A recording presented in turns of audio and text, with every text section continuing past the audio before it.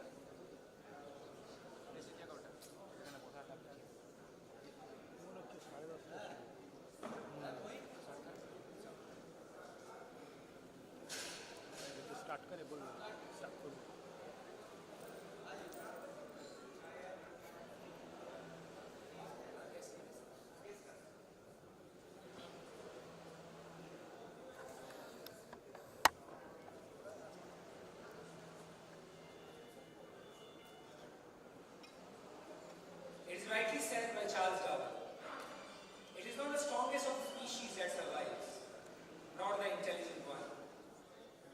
The one who survives can adapt to the change. A very warm welcome indeed to each and every one of you. The Joint Audit Conclave 2022, organized by IIA India, Calcutta chapter. Change is inevitable. It is rightly said again, if you don't change with the change shall change you.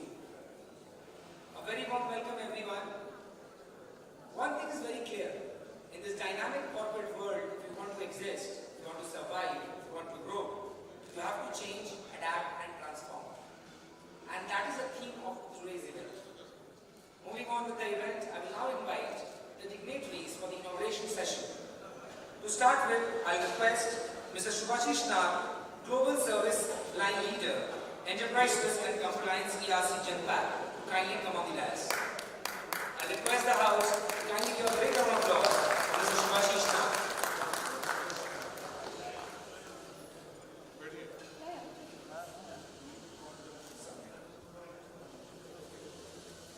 I will now request Mr. Himanish Chaudhary, Leader Internal Audit, Deloitte India, to kindly come on the dais.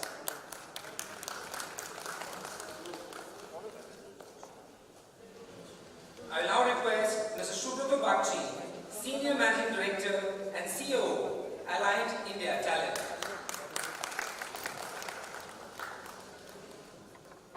Moving to the next guest of honor, Mr. Devendra Dev Deshpande, President, ICSI.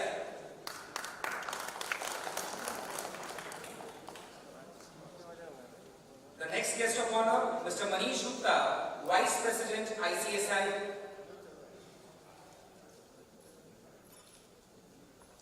Mr. Vishwarup Basu, Immediate Past President and Central Council Member, ICAI, CMNSU.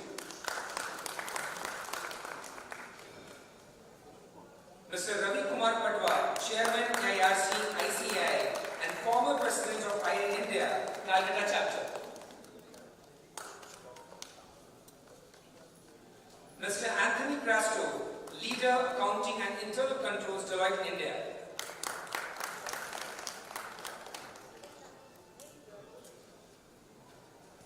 Mr. Arup Sarkar, Member Finance, TVC.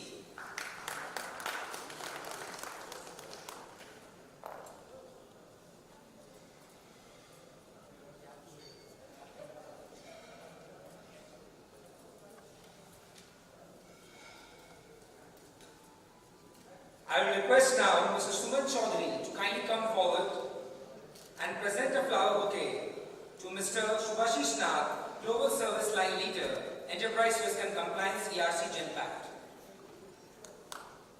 Flower bouquet, please.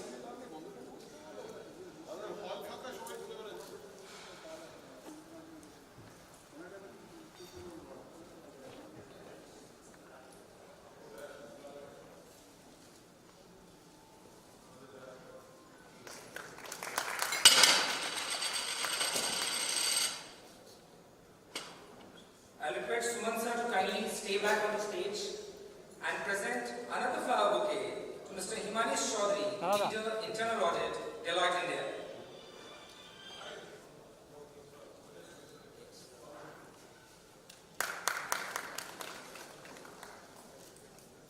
Thank you, Suman sir.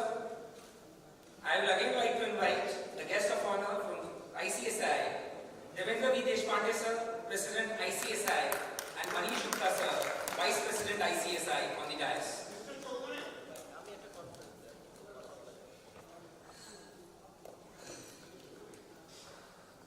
I believe the House can definitely do better. A round of applause for all the dignitaries on the dais. I will now invite Subhash Saraf sir to kindly come forward and present a flower bouquet to Mr. Subrato Bagchi, Senior Managing Director and CEO, Aligned India Talent.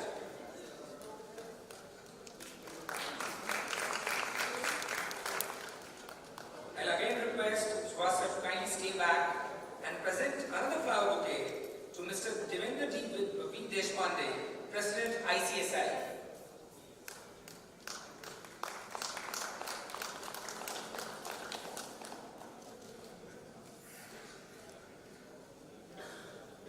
I will now request C.S. Supanjanade to kindly come on the dais and present a flower bouquet to our another guest of honor, Mr. Manish Gupta, Vice President, ICSI.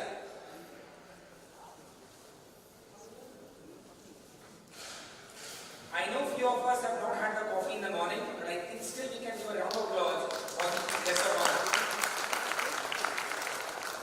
I'll again request ma'am to stay back and kindly present another flower bouquet to Mr. Vishwarup Basu, immediate past president and Central Council member, ICAI CMA Institute.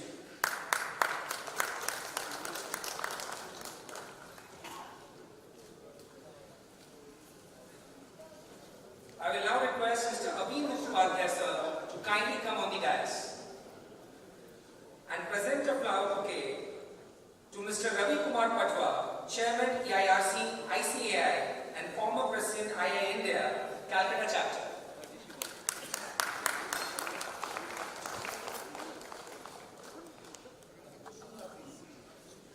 I'll request Abhin sir to kindly stay back and present another flower bouquet to Mr. Anthony Prasto, Leader, Accounting and Internal Controls, Deloitte, India.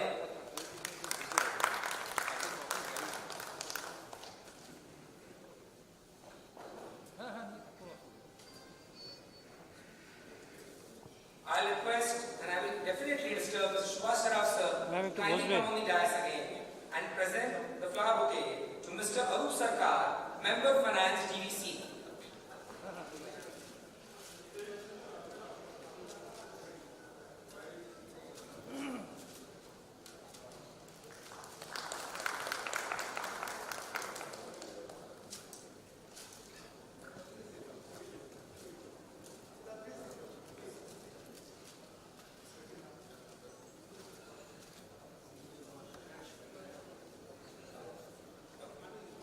I now request guest of honor Mr. Subhashish Nath, Global Service Line Leader, Enterprise Risk and Compliance Jetpack, to kindly come on the podium and address the gathering.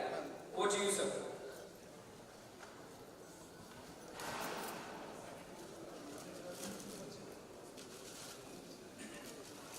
Thank you, everyone. Good morning and a very warm welcome to the Institute, to the event. Let me start by thanking all of IIM Kolkata and the different institutes who put this joint conclave together. I think in the first place it's a fantastic sort of concept to bring different institutes together because I think there is so much in common end of the day. And I think this is one of the few chapters that actually manages to pull that off, which is bring the different bodies together. So hearty congratulations for that initiative. And obviously an absolute proud privilege to address this gathering.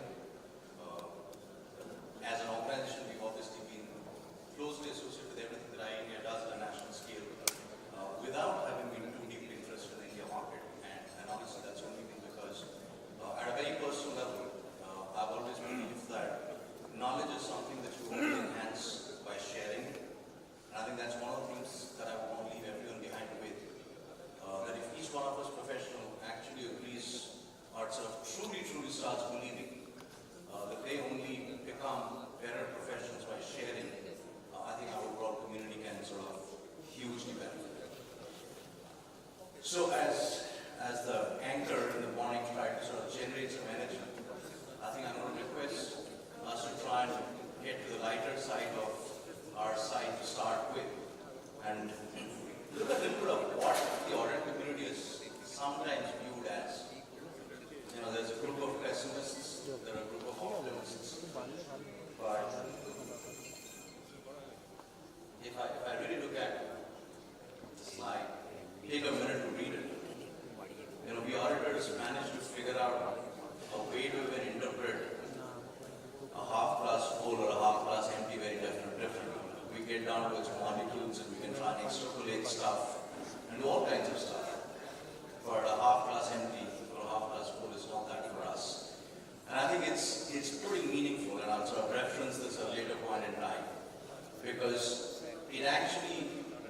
some ways to me reflects what our profession needs to possibly reflect on, which is, have we gotten ourselves down to believing that we need to get to the details to the point that we actually lose the big picture business relevance? And are we audit professionals, and I know they're beyond, the company sector professions as well, but are we of this community so far into our sections and laws and auditing standards and guidance notes and memorizing AS this, FASB, Z, and lost as to what do we really exist for? Do we not exist for the wider business and for business objectives? The next one's, I think, even more impactful in some ways, because it talks about something which I really sort of very firmly believe. Growth in the world of consulting, and a host of us in the consulting world, some being in consulting now into industry, some in industry, will go into consulting, and some of you in industry who deal with consultants. The underlying assumption is consulting grows by whining and dining. The underlying assumption is more business is done on a golf course than ever at any seminar like this. Very little business happens at any of these seminars, man. You exchange cards at best. But there's very little. Because decision makers don't get here, leaders don't get here. And that's the problem. They've got all the time for the golf course. They'll have the best of conversations on different types of wine. The grade of malt which possibly they haven't tasted before. I honestly, and it's not being boastful of it, but I take pride in saying that in about 28 years or 29 of the years of being a professional, I've hosted a client for lunch or dinner.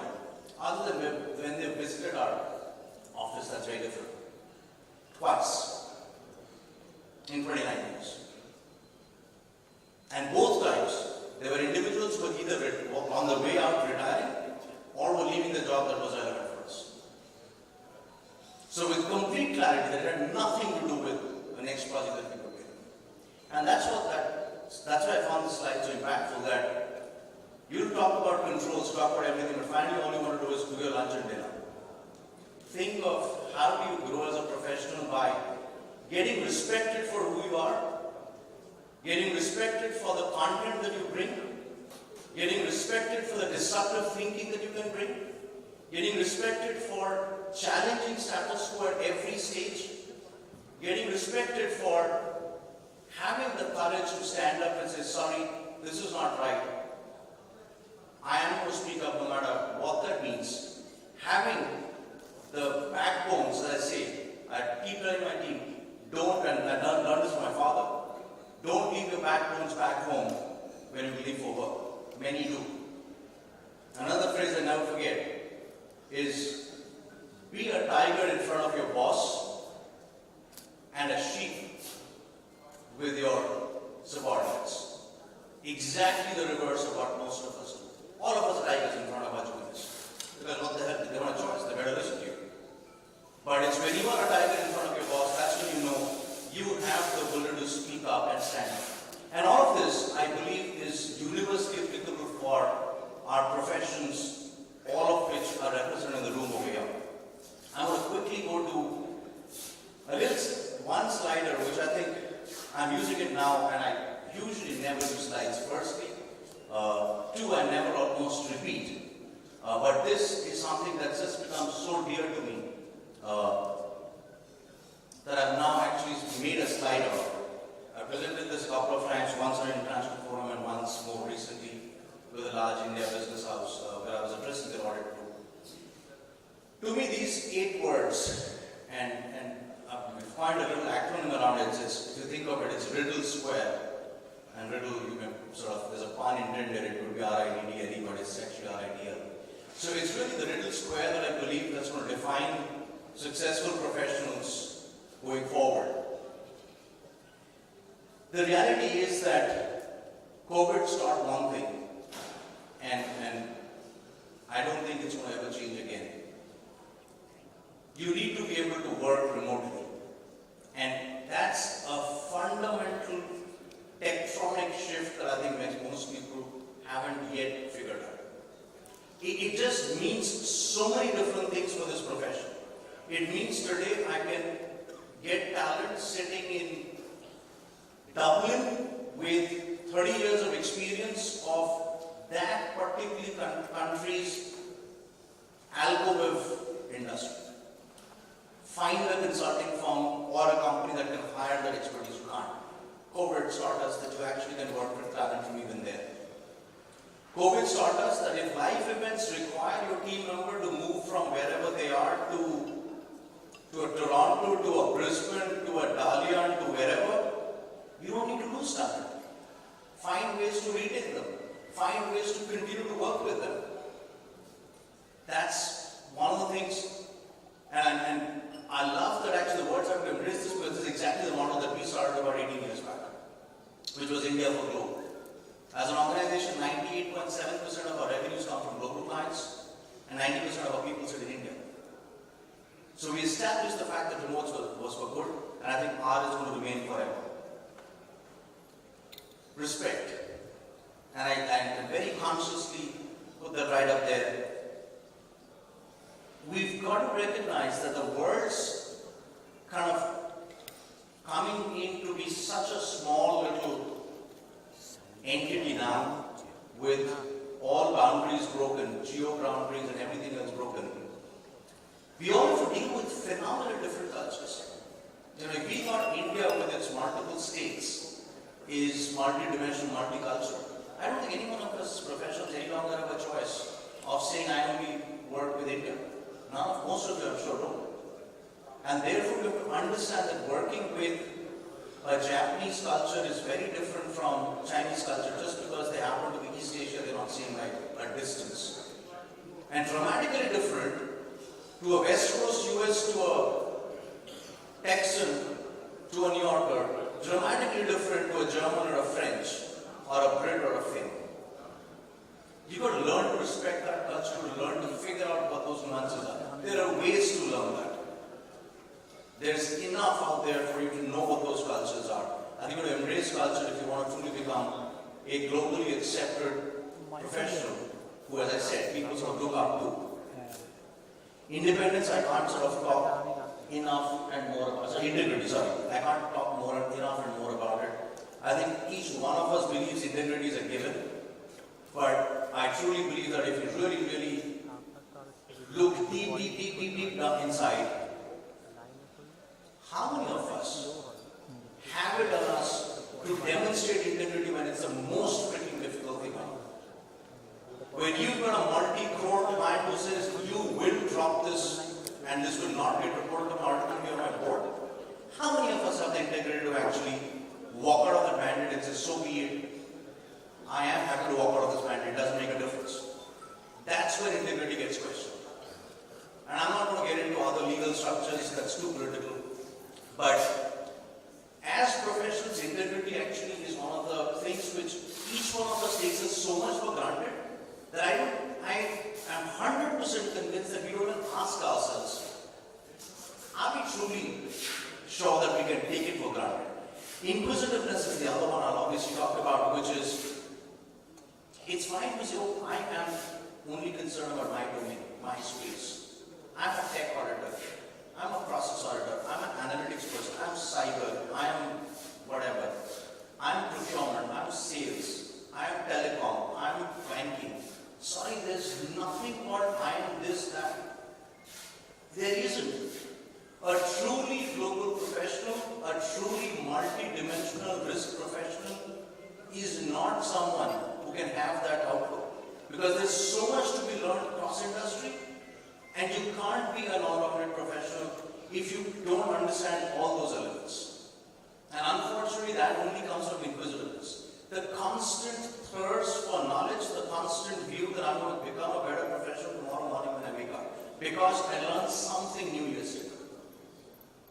You know, as I keep joking about it, think about it when if you had a doctor who didn't know of the latest medical discoveries, how unsafe would you feel? Think about it, if you were in the hands of a lawyer, who the last case study they knew of was 1993 because that's when they became a law grad. Why do we professionals believe that we have the right to remain stuck in Stone Age when we became CIAs or CAs or CS or whatever we did? We don't. We are actually in a profession where if you don't wake up, as I said, every next morning more knowledgeable than you were the day before, we have a problem. I know I'm running over, so I'm going to go real quick on this. Digital, I think it's obvious. You'll hear some of my co-panelists in the next session talk about it, so I'm going to go easy on that. Data analytics are going easy because a lot of it's been spoken about through the day. Lateral thinking is the other part, which is most of us struggle with completely out of the box thinking. When you have a problem statement, we go right into saying, okay, here's a problem I want to solve for. And this is the one example I end this. The metro service in New York, they figured out they weren't doing too well. And said, how do I improve my business? And everyone started talking about, okay, can I get my seats to be better? Can I do something with different levels of fares? Can I look at timing of my train schedule and everything else? They all struggled with it.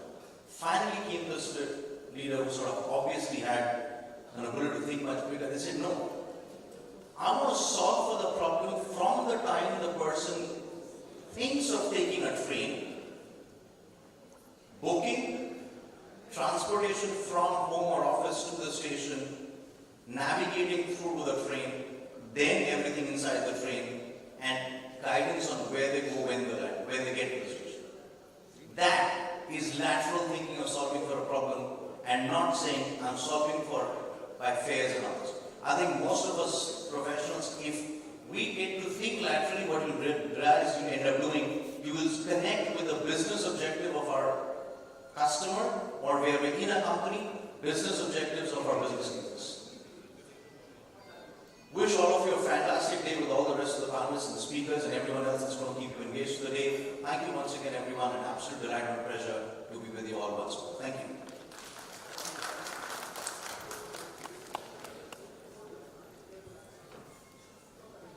Thank you, Mr. Subhashish Nath. I now request Subhash Rawji to kindly come on the dais and present a token of appreciation from our end to the speaker.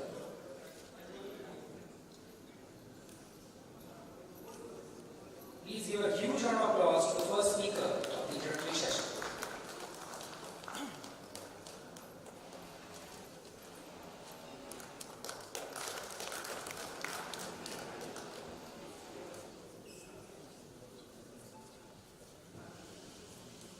It is rightly said, and I have read somewhere, an auditor trusts God, and definitely for the rest of them, he audits everyone. I will now request the next speaker of this introductory session, Mr. Himanish Chaudhary, Leader Internal Audit, Deloitte India, to kindly come forward and deliver his address for the gathering.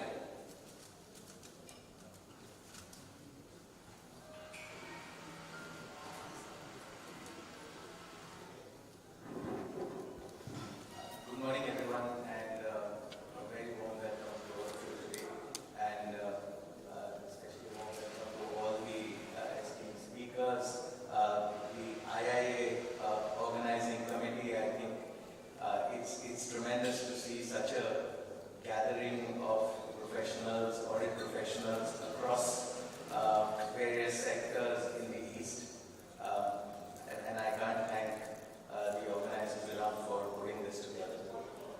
Personally, it's also good, it's homecoming for me, so this is the first time in 26 years of my working that I have had the opportunity to come and interact with such a large audience professionally in Calcutta, so thank you for giving that opportunity as well. I think Subhashish kind of expounded on the values of an audit professional very lucidly, and I don't think there's much to add to that. So maybe I'll take this opportunity to give a slight perspective on what my experiences have been. And I've not really taken the audit path to get I actually worked in the functions. I've worked on the business side. I worked on the credit side, and then I ran analytics, and then I landed in the Big Four to actually be part of the internal audit practice or the governance practice. But I took the road of a sector. I'm a financial services professional. I can't really say that I know pretty much things outside of financial services. And so therefore I have a slightly different view on internal audit. And, sorry. So for me, internal audit is all about adding value. Internal auditors are expected to understand business models. They are expected to understand operating models. I personally would like to see internal auditors going on to becoming CEOs and CFOs of large companies. And that will be the true endorsement for this profession. And that's what I feel. I feel there's a lot of technical depth that we have as the internal audit community, and we should be proud of it. We should be able to articulate that effectively in all forums, not necessarily in audit committees. As an internal auditor, I would see more representation on the strategy side of the house, giving opinions on governance, on controls, on processes, and I guess that's where I would like to see this profession kind of extend to. And for all of this, that I like the riddle square. I think all of that is absolutely important because if we do not have the acumen around the business models, if we do not have the acumen around, or if we do not build the acumen around operating models, then it will be very difficult to relate to the enterprise as such. And we have that box seat to what the organization does, and we should look at it and probably take those steps in that direction. Having said that, let me just take this opportunity to reflect on where internal audit is today. And I think while the whole world is evolving, our use of technology, our understanding of digital businesses, etc., I think we have a fair distance to cover. And that's where I guess a lot of us need to work together in such forums to kind of raise the game in terms of how we actually go about working on the various delivery models of internal audit. If we are expected to look at digital businesses, which are new age in nature, which are very different, there is no precedence to these businesses. How do we gear for that? How do we gear for looking at different and emerging ways of doing business? And I think that's where we need a lot of working together as a community, and we need to actually collaborate together, bring our minds together to see how we can get more deep research into what we do. So those were some of my thoughts on the internal audit, on today's address.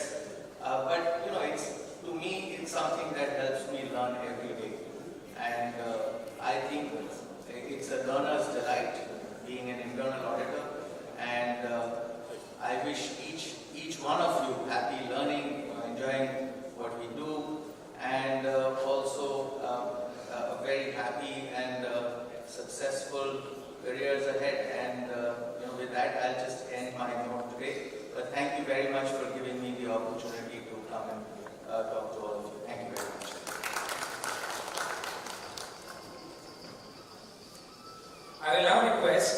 Mr. Sumit Chaudhary to kindly come forward and present a token of appreciation from my end to the speaker.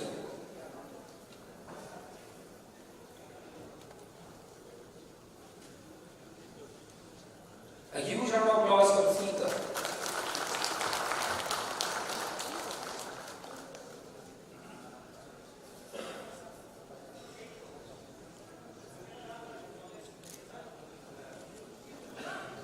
Thank you, Mr. Chaudhary. I request the House to kindly wait patiently for a while. The chief guest of today's joint conclave, the Honorable Governor of West Bengal, is here, and we shall be starting with the inaugural session again once he arrives.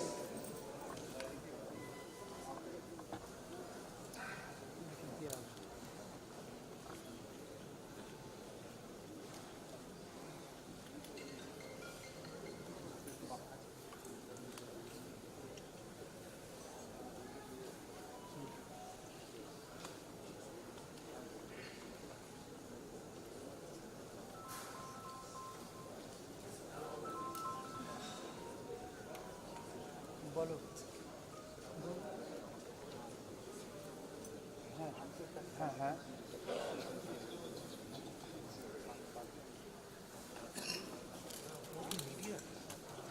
আমরা official আছে আমাদের আরেকজন আছে একজনই আছে ভিডিওটা চলতে ভিডিওরই আছে ওখানে নেই আমি ওখান থেকেই আসছি প্রোগ্রাম চলুক এখন নিয়ে চলুক দাম দাম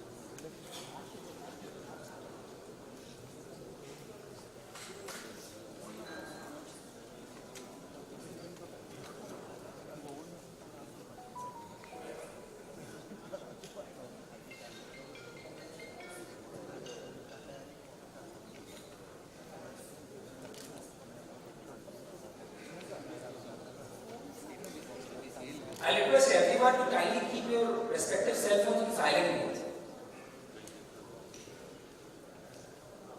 It's a humble request to everyone to kindly keep your cell phones on silent mode.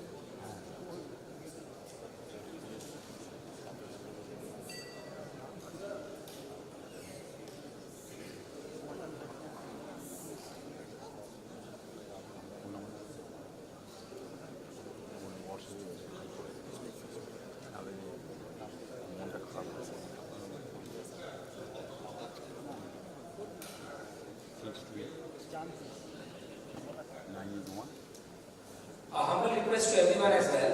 Once the chief guest arrives, we shall all stand as a mark of respect for the chief guest, Honorable Governor of West Bengal.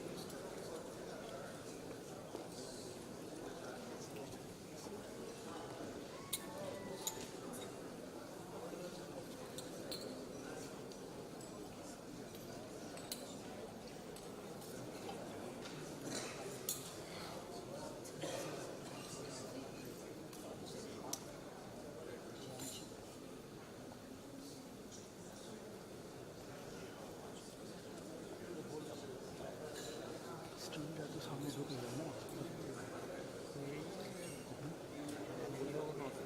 লাভ নেই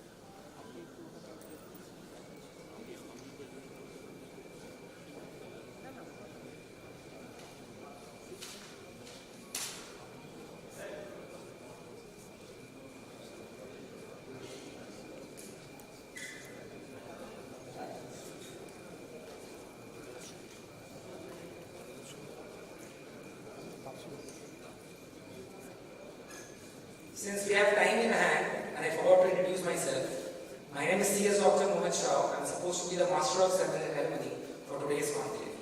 You can give a round of applause for me as well. I think the work is done.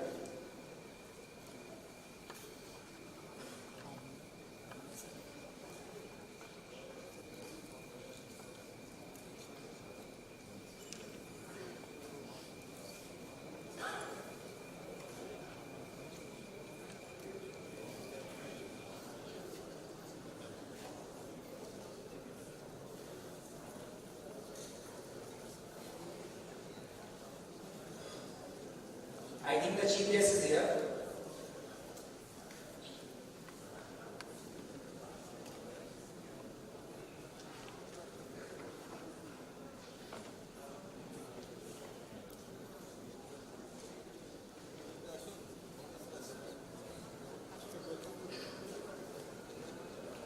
I request the House to kindly raise for the chief guest of today's conclave, Shri Jagdeep Dhankarji, Honorable Governor of West Bengal.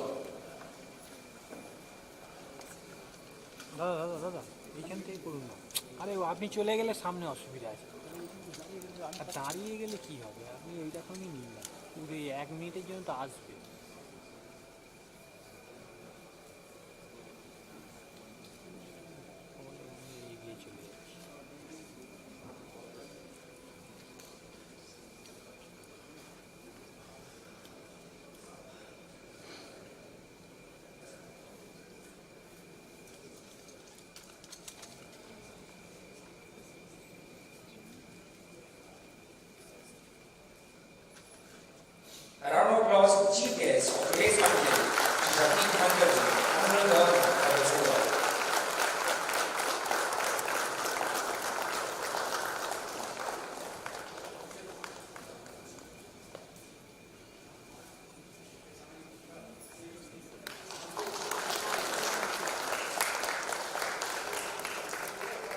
Sir একটু বসে যাবেন sir.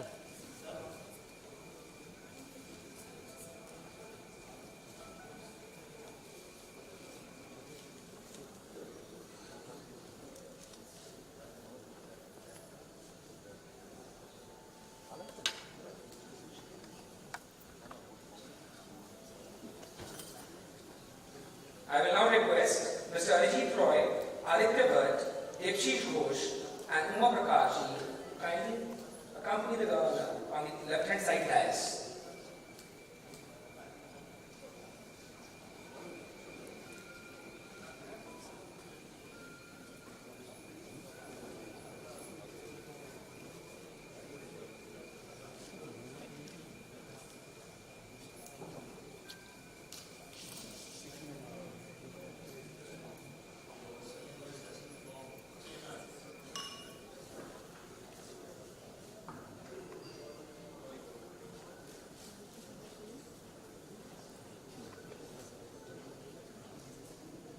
I will again request Mr. Aditya Bhatt, President IIA India, to kindly join on the left-hand side dais.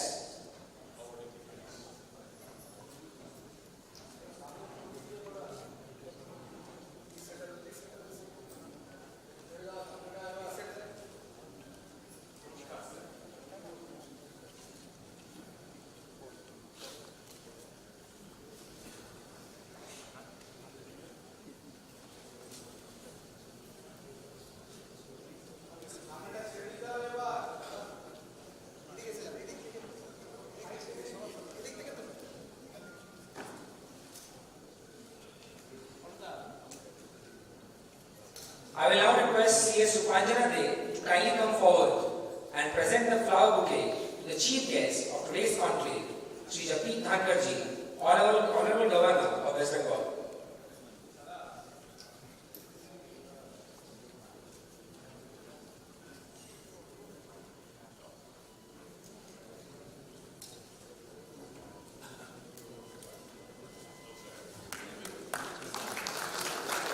ये करिए ना mobile में ये करें।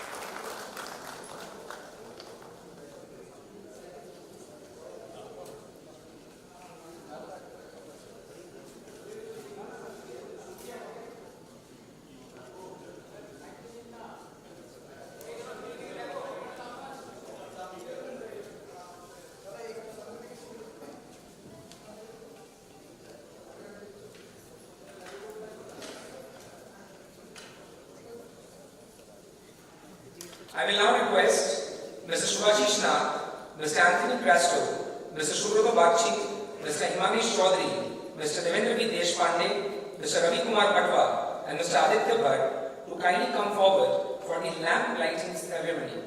I now request the chief guest of today's session, Sri Japit Dhankarji, Honorable Governor of West Bengal, to kindly come forward. পিছনে আসতে শুনতে শুনতে শুনতে এগো এগো হালকা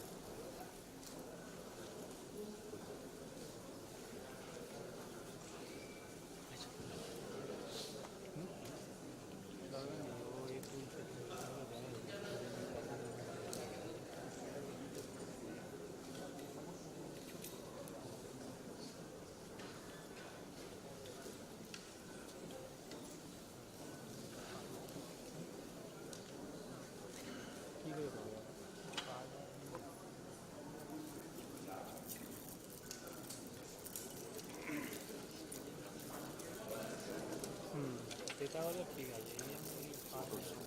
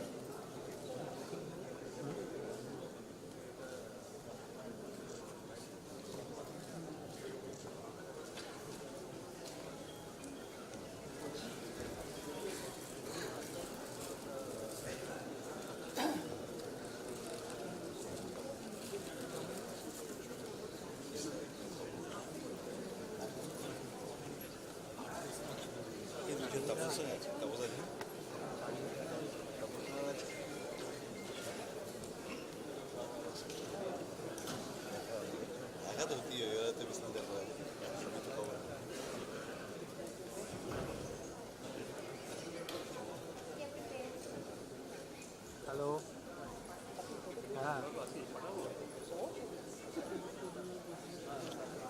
I will now request the chief guest of today's conclave, Shri Jagdeep Dhankar Ji, Honorable Governor of West Bengal, to kindly come on the dais and address the gathering. ও আসবে না বলে সুপাকে দিয়ে দিয়েছে Sorry for the mistake. I now request Mr. Arijit Roy, President IIA India, Calcutta chapter, to kindly come forward and give the welcome address.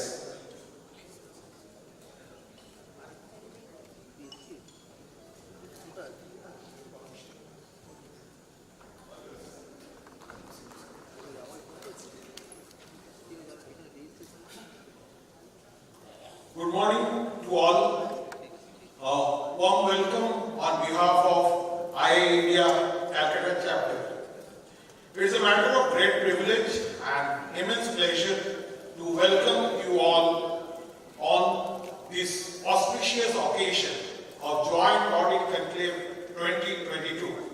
My sincere thanks to IIA fraternity for this opportunity to address this great audience today morning. We are grateful and delighted to welcome our chief guest for this conclave, Sir Sri Jagdeep Dhankar, Honorable Governor of West Bengal. IIA Calcutta is creating a history today, having the constitutional head of our state chairing the inaugural session of this conclave. This is very unique of IIA Calcutta within the IIA history. We are pleased to welcome all our guests of honor. Like earlier years, IIA Calcutta is having participation by dignitaries and members of all premier institutes. The Institute of Chartered Accountants of India, the Institute of Cost Accountants of India, CMA, the Institute of Company Secretaries of India, the Institute of Internal Auditors of India, as well as the Institute of Internal Auditors of Bangladesh. I will take the opportunity to just name Mr. Shubhashish Nag from Jampak, who is very much a mentor for IIA Calcutta. Whenever we look for Shubhashish, Shubhashish is there. Thanks, Himanish and Anthony, for your participation. Mr. Shubrata Bhakti, my senior, with whom I am working for last 12 years from Allied Talent. Mr. Devendra Deshpande from Institute of Company Secretaries. Mr. Vishwarup Basu from Institute of Cost Accountants of India. Our very own Ravi Padwa, the chairman of EIRC. We have Mr. Arup Sarkar from DVC, Member Finance. Mr. Kallol Mitro from Indian Oil. A special thanks to Mr. Nurul Alam and Mr. Amitabh, Secretary General and Treasurer from Bangladesh, for gracing this occasion. Aditya is still on our IIA President is still on the way from the airport, I believe. Omani is their Senior Vice President, thanks to her, and Nikhil is also expected, the Chief Advisor. We are this conclave and a large number of virtual participants across India as well as overseas locations from esteemed corporates, professional firms and academic institutions. The theme of today's conclave, Future of Profession, Adapt, Transform, Innovate, is absolutely trending. Even before COVID-19 was ever heard of, the profession at large was undergoing a change in its approach, moving out of manual ways of working to a smarter approach, riding on technological evolution through adoption of automated technologies like artificial intelligence, machine learning, robotic process automation, deep learning, predictive behavior, understanding, data analytics, and so on. Technological advancements enable business automation, the ability for professionals to perform routine electronically at a much faster pace, enabling the professional value in recommendations and database decisions, thereby actively partnering with business in achieving strategic objectives. The COVID-19 pandemic has launched the profession much further into the future and thereby accelerating the process of automation through the use of cloud to virtual client. Accounting professionals and firms were quickly catapulted into full remote processes and practices. COVID-19, though our biggest global tragedy, I would say, which the present generation have witnessed, however, added a new dimension in the thought process of professionals with respect to technology. There is a age-old saying that crisis brings innovation. If we look back to the last couple of years, we will understand that the statement has proved its point. Prior to pandemic, there were resistances in using technology in service, fearing disruptions in workflow and diminution in productivity and efficiency. However, being open and adapting to new technology is now a necessity. Another important lesson the professionals have learned is that flexibility leads to resiliency. In our own country, in India, we are experiencing several legislative interventions over the last couple of years.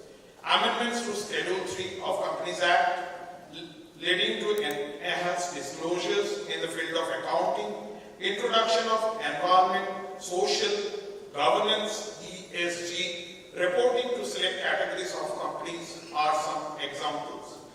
These will need a greater role and support from the professionals at large to meet the requirements of accuracy and completeness of disclosures and to ensure quality of data underlying such disclosures.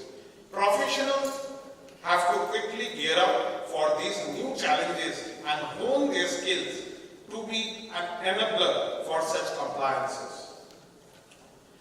In this backdrop, the theme of today's conclave is of paramount importance.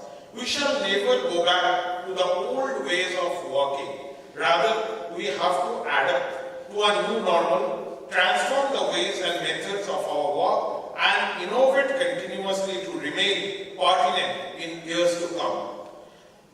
After the inauguration session, we have three power-packed technical sessions today with Lumiere as our esteemed speaker.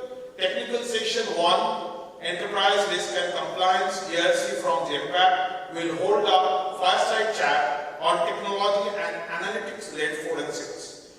Technical session 2, Deloitte, this will be a panel discussion on future of internal audit profession, what lies ahead. In the technical session 3, we will see all leaders from different institutions across the globe to speak about the growing expectations from internal audit in the evolving business environment. That will be followed by the ultimate session which is a panel discussion on the theme of today's Joint Audit Conclave, the future of profession, adapt, transform, innovate. Before I conclude, once again, on behalf of IIA India Calcutta chapter, I do welcome Governor Sir as well as all fellow professionals in this, in my word, this is a carnival in auditing in our country. The day is full of thoughts, learning, quiz contest, best participants questions, engaged participation, and finally prize distribution. The tremendous efforts are put in by the organizers on holding this conclave, and this shall only be successful if the event inspires idea, discussions, and we carry a memorable learning to cherish for many months to come. With kind regards. Thank you. Thank you, Arijit sir, for such a wonderful address. I now request the chief guest of today's conclave, Shri Jagdeep Dhankarji, Honorable Governor of West Bengal, to kindly come forward and address the gathering. A round of applause for the chief guest of today's conclave.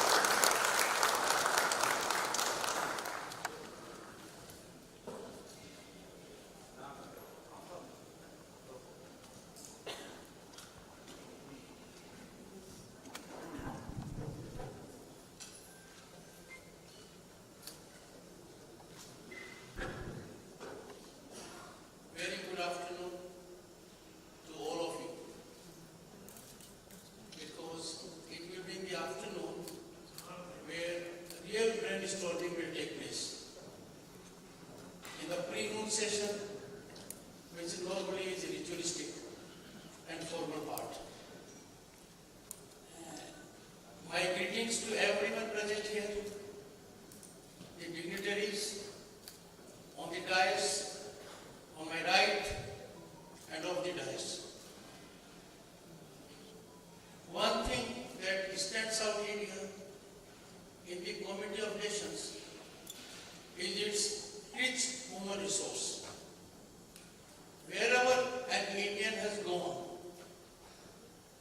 howsoever severe may be the competition, whatever may be the requirements of the job, in any part of the globe, his performance stands out. The last decade has been a tribute to the genius of Indian minds, performing for welfare of the world all over. But the maximum impact they have generated is in the field of economy. I am extremely delighted, honored and privileged to be associated with this program. In 2019, when I had the great honor to be Governor of the State of West Bengal, we had a governors conference, and I was heading a group of 10 governors, and the task given to us is of governance. My distinguished colleagues, with the assistance of Niti Aayog, we gave a report, and I can share it with you. One facet which came in for deep consideration was audit. Audit is normally feared because it involves scrutiny, probe, assessment, noticing transgressions. But it has another affirmative facet also. It helps you for way forward stance. It helps you to gallop on the incremental trajectory by taking note of all that ought not to happen by way of lapses.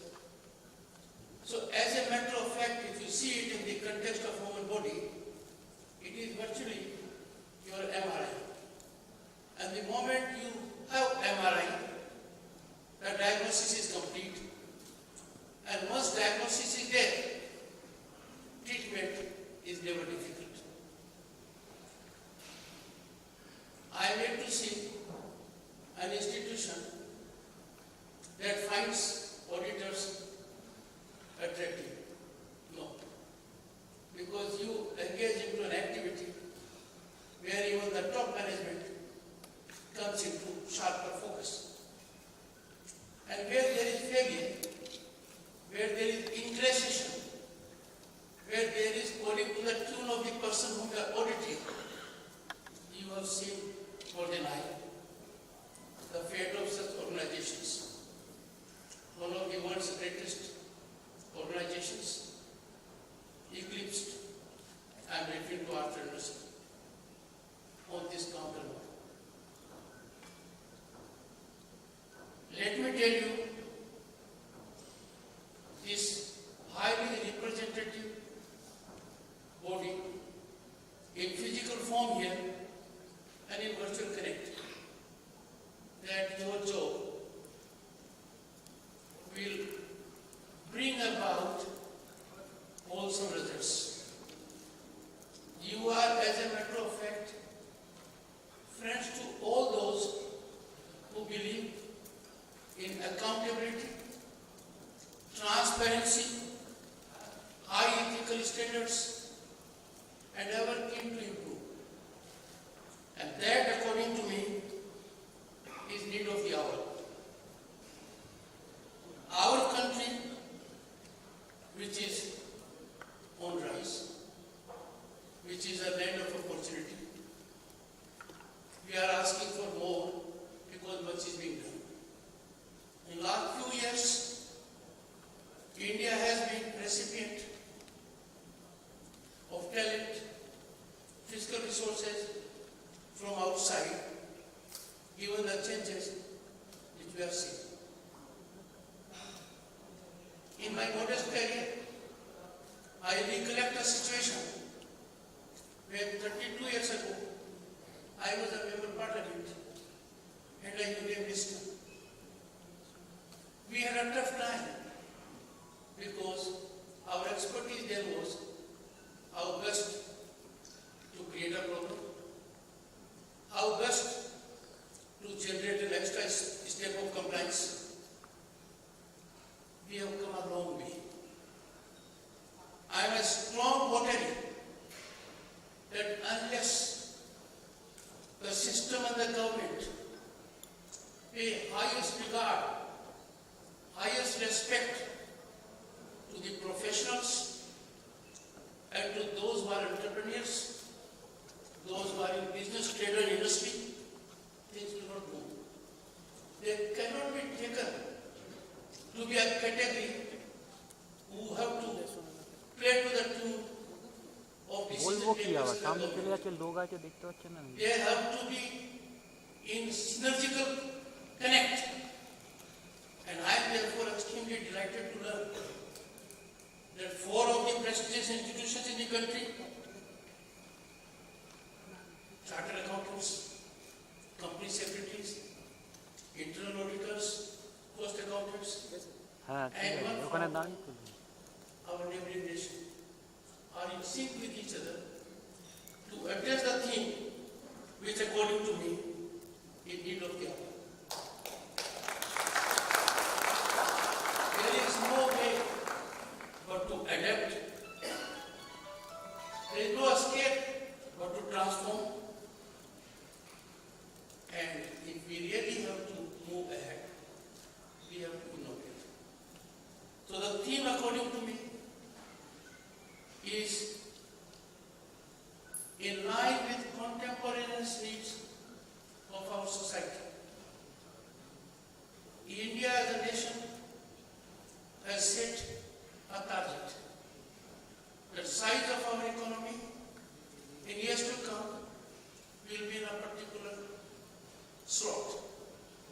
That can happen only with affirmative involvement, emotive connect, dedicated stance of human genius that is present in this hall and that is in attendance virtually. best. And I have no doubt after having been informed of the technical sessions, they are bound to be very productive. My experience in the legal profession, which I wish to share with you, is that in a conference, the most impactful carry-home point is normally made by a person who most do not know. Therefore, every technical session, you can look to a person who may otherwise not be enjoying credentials that you notice him or her immediately. But the moment you will go to the fact of it, you will find every person present makes a contribution and takes home something that is significant. Coming to the state of West Bengal, which is always in my heart for three reasons.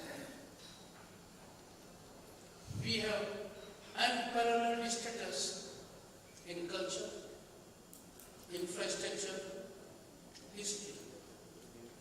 We are rightly a land of wisdom and knowledge. You are right now in the city of Kolkata. This part of our country has enormous potential, and that is required to be exploited. I have always put that let us face the litmus test. If there is an option of investment in states A, B, and C, does the entrepreneur, the industrialist, the professional opt for state of West Bengal? Without saying much, we have to do our homework at a very, very large scale. And I have no doubt once that is done, the opaque wall is demolished, the decision making is rendered systemic, there is total openness to audit. This state will claim the position it has enjoyed at the time of independence. You can imagine my concern that there are statutory provisions of CAG audit, and my heart pains when I find institutions that should have had CAG audit every year. They never had it for 11 years. That is something which can't be counted.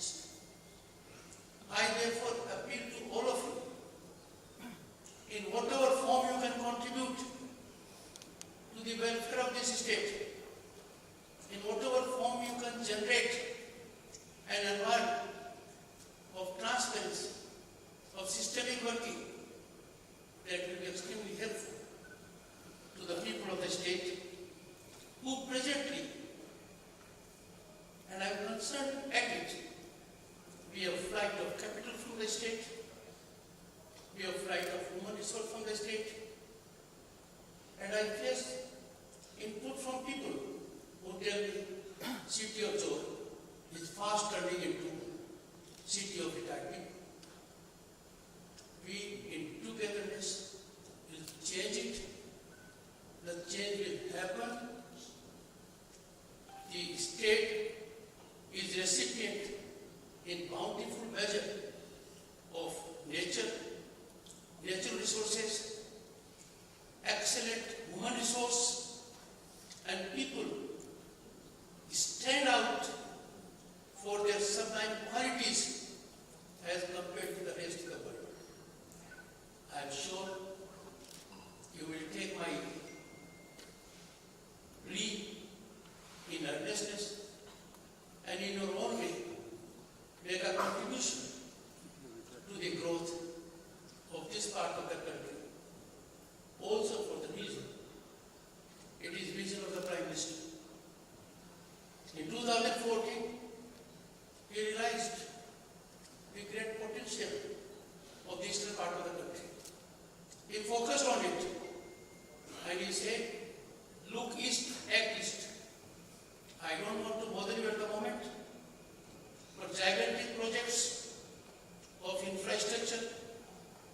are dotting the eastern part of the country. I only make a fervent appeal to the entrepreneurs, to those from the industry and business, that when in the beginning of the decade of independence, it was a hot favorite destination for business, trade, industry, entrepreneurship, tourism, medical, health, and now there is a trend in the other direction. That has to be reversed. Audit in full authenticity will generate such a situation. I have no doubt about it. Thank you so much for giving me this great opportunity to share my thoughts with you and be part of a program that has involvement of cream woman genius of the country. Thank you so much. Namaskar.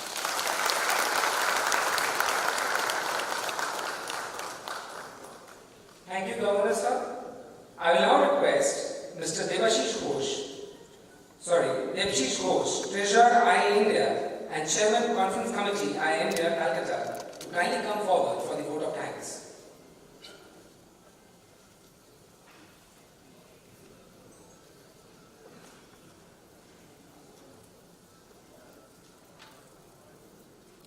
Good morning, everyone. It gives me immense pleasure and satisfaction to give vote of thanks for the inaugural session of Joint Audit Conclave being organized by Institute of Internal Auditors, Calcutta. Firstly, we are grateful to have with us Sri Jagdeep Dhankar, Honorable Governor of West Bengal, as our chief guest. Our sincere gratitude to Governor Sir for taking time out from his schedule and responsibility as head of state to grace the occasion and sharing his valuable thoughts with us. I request all present here to please stand up and give a hearty vote of thanks to our chief guest.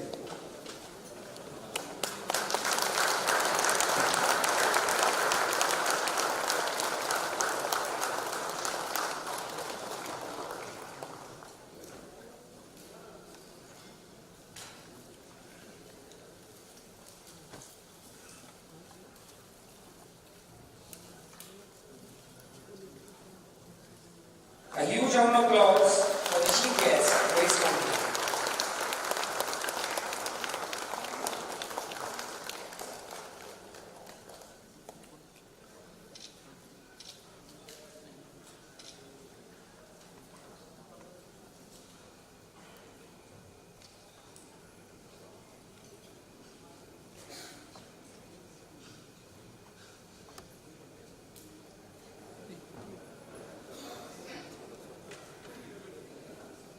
Continuing with the vote of thanks, our sincere gratitude to all guests of honor for sharing their thoughts with our participants and enlightening us with the future of the profession.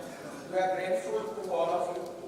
It has been really a very exciting opening session of the conference, and that has set the tone for the day ahead. No conference is possible without the support of the sponsors. I take this opportunity to acknowledge contribution made by our platinum partner GenPact, knowledge partner Deloitte, gold partner Alliant Talent, silver partner BCCL, associate partner Coal India, NRL, BBC and other partners Incorp, Umami and APL. I once again thank all dignitaries present on the dais and all the participants. Now I request all of you to stand up for the national anthem.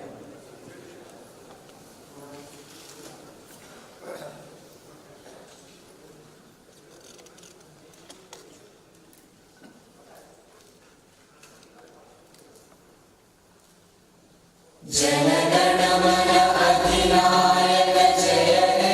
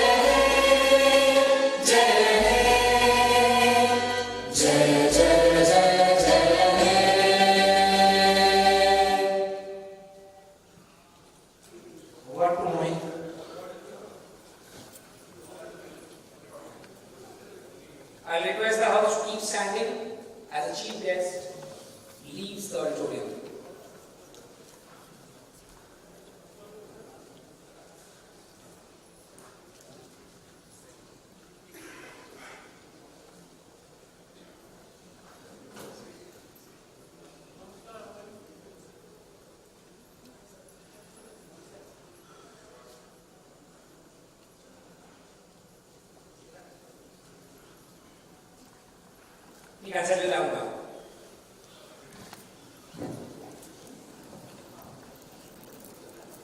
Now, continuing with the inaugural session, we shall have a 5 minutes break right now, and then we shall start again.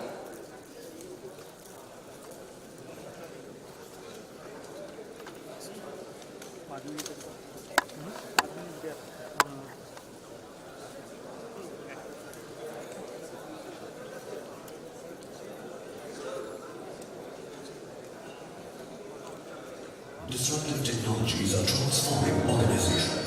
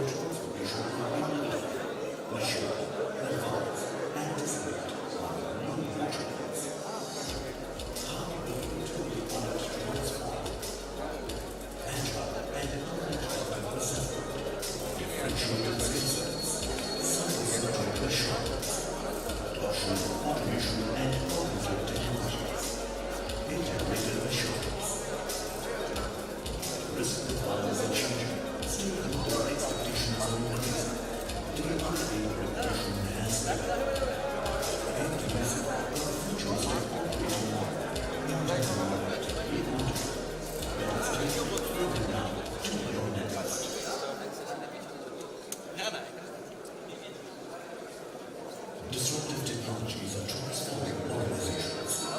Diverse risk landscape is needed. Unprecedented speed of change, high levels of uncertainty, and new disruptive risks. Internal audit is at a crossroad. Innovation and transformation are inevitable. Assure, advance, anticipate our new watchwords. How will internal audit transform? Agile and uninterrupted facility, differentiated skill sets, service-centric assurance, adoption of automation and cognitive technologies, integrated assurance. Risk profiles are changing, stakeholder expectations are increasing, the revolution has begun. Introducing the futuristic operating model, internal audit, remodeling. Let us take it from now to your next.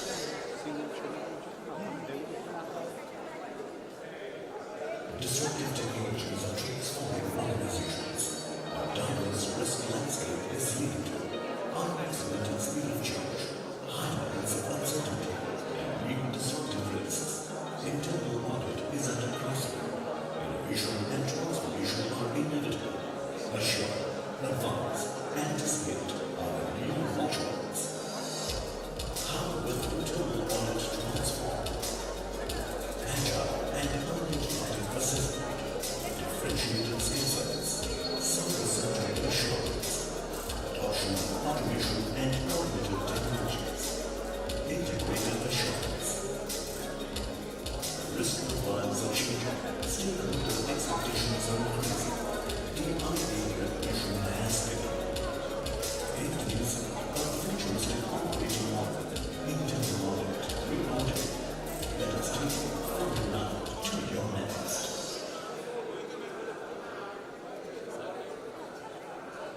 Disruptive technologies are transforming organizations. A diverse risk landscape is leading to unprecedented speed of change, high levels of uncertainty, and new disruptive risks.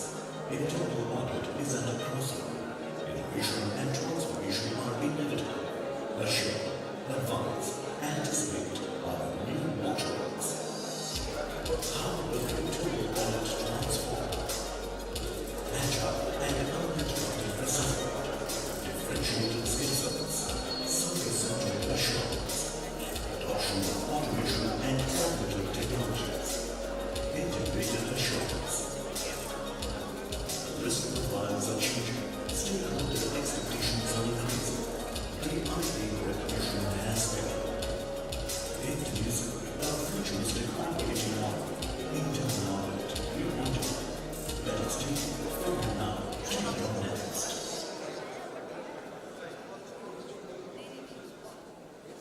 Disruptive technologies are transforming organizations. A diverse risk landscape is leading to unprecedented speed of change, high levels of uncertainty, and new disruptive risks. Internal audit is under crossing. Innovation and transformation are inevitable. Assure, advise, anticipate are new watchwords. How will internal audit transform? Agile and uninterrupted assessment, differentiated skill sets, central assurance, Carry on. Please carry on. automation and cognitive technologies, integrated assurance. Risk profiles are changing, stakeholder expectations are increasing, DIA revolution has begun.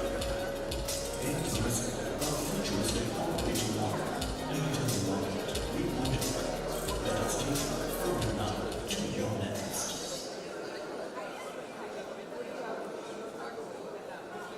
Disruptive technologies are transforming organizations. A diverse risk landscape is needed. Unprecedented speed of change, high levels of uncertainty, and new disruptive risks. Internal audit is at a crossroad. Innovation and transformation are inevitable. Assure, advance, anticipate are new watchwords. How will internal audit transform? Agile and uninterrupted assessment, differentiated skill sets, cyber-centric assurance, adoption of automation and cognitive technologies, integrated assurance. Risk profiles are changing, stakeholder expectations are increasing, DIA revolution has begun. Introducing a futuristic operating model, internal audit, reporting. Let us take it from now to your next.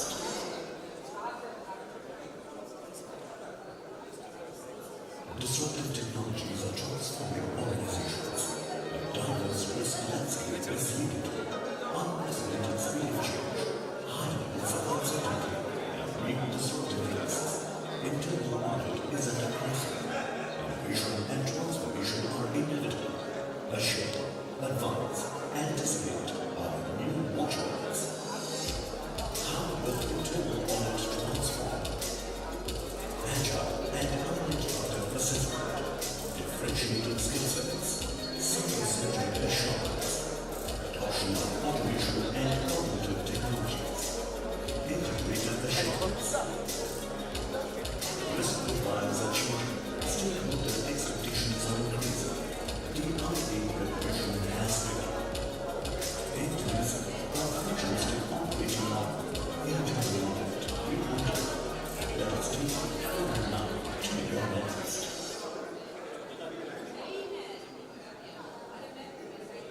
Disruptive technologies are transforming organizations. A diverse risk landscape is needed.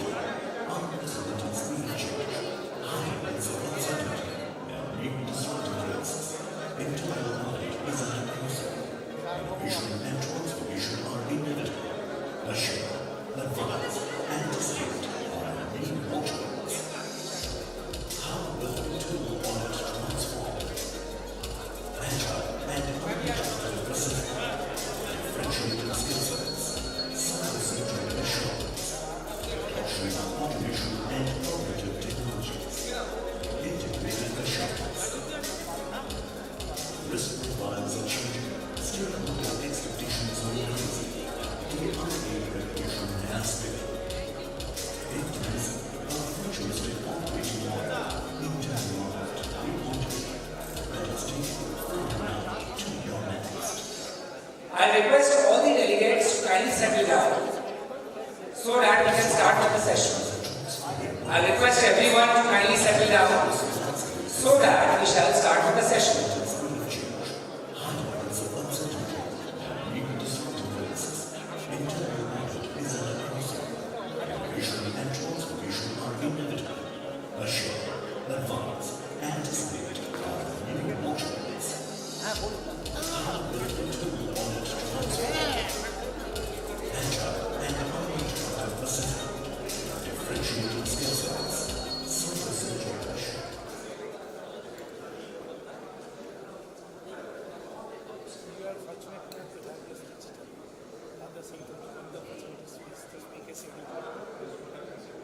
You are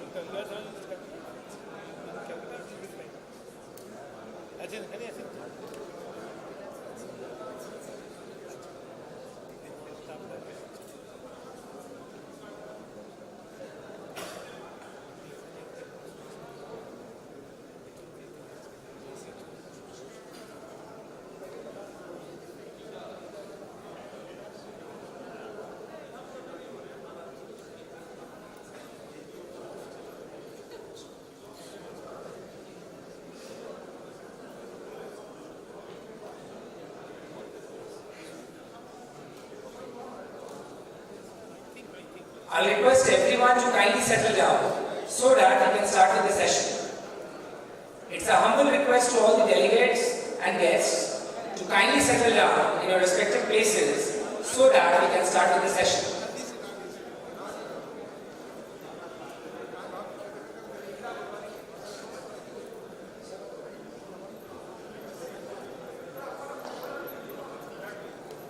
चालू करो यार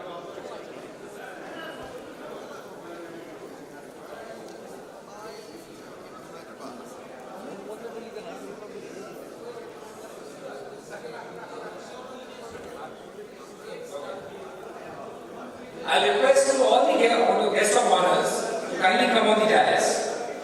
Mr. Shubhashish Nath, Mr. Himanish Chaudhary, Mr. Shubhra Bagchi, Mr. Devendra P. Deshpande, Mr. Manish Gupta, Mr. Vishwarup Basu, Mr. Ravi Kumar Patwa, Anthony Krastosov, and at last but not least, Mr. Arup Sarkar.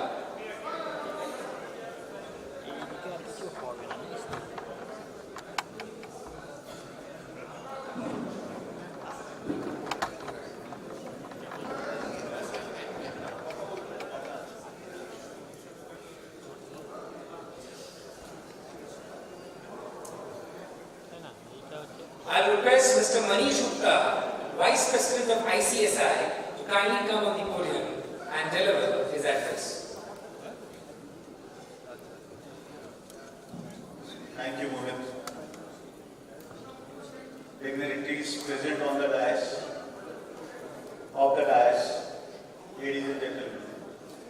I know it's always difficult after tea or a break to rearrange and to settle down, but at the same time the show must go on. And I would like to place on record my sincere thanks to the organizers, team IAA Kolkata chapter, for inviting us, particularly the Institute of Company Secretaries here, and considering the Institute of Company Secretaries as one of the extended arm, I would say, for the internal audit. Friends, the things are now changing at a very fast speed. We have changed, we have seen so many changes in the government circulars, government policies. Earlier the government was regulating most of the things. Now government is moving towards the self-governance. And one of those self-governance norms, those self-governance policies is that the companies have to regulate themselves. And to regulate themselves, the most precious and most important thing to be kept in mind is to comply with almost each and every provision which are there for the companies. Here comes the role of the professional, and we as professionals are playing that role with different capacities, I would say. Most of the delegates who are present here are chartered accountants. They are playing different roles as statutory auditors, internal auditors. They might be doing the concurrent audits, stock audits. The cost auditors have another role to play. Equally important, the secretarial auditors. Company secretaries are playing the role of the secretarial auditors. At the same time, our Companies Act 2013. Earlier to Companies Act, there was only the rules which regulate the internal audit process, wherein only the listed companies and companies having certain paid-up capital were required to have the internal audit process. Now the Companies Act has provided under Section 138 that all listed companies, unlisted companies having certain turnover, paid-up capital, outstanding loan and deposits required to have the internal audit process. certain limits of outstanding loan, and if audits are required to have the internal audit process. Friends, at ICSI, we are duty bound and responsible to build the capacities of our members. If you could see that in the Companies Act, the responsibility is entrusted on the chartered accountants, cost accountants, and any other professionals to be appointed by the audit committee or by the board of the respective companies. And in the other company, other category, other professionals category, our company secretaries do fit in. And at the ICSI, we're building the capacity of our members. We do have a PMQ diploma course for our members, wherein many members are participating for that particular course on internal audit, and I am happy to share that many members have already completed, and those courses are helping our members, and I am sure in the days to come, they would be leading the shows as the internal auditors in their respective client companies.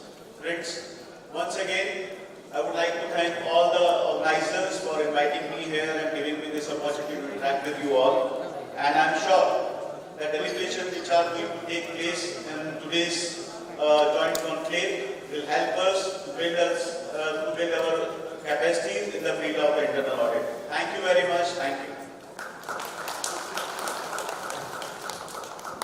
Thank you, Manish Gupta sir. I now request CS Sandeep Kejriwal sir to kindly come forward and present a token of appreciation to the speaker, Mr. Manish Gupta. House, please know CS Sandeep Kejriwal sir is a Central Council member of ICSI.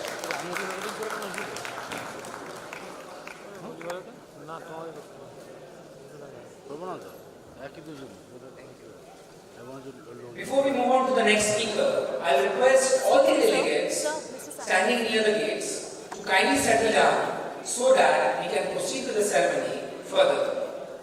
It's a humble request to everyone. I also request the volunteers and the organizers to kindly help the delegates to settle down. I will now request Mr. Subroto Bakchi sir, Senior Managing Director and COO, Alliance India Talent, to kindly come forward and deliver his speech.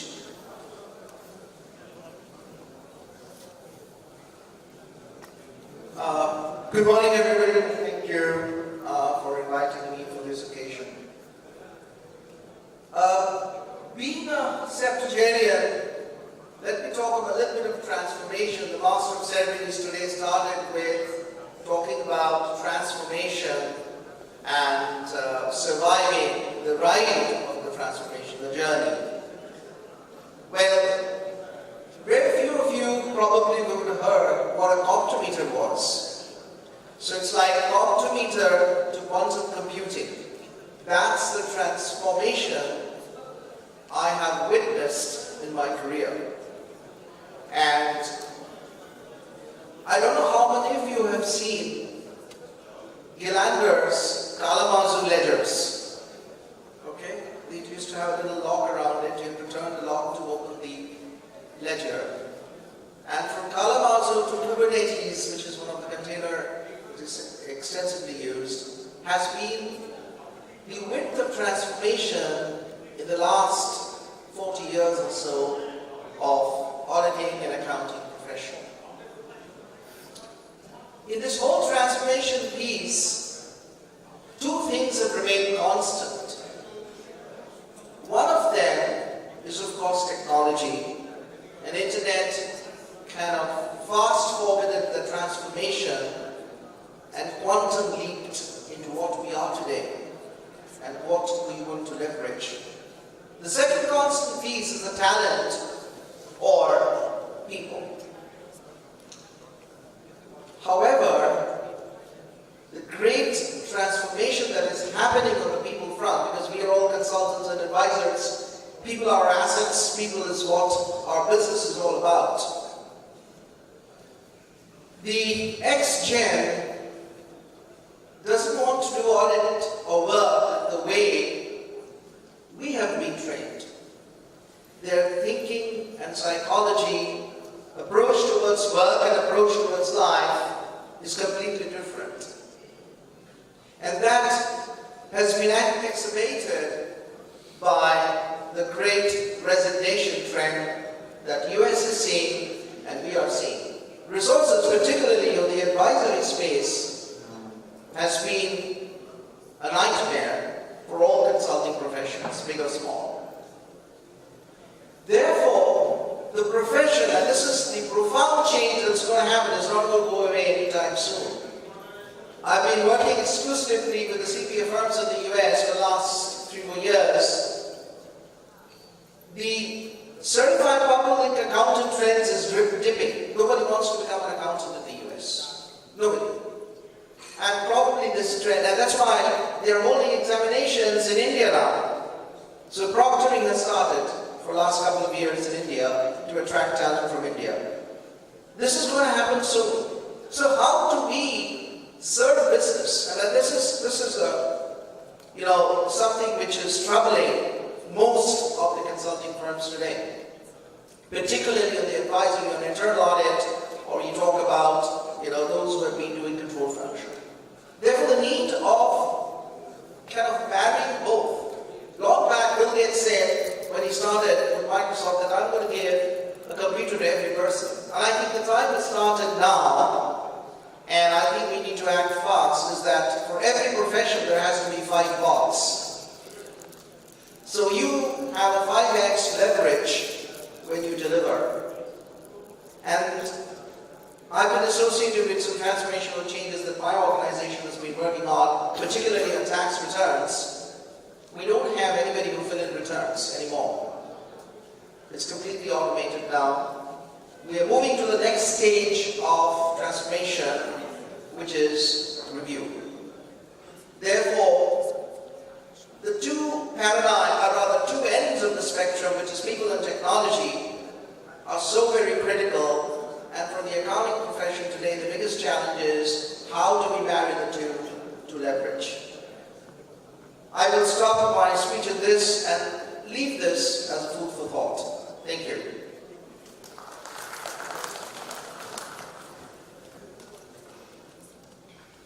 I now request Shantanu Ghosh to kindly come forward and present a token of appreciation to our esteemed speaker.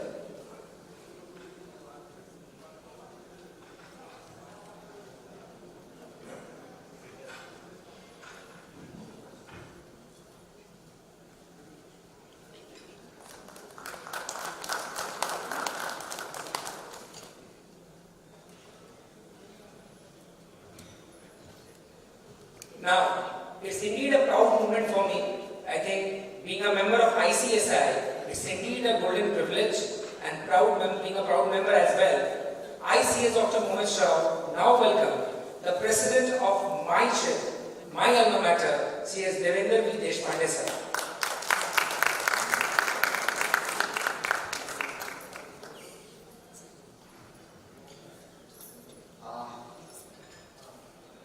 I'm just waiting for 1 minute to cross so that I can say good afternoon, because it is exactly 12 o'clock. So good afternoon everybody, and I'm really happy to be part of this joint conclave wherein all the auditors and the institutes of different auditors are coming together and discussing the future of the profession.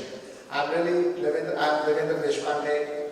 I think I'm the only president of any Indian institute at India level who is present here. So I'm really feeling proud and privileged to be part of this particular conclave. It's a joint program of all 5 institutes coming together, and we are discussing what is the future of audit or future of profession in terms of audit. So let me tell you that this particular audit has got 2-3 confusions in the minds of maybe auditee, in the minds of auditor, in the minds of government.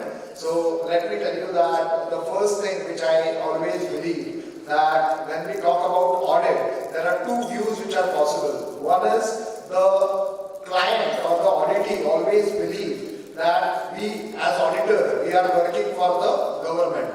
And government always believe that the auditor is always hands in gloves with the auditee. So this is the first confusion we all have, that what is our role. So as an auditor, we should be independent person, not acting for the client, not acting for the government. We are a midpoint between the government and client, and we are trying to put up the facts which we have found during the audit. So I think the first confusion which we all have is whether we are working for the client or whether we are working for the regulators or the government. So this is the first confusion we always have. Second confusion as an auditor, I always believe the second confusion which an auditor has is whether it is a post-mortem of the things which have already happened. Even though we are doing a concurrent audit, it is the audit of the things which have already happened. So whether it is a post-mortem of the things and we are just supposed to give the fact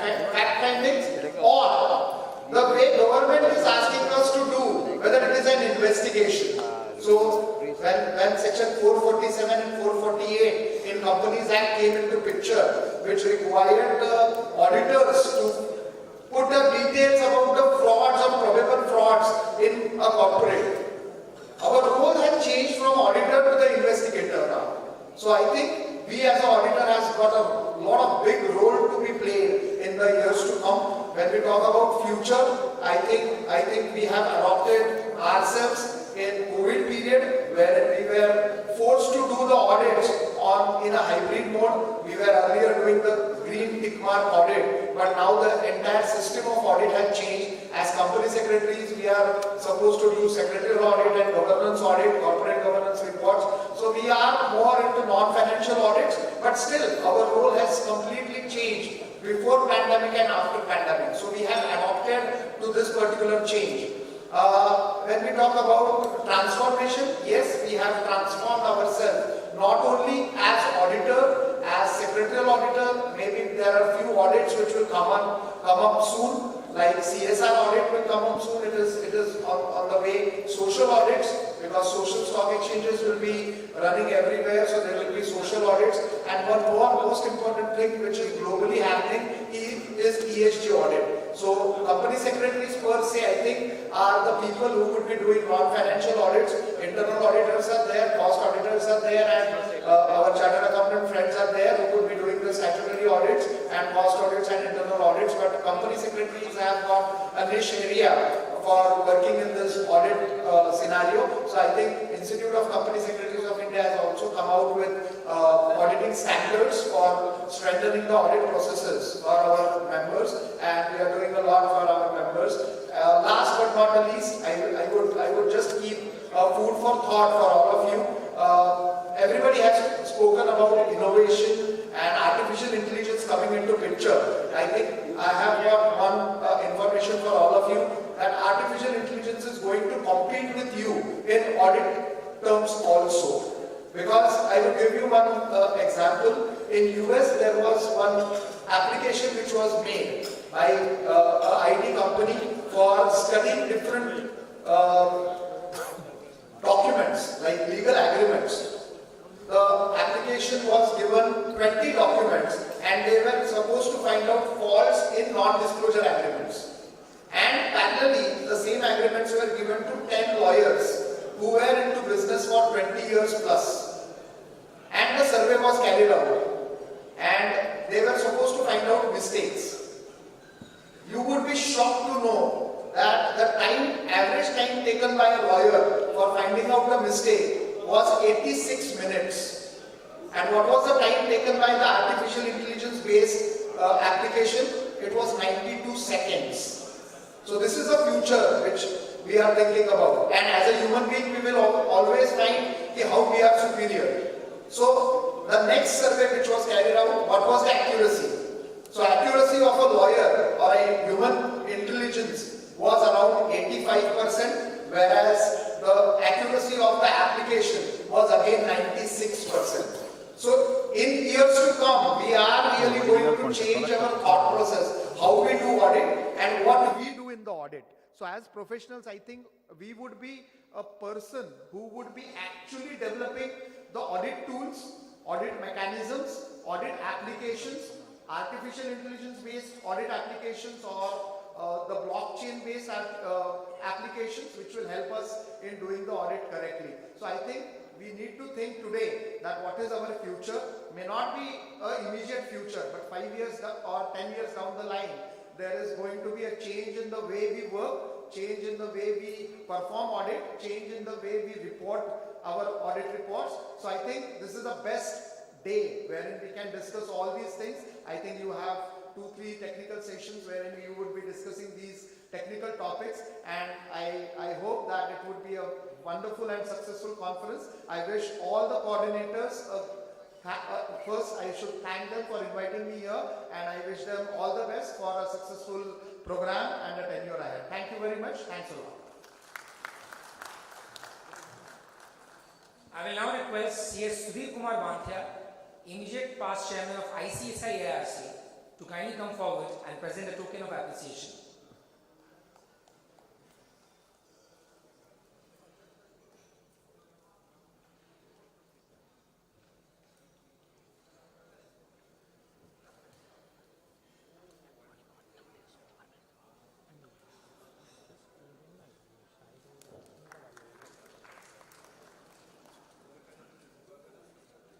Thank you, sir, for such a wonderful deliberation.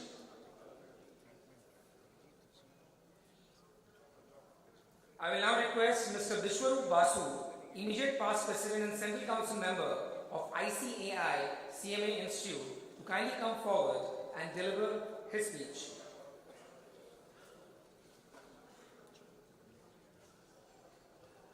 A very good afternoon to all of you. Good afternoon. Honorable Chief Guest Sri Jagdeep Dhankar, Honorable Governor of West Bengal, Mr. Aditya Bhatt, President IIA India, Mr. Arup Sarkar, Member Finance DVC, Mr. Arijit Roy, President IIA Calcutta, and other representatives of IIA Calcutta, CS Devendra Das, Devendra Das Pandey, President Institute of Company Secretaries of India, CS Manish Gupta, Vice President ICSI, CA Ravi Kumar Patwa, Chairman PIRC of ICAI, very distinguished guests and speakers, my beloved professionals, ladies and gentlemen. It gives me immense pleasure to be present here today. I am really delighted to address at this joint Audit Conclave 2022 organized by IIA Calcutta on the theme Future of the Profession, Adapt, Transform, Innovate.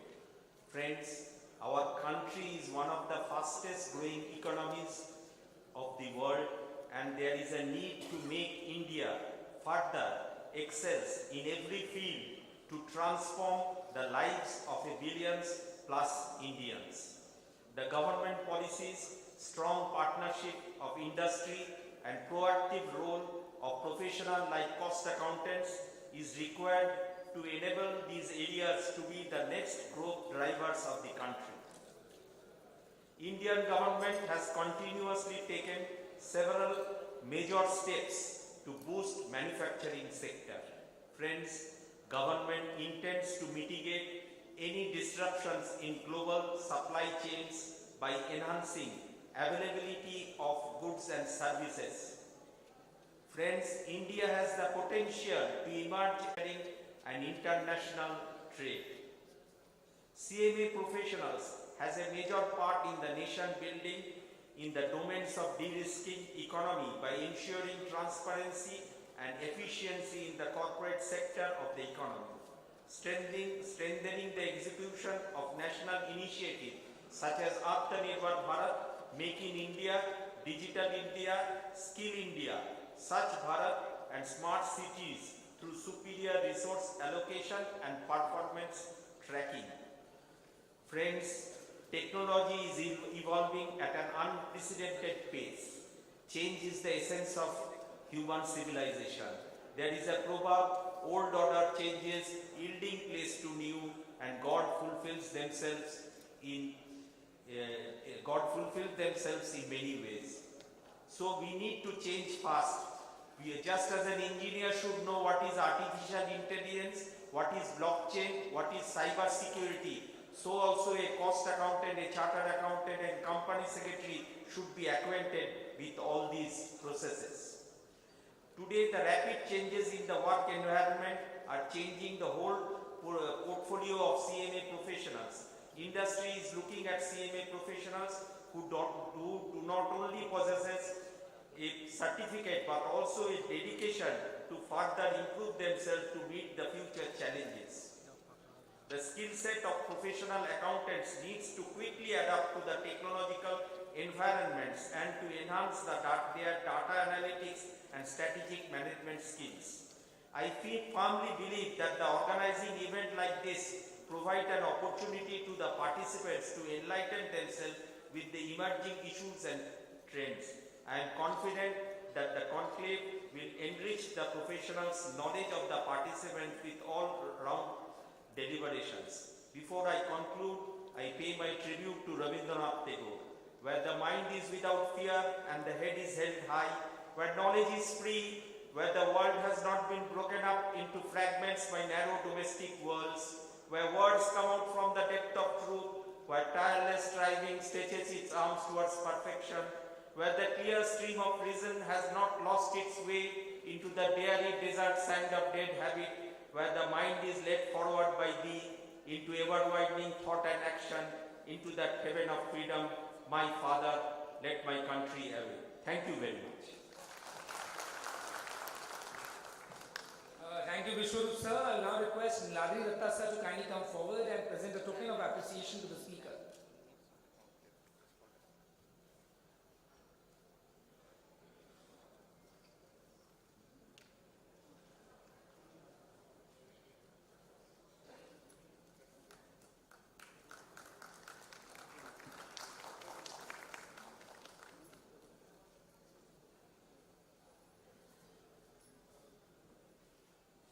President of ICSI and Vice President of ICSI will be leaving. Thank you, sir. I will now like to introduce the next speaker, Mr. Ravi Kumar Patwa, Chairman ICAI-ARC and former President IIA India, Calcutta Chapter. I request the speaker to kindly come forward and deliver his address. Thank you, Mahesh. Very good afternoon, ladies and gentlemen. At the outset, I would take the permission of the dignitaries on the dais not to name them for the paucity of time. An inaugural session should have not carried on till the noon. We are past noon already, and we have sessions, technical sessions for which people are obviously more interested. So I would try and limit whatever I have to say. I must, however, congratulate the President IIA Calcutta Chapter, Mr. Arijit Roy, and the Board of Governors and Advisors of IIA India Calcutta Chapter for organizing such a wonderful conference, such a wonderful joint audit conclave post-pandemic. And this, I believe, is the first physical program which IIA India Calcutta Chapter is having after the pandemic. My congratulations to the whole team. And I request the August gathering also to put their hands together for IIA India Calcutta Chapter. Friends, I understand that there is a technical session in which discussion will be there on internal audit and how it is evolving and what is the future. So I would not utter a word on internal audit. I refrain from doing that. But I do understand there is a gathering of maybe 150 plus chartered accountants here out of the total gathering of 200. And I cannot resist myself but inform this August gathering here today that the CA Day is coming. The 74th CA Day, our foundation day for the Institute of Chartered Accountants, is coming. And uniquely, for the first time in the history of ICAI-ARC, the Eastern India Regional Council has decided to hold the CA Week and to celebrate it with a week-long, rather 8-day-long program. We have programs every day celebrating the CA Week from 27th to 4th. And most of the programs are unique. I am not giving the details of the program because of the paucity of time again. I'll request all the chartered accountants to kindly visit the ARC website and get the details. And some of the programs are such that if you do not participate in that, perhaps you are going to repent in future. So I would request all the chartered accountants to actively participate in all the programs of CA Week. And once again, congratulating this whole gathering as well as India Calcutta chapter. I would rather like to conclude here and speak whatever I have to speak in this technical session which is there. Well, thank you so much. Thank you, Ravi sir. I will now request Kaushik Banerjee sir to kindly come forward and present the token of appreciation to the speaker.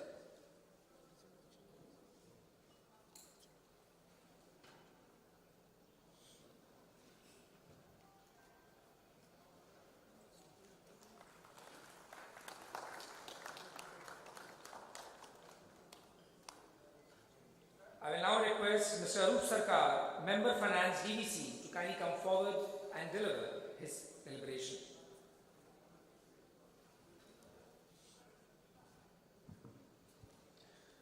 Good afternoon. Dignitaries on dais, off dais, and dear professional friends. I have been given 2 minutes time, trying to conclude within that time. There is a lot many discussions about the auditor institutes. So let me just try for some other issue. I am from power domain, and I will speak something about DVC and the power scenario in India, and then obviously on the topic also. So try to conclude as early as possible. The Damodar Valley Corporation, as you know, is a multi-purpose river valley project. It has having 6,901 megawatt power capacity. And we have the distribution also of 8,000 circuit kilometers. We have 4 reservoir dams. We provide water for irrigation to municipality, industries, and also the turnover will be expected more than 20,000 crores this year. So this is something about my company. And regarding the power scenario. Power scenario, the Government of India has set the target of 500 gigawatt renewable energy. So this will be approximately 45% of the total generation capacity in 2030. So DVC, being a government entity, is also working hand in hand with Government of India to achieve the dream. So our 45% capacity by 2030 will be achieved during that period of total generation capacity. We have an investment plan about 30,000 crores in the next 10 years. Now, since I was working, or rather we are working in public sector, I was working in major public sector. So as a auditee, we keep our account very transparent, and we expect the auditor to fine-tune or wherever the issues are there to tell us to get it rectified. One expectation is that since there is a sea change in digitization system, what was there from DBS to now ERP, auditor also need to cope up. Many auditors are yet to cope up to that level. So for which the system audit, I will request all the institute to put more stress on practical as well as on the subject issue.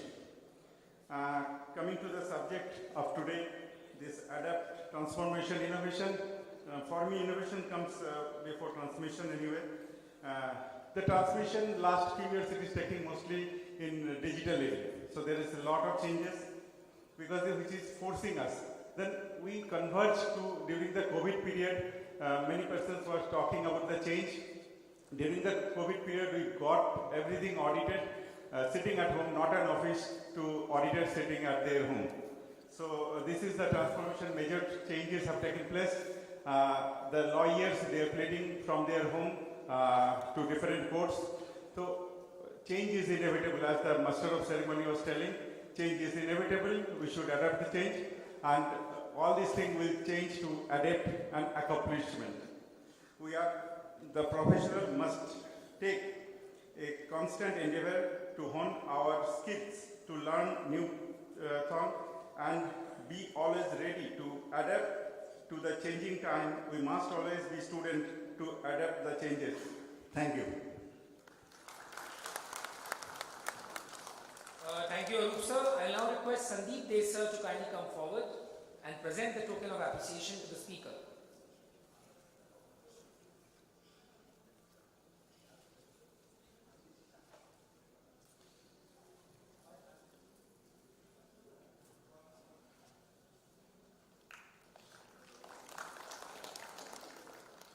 So moving on to the last speaker but not the least, Mr. Anthony Crasto, Leader Accounting and Internal Controls, Deloitte India. Over to you, sir. Thank you, Mark. Colleagues, in the interest of time, I'll keep it only for 30 seconds. I'll give all my inputs as part of the technical session. Can you all please stand up once? And clap your hands and congratulate each of you and your colleagues beside you, please.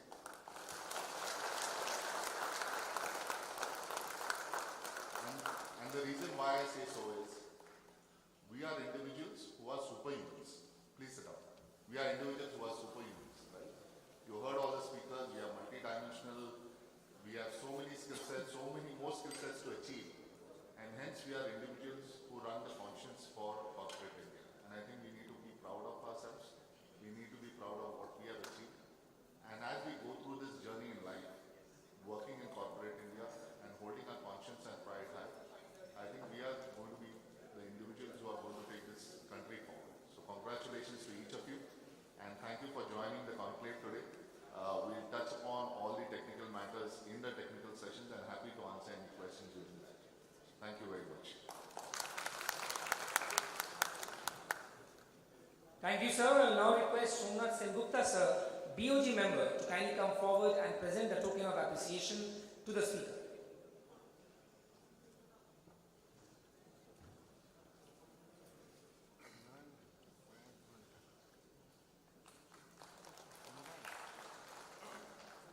With this, the inaugural session comes to an end. I will request the House to kindly give a huge round of applause for all the speakers of the inaugural session.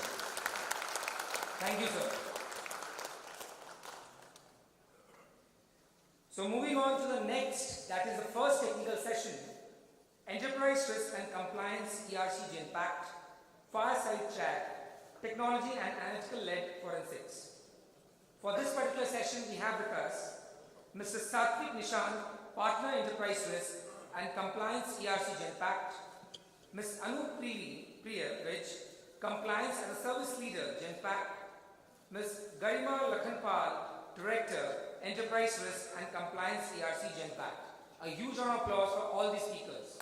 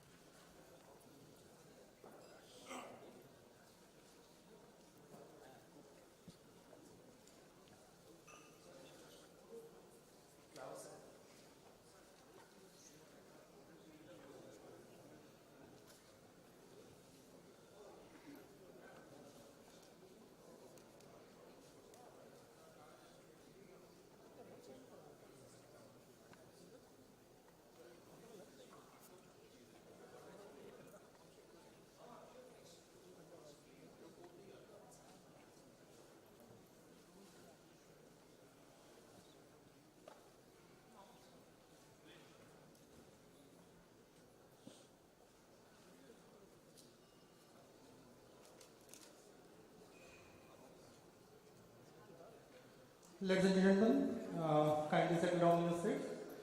So now I would invite the Genpact team for the fireside chat, Technology and Analytics-Led Forensics. So may I welcome Mr. Satvik Nishant, so Mr. Subhashish Nath, Ms. Anupriya Bhej, and Ms. Garima Lakhanpal to come on the dais, please.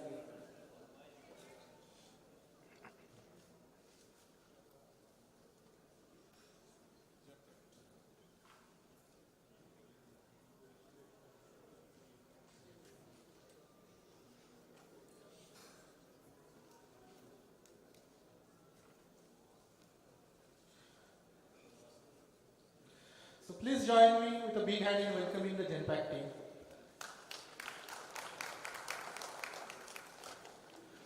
Over to you, sirs.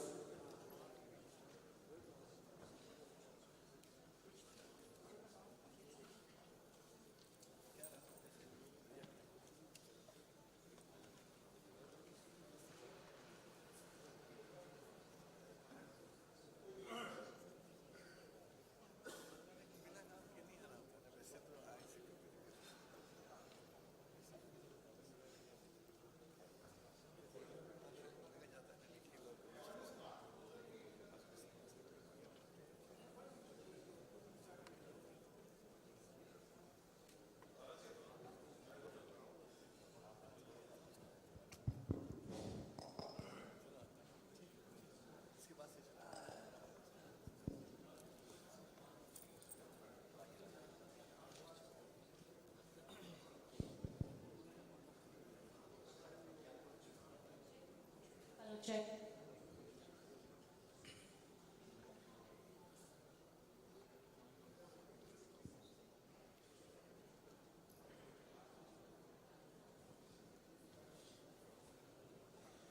Good afternoon, everyone, and apologies for having to do this instead of Satvik, because for family exigency he couldn't make it, so I wasn't intending to do 2 sessions.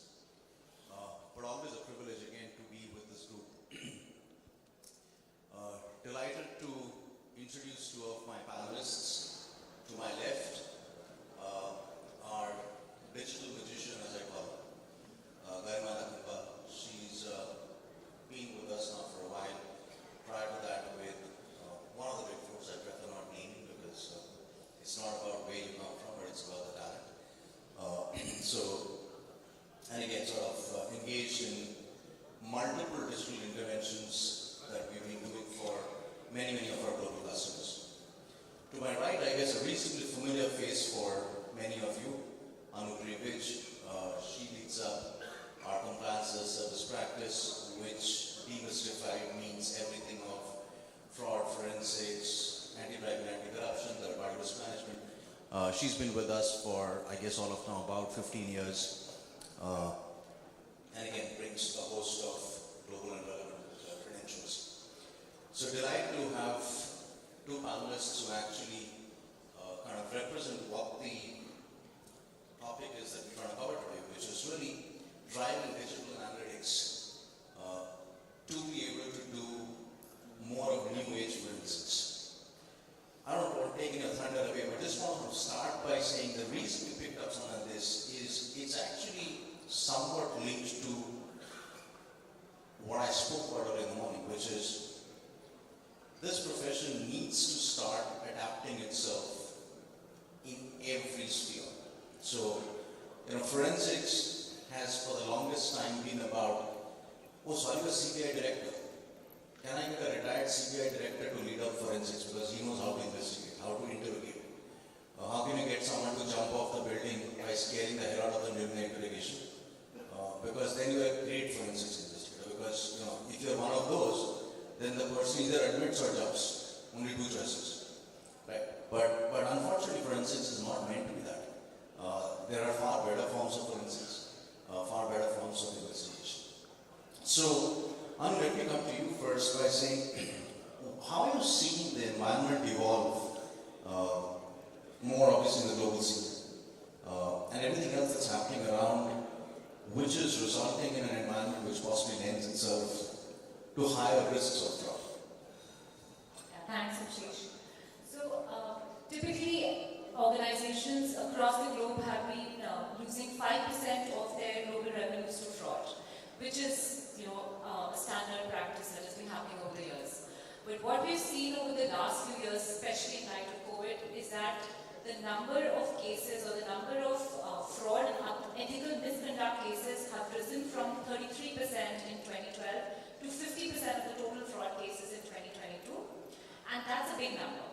And India as well, we start looking at that is mirroring the exact trend when 98% of CXO respondents said that the biggest threat of COVID-19 to them is going to be the rise in ethical, unethical or fraud cases, with 33% saying that even with the life coming back to normal, they still anticipate that unethical conduct is going to be on the rise. And let's delve into why is this happening? Why is this kind of fraud increasing? Now, typically, fraud thrives when 3 conditions exist, which is commonly referred to as the 3 elements of the fraud triangle framework. That's opportunity, pressure, and rationalization. Opportunity. Now, of course, the pandemic provided a lot of opportunity for fraudsters to exploit the system. There was work from home, which led to disruption of processes. There was actually the fact that the fraud controls, both preventive and detective, were not working in the new normal. The reduced contact and supervision because of work from home and not being at office, not being at work, led to a situation where employees started perceiving that their thoughts and actions would not be caught and hence provided an opportunity to exploit the system. In fact, investigations and fraud reviews, for all of you would have realized, have become much more tougher because there is a restriction on the movement of auditors There is inability to access the right documents because of, again, restriction in movements, and that actually made it more easy for fraudsters to exploit the system.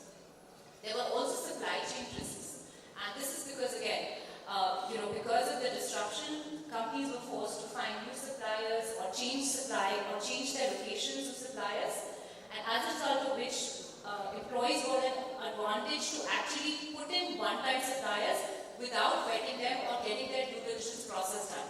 And these suppliers were selected not because of quality, but because of their links with third parties, links with government officials, ability to move goods cheaply across the country and otherwise.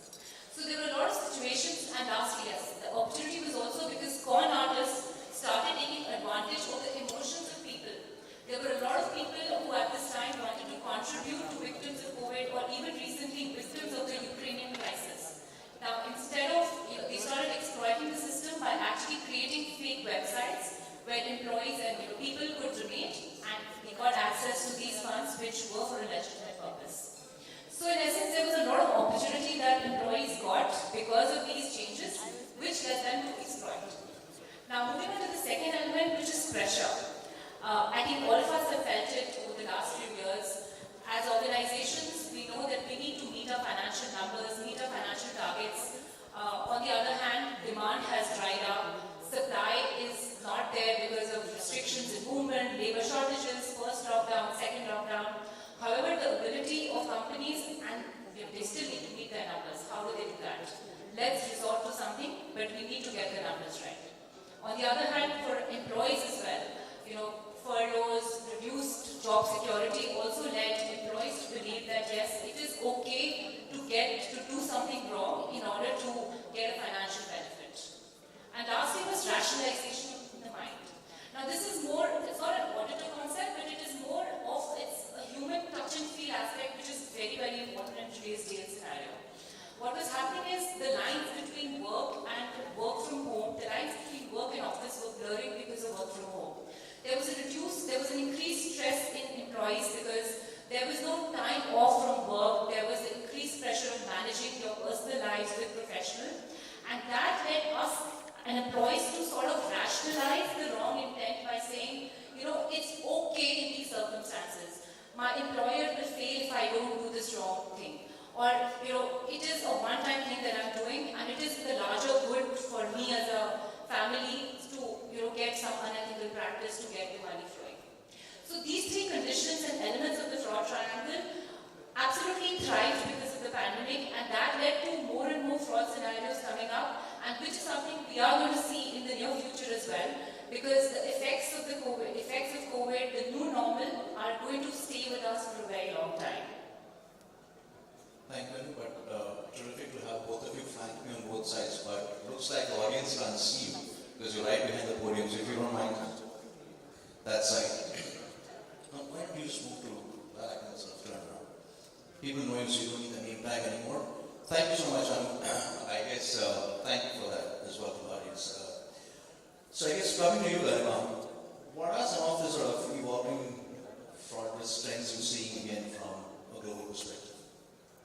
So I think, to begin with, Anu kind of touched on one of the key areas that has resulted in a spike that we've seen, which is, us working from home, which has resulted from COVID-19. But taking a step back, right, like why do we see such an increase in fraud threats? Is because there is an exponential and early adoption of technology everywhere. This has been a trend in developed countries. This is now becoming a trend in developing countries as well. Low and middle income households. I think the fact that in the last 10 to 15 years, just the fact that home computer adoption has increased to about 36% from nearly 15% earlier, speaks a lot about the vulnerability points that now exist and have increased. Computer adoption is still kind of getting there, but if we look, every one of us now has a smartphone. Everyone we speak to, everyone we look, they have a smartphone in hand, which is connected to the internet. The adoption of smartphones or mobiles or internet-connected devices has increased fourfold in developing nations or low and medium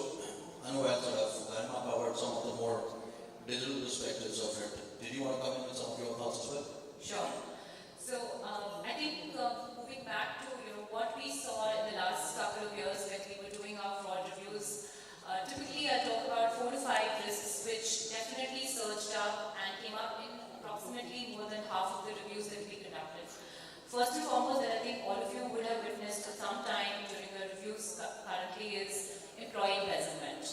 Now, again, with staying at home, you get the perception, and employees were definitely getting the perception that I spoke about, that they were not being supervised, and hence the tendency to commit frauds increased.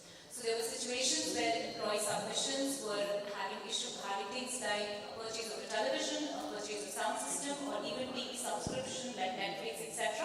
Because a lot of companies were giving home office furniture because of COVID. So we saw those kind of non-compliances really spiral up.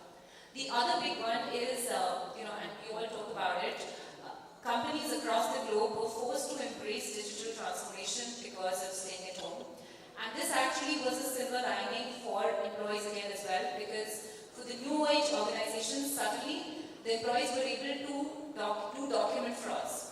Falsifying invoices, duplicating invoices, falsifying claims became something which was really easy by just editing a few documents here and there. So that really definitely increased, and it was across processes. Suddenly we saw in the sales process that certain customers were being given kickbacks to boost sales. We saw in accounts payable certain vendors were being selected not because of their quality, but because of their links to the family relatives, etc. And the documentation behind it could easily be changed because everything was suddenly moving to a new platform. So there was a lot of opportunity there to do document frauds. The third one, which is very interesting again, is the payroll and employee verification process. Now, a lot of times companies hire consultants, and again, because these consultants were not, in the office, fake timesheets were definitely on the rise because you really don't know how many hours these consultants are putting in. Similarly, employee background. We've seen the highest amount of attrition in the last 2 years with employees moving everywhere.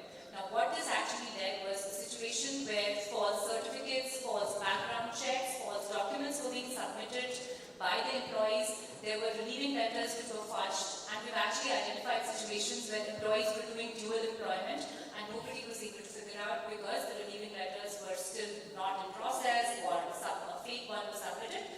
And because of lack of evidence and lack of availability of information, companies were going a little easy on these processes. So employee verification, background checks definitely took a big hit. Supply chain is what I spoke about, and I think it was one of the biggest risks that companies are still leading under, more so because it is linked to ESG as well now. Because of the entire lockdown restriction of movement, companies had to either change their suppliers or go to alternate locations. And if you were not doing it with the proper ethical or compliance practices, and if you had time constraints, we actually ended up seeing a lot of third parties that were, again, like I said, not selected because of their quality standards, but because of the way they were able to get business or facilitate interaction or get shipments done easily across the globe and across India. And lastly, I think, like I spoke about payroll frauds, those were again overall increasing because duplicate employees, non-existent employees, all of these definitely were on the rise because employees were not able to check whether a particular employee had left the system for organizations where the processes were not all electronic. And there were actually situations where travel expenses or employee salaries were being paid in spite of the entire process of that employee, in spite of the employee exiting because the right controls were not in place. So this actually brought about a lot of emerging risks, and ESG is always there, and I'll speak about it more in detail. But ESG risk is the latest risk which all companies are trying to get their handle on, and we've seen that coming up also in more and more companies now. Thank you so much. I want to come back to you right on what are some of the challenges you've seen with, if I may call them, contemporary or more traditional ways of doing forensic reviews versus more current age and what we also call future age in terms of embracing digital and analytics? I think the first and foremost change has been the movement from the detective methods to preventive. Now, typically when we all do fraud reviews, it is mostly at the behest of a whistleblower. When the whistleblower raises a complaint and the organization reaches out to us saying that, why don't we investigate the misconduct. Now, what this limits us to is that the entire fraud has taken place. More importantly, the money has left the organization, and now it is a post facto detective review to investigate and find With more and more organizations doing or being open to the idea of continuous monitoring, we are getting access to a lot of data sets in a real-time basis. All data sets, it could be employee master, vendor master, payment master, and the ability to perform these reviews on a real-time basis is helping companies actually prevent these sort of frauds, because any red flag that gets identified is then being reviewed by the organization to see whether it actually is a miss or it's an actual hit which needs to be investigated more. So I think that was one big thing, that the adoption to preventive techniques versus relying on whistleblower.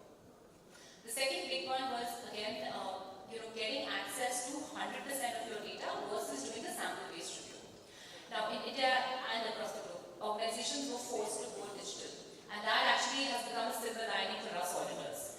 Because earlier, when we just got access to 10 lines of sample and just review these samples to identify the exception, today, by virtue of everything going digital to a large extent, somehow we were luckily able to get access to the entire data set and all the supporting documents as well. And that actually allowed us to review each and every transaction and do a 100% review versus getting access to just 10 samples for employee expenses, 10 samples for vendor payments. And the advantage that brought is we could actually analyze large data sets over long periods of time to identify trends and patterns in the data. And these trends and patterns became very important because we could identify repeat offenders, we could identify non-compliances, which earlier were not being identified because it was just a sample-based exception we were looking at. The next one is predictive modeling. I think earlier we were limited in the number of predictive models or the way we could predict a fraud, because essentially there were no models to identify or predict fraud scenarios. However, luckily now we actually have fraud scenarios in place which can predict a non-compliance happening. And how is that? Again, I'll take a live example. We have developed something known as a Jetpack Behavioral Science for Technology or framework, where we're actually risk scoring all the individuals on the basis of their multiple patterns, like their spending patterns, their vendor selection patterns, their third-party selection patterns, their payment processes, and assigning a risk score to each of these processes of the individual to determine who is a high-risk individual. Now, it could be that this high-risk individual is just a red flag and has absolutely no high risk, but at least it provides a list of individuals that we can actually, or a list of processes that we could keep a tab on as an organization and see whether, because they have a higher chance of committing a non-compliance. And the other big advantage this brought in was that companies were actually able to deter individuals, because when an employee knows that a control has been put in place, the chances of him or her committing a fraud definitely come down, because he or she knows there is a systematic control is in place, it's being periodically reviewed. So the chances of me getting caught are way higher versus if it's just a detective scenario where a whistleblower might or might not raise a complaint. So I think that was a big trend that we identified, and I think I'll just make it live with how we identified a lot of these non-compliance scenarios through the GDSS framework. Now, pick an employee, on the face of it, this employee has used a lot of cash, whereas he or she possesses a corporate card. You would give a risk score, but it's not really, it's just a red flag hunting board. Then you add to the fact that this particular employee has also incurred a lot of expenses, but they're all within the threshold limit, just below the threshold limit, where you need to get an additional approval from a supervisor, or you need to provide supporting documents. Now what happens is, if you see a trend of a lot of expenses being submitted in this category by the employee, you will again assign a risk score. It could be all genuine, but it could be for a purpose of trying to conceal or prevent getting additional approvals. Then the same employee has a very high propensity for weekend spends. All these three parameters in combination, when you get a risk score, makes that particular individual at a higher risk versus someone who's doing these three things in isolation. The individual employee could also be at equal risk, but the chances of fraud of this individual are way higher.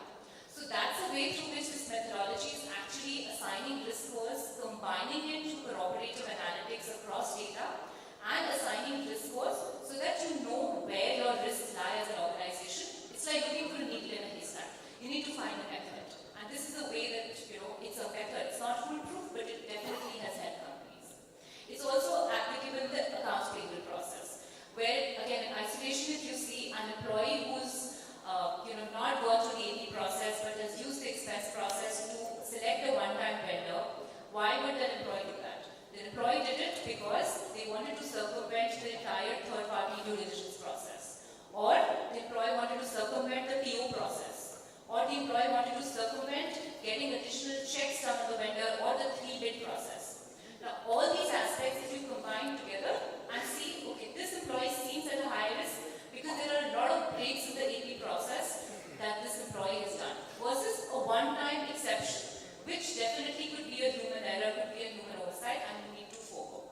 So those are elements to which the GPSS methodology has actually, the whole behavioral science patterns have actually helped auditors and helped organizations predict and manage their non-compliances and fraud scenarios better than before. And lastly, I think that equally important is real-time insights.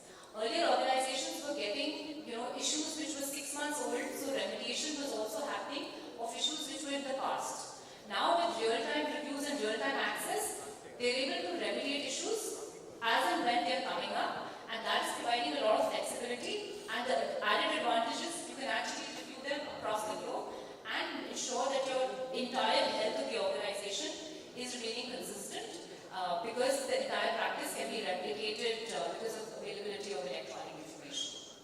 So I think I've touched on the broad areas, Sushish, of the challenges and what we've seen today.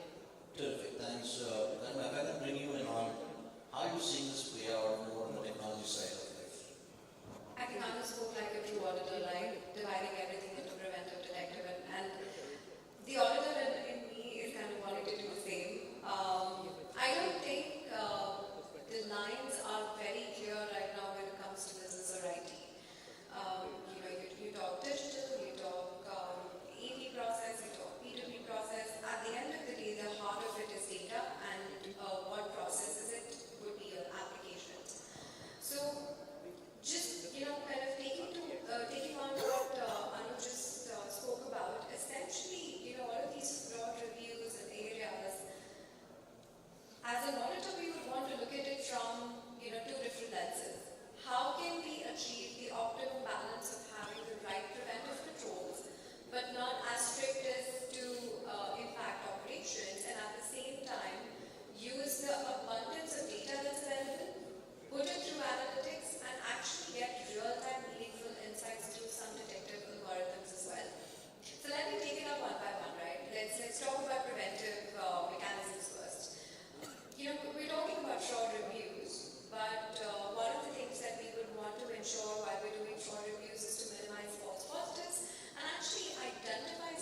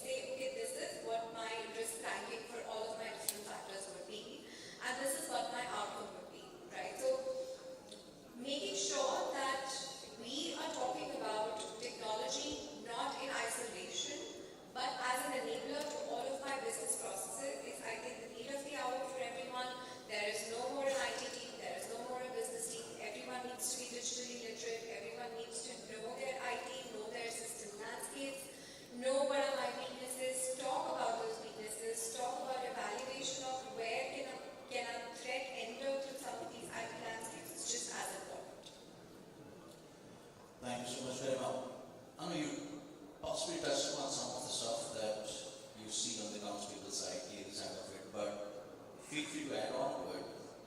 Let me put you in with how are you seeing this change what you have to do with your teams? How are you looking at talent differently, professionals in the future? What are you expecting them to have in your teams and as you hire talent, as you develop talent?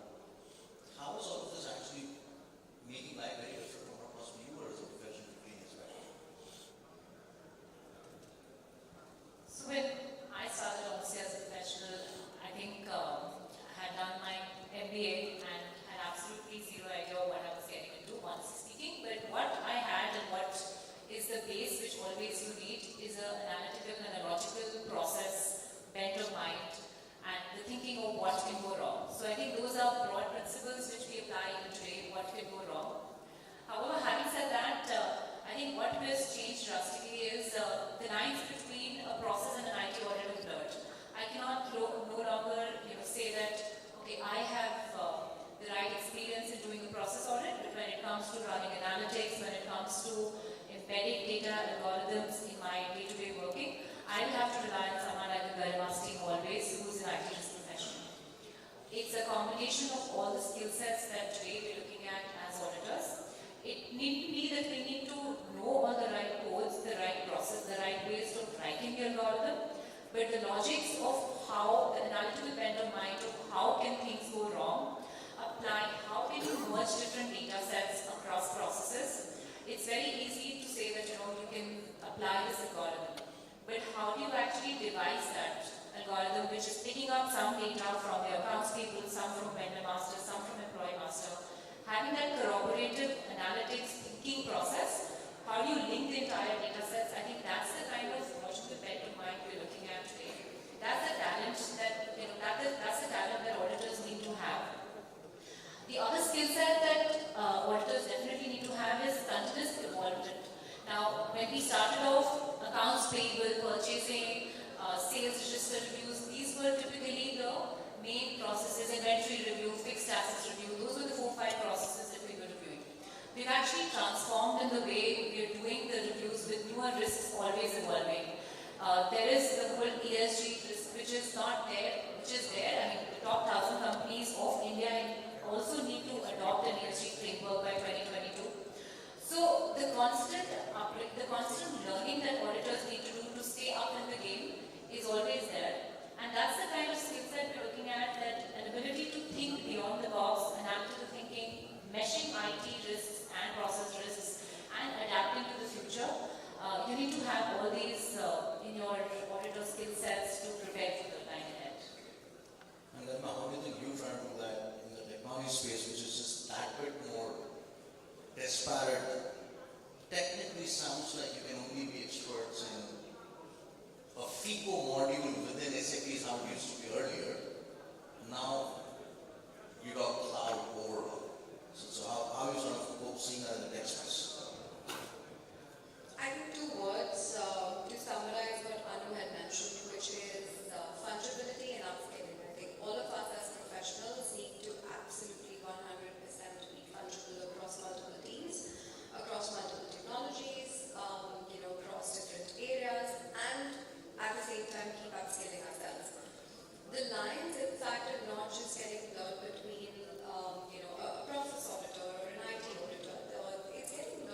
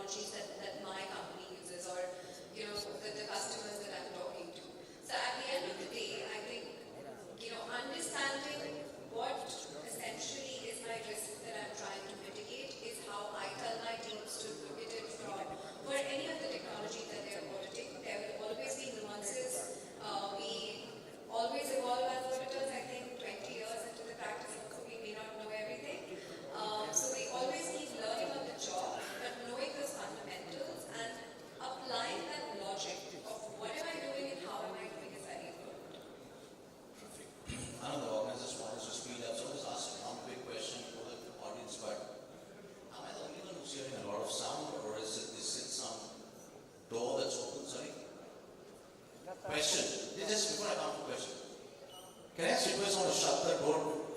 It's loud enough for me here sitting, so I can't imagine how people towards the rear of the room can hear anything but that. Can I please request someone right at the rear to shut the door to allow those who are patiently listening to try and listen, please? Thank you so much.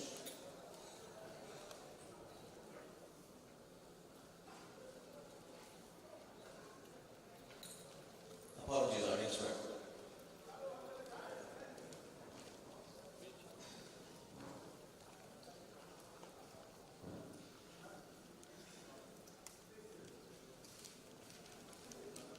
That's half the door closed, and the other half saying a little longer to close.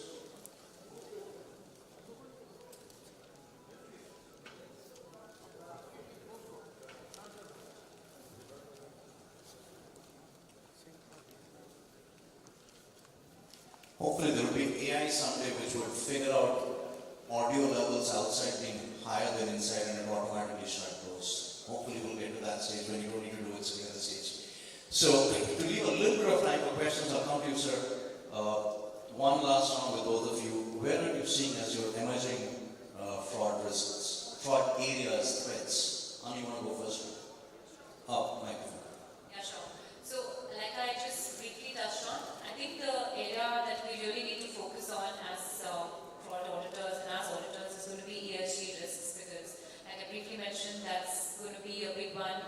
Top 1,000 companies this year need to comply or adopt an ESG standard. Very soon, India is also going to require majorly all the companies to comply with ESG standards.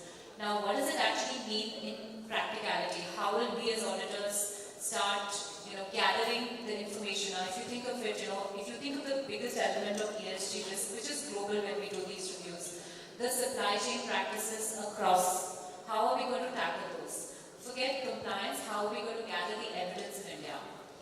India, as we all know, most of the offices, most of the data is actually not going to be in the corporate office, but it's going to be in factories. In factories, all of us know, we've all done factory audits where we've gone to remote locations. Data is all going to be in manual form. It's not going to be digitized. It's going to be in local language. And what data I'm talking about? I'm talking about the RD wages of the workers or the days of attendance. All of this is going to be in registers. How is that going to be captured and brought live for ESG reporting? Similarly, if you move ahead, you think of, how are we going to track? Now, majority of India deploys contractors for work. They're not on the rolls. So we will have to, as auditors, actually have to get hold of the contractors and get them to provide data for us as auditors of the organization. Getting access to the contractors' data is going to be a big challenge. And why is that so? Because the Indian laws do not today require third parties to actually provide any data, because the right to audit clause or the right to provide data is today not in any document with any third party that we deploy.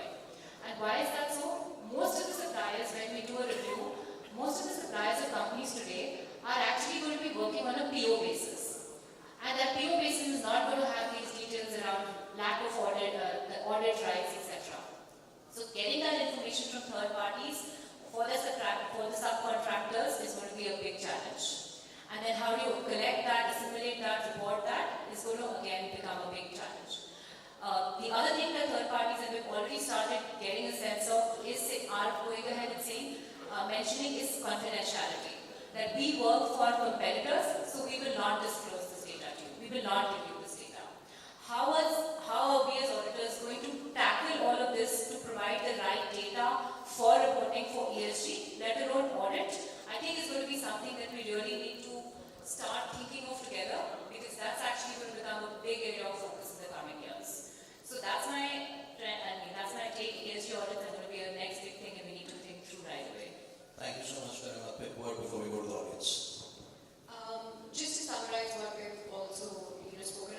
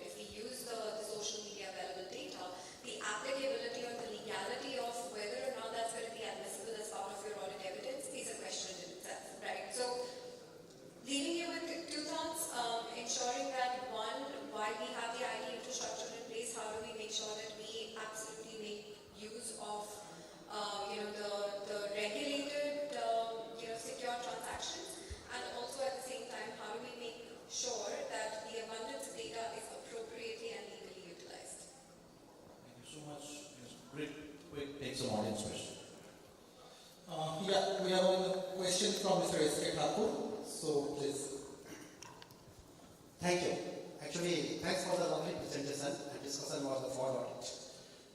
Myself, S.K. Thakur, I represent Audit Group. And fraud audit is very close to my heart, and I have substantiated more than 200 fraud audits in my life, career. Currently, I represent Audit Group. My question to Anu PA, because she talks about the fraud triangles, opportunity, this, nice, and like that. I heard that it is about the NGO need, greed, and opportunity. And my question is that if fraud is occurred and committed in conspiracy by the group of people in the organization, how would you identify and substantiate those kind of fraud? That is my question. Thank you. So if I just rephrase, I think what you're mentioning is if the fraud is not done by an individual, but it's a conspiracy amongst multiple team members, how is that going to be identified? Right? Yeah. So which is where I think later on I spoke about the fact that, and you're absolutely bang on, and which is what we were talking about, the detective process versus the preventive process. Now earlier my answer to be that yes, in the traditional way there is very limited opportunity for us to pick it up. The only way it would be that the investigative reviews would identify one person, he would confess, he or she would confess in second, third, and that's how the line goes. In today's day and age, companies, at least a few companies, are very open to the fact, like I said, to do proactive reviews where we're actually getting access to all the data. You need to have access to data. But if you have access to the right data, let's say the spending pattern, or let's say social media events, if you're tracking, and it is, if you're tracking, let's say a particular employee is at a stage where his or her children are going to be traveling abroad or for graduation, post-graduation, social media is available, data sets are available, data algorithms are available, data sets are available to run algorithms. The ability to connect all the dots together to run those corroborative algorithms and see where is the trend line. And it's actually bang on to what we've done. We've actually identified in this scenario a lot of situations where team members of a particular manager were at a higher risk of non-compliance, and they were sitting in location X versus doing the review across. So that's the kind of exact trend we identified when we ran this data, when we ran algorithms combining data from multiple data sources, employee data, vendor master. We saw a certain set of employees under a particular manager were always non-compliant. Now why is that? Because they were hand in glove, the whole team was hand in glove. We also checked the cost centers. So cost center review was another where we picked up that one particular cost center is always exceeding their thresholds versus the other cost centers which are not like, which are all within their limits. So it is these trends and patterns which we are able to identify now because of access to wider data sets, because of the whole social media profiling that Garima spoke about. It's the availability of data, but it's your analytical procedures of how do you actually connect it, bring it live, and showcase to the organization that this is where your red flag is lying, this cost center, this team, this particular manager, this particular location is at a higher risk. So that's the way we've been actually doing it today versus the traditional way, which is one process that one person led to the other, and that's how we unearthed the entire non-compliance. Just real quick sort of cap that off, and then I think it's a wind up the session, which is, in fact, there's a real life story where one actually unearthed a fraud with 23 top leaders. And when I say top leaders, it's like literally 50.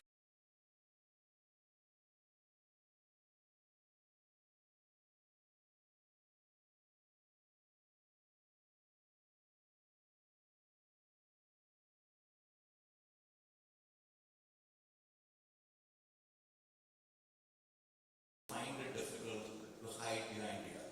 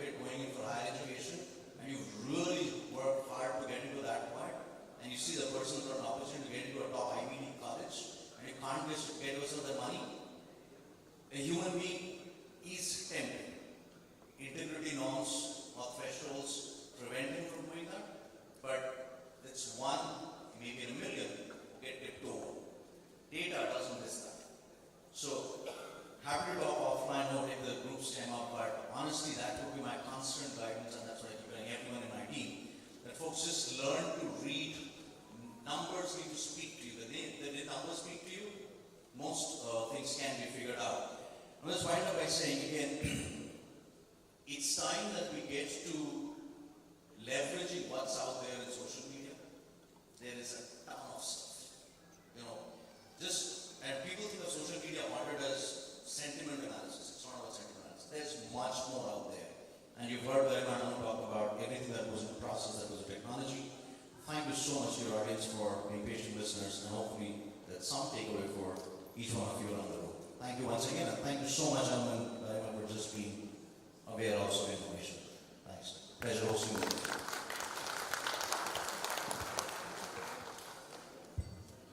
Thank you, sir. On behalf of IIA India Calcutta chapter, I would like to thank Mr.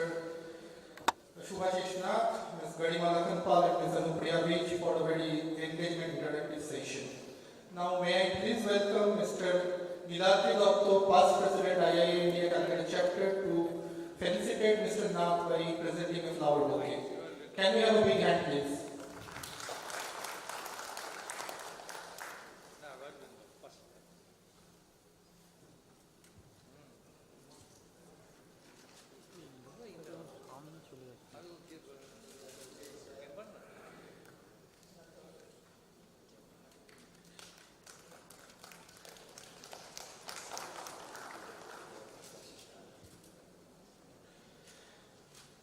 Thank you, Mr. Dotto. So, may I request now Mr. Shuman Chaudhary, Vice President, IIA India Calcutta chapter, to come up and present a flower bouquet to Ms.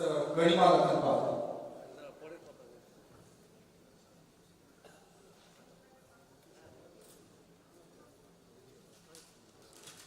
May we have a big round of applause, please?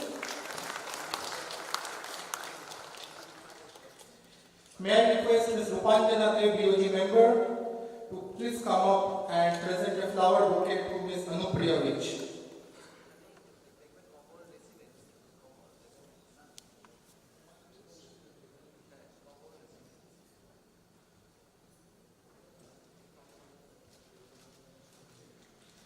A big round of applause, please.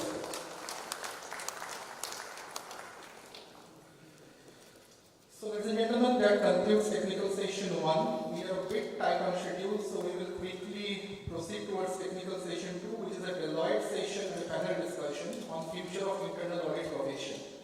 We were supposed to break for lunch around say 1:40, but we will be breaking for lunch only post the technical session 2 is concluded.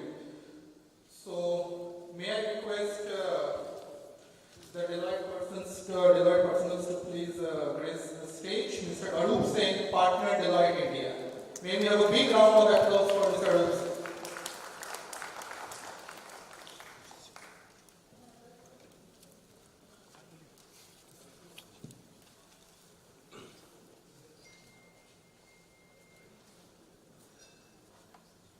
Welcome, sir.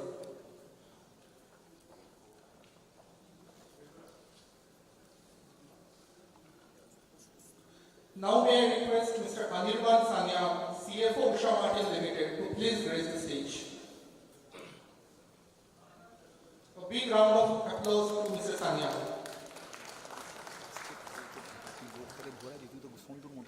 Welcome, sir.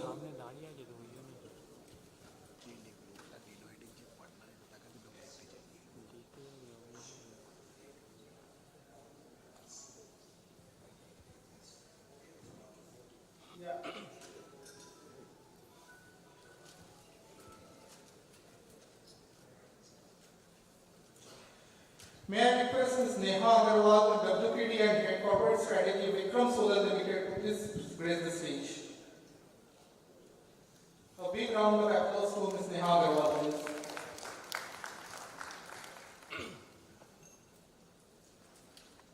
Thanks. Now may I request Mr. Rahul Murarka, CFO Vedant Fashions Limited, to please grace the stage.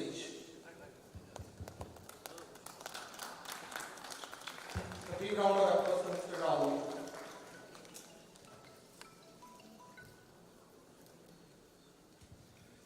Thank you. So without any further delay, I would hand over the proceedings to Mr. Arup Singh, who will be the moderator of the session and to take the session forward. All yours, sir. Thank you.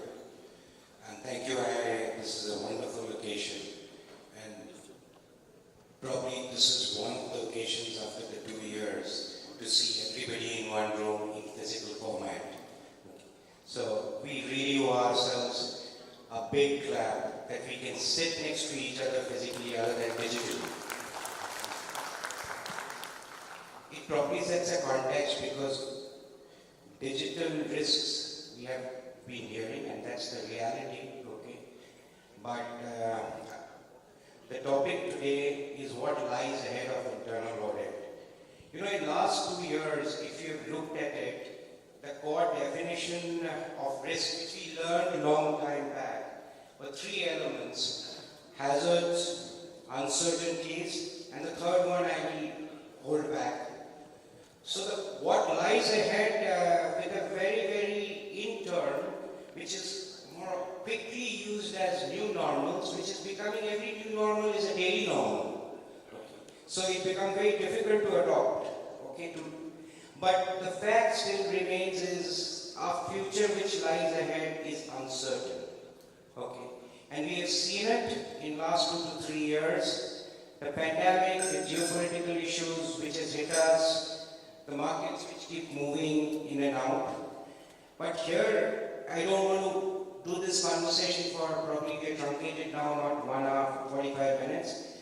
I have with me my dear friends, and we have with us people who are CFOs, Chief Strategy Officers. They are one of the big customer of our profession.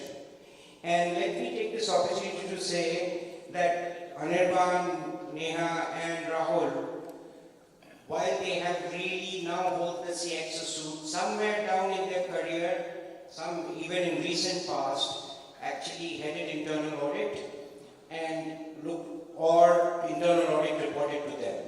So they are currently now buyers of the services while they have played the role. So I think we will hear it from the horse's mouth that what is expected in this scenario of uncertainty.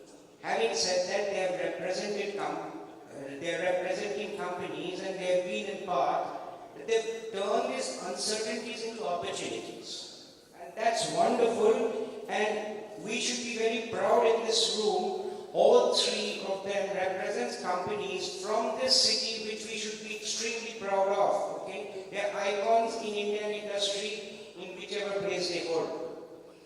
Now, having said that, I would try to probably set a context to what we intend to do. Is there's been so much of questions in and around this opportunity side, that how have these organizations leveraged opportunity, and the role of internal auditors they expect in the journey to leverage these opportunities under these uncertain terms. Okay. So probably my first question is around to Anirban. I would turn and understand that what would be his expectations in the current terms, okay, considering this volatile situation, from issues which actually is allowing him to be successful. That's one part of it. Because most of the time, issues which are successful and what is expected from internal auditors are absolutely same. It may not be the same. Okay.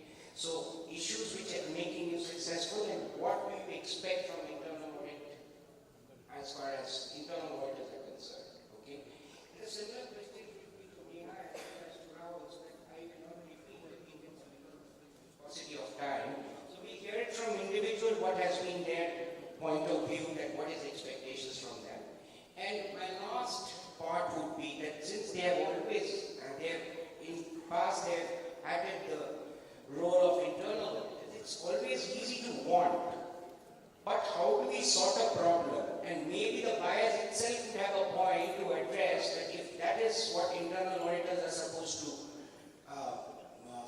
to deliver, how do they expect the internal auditors, the challenges which internal auditors would face to deliver these solutions which probably make their opportunities, which they have turned these into opportunities much more on a successful venture. Okay.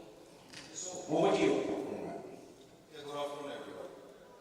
So coming to the expectations from the internal auditors, and we heard a lot of the earlier panelists and distinguished guests talk about technology. So from my side, representing the industry, so we've already moved on and adopted technologies like SAP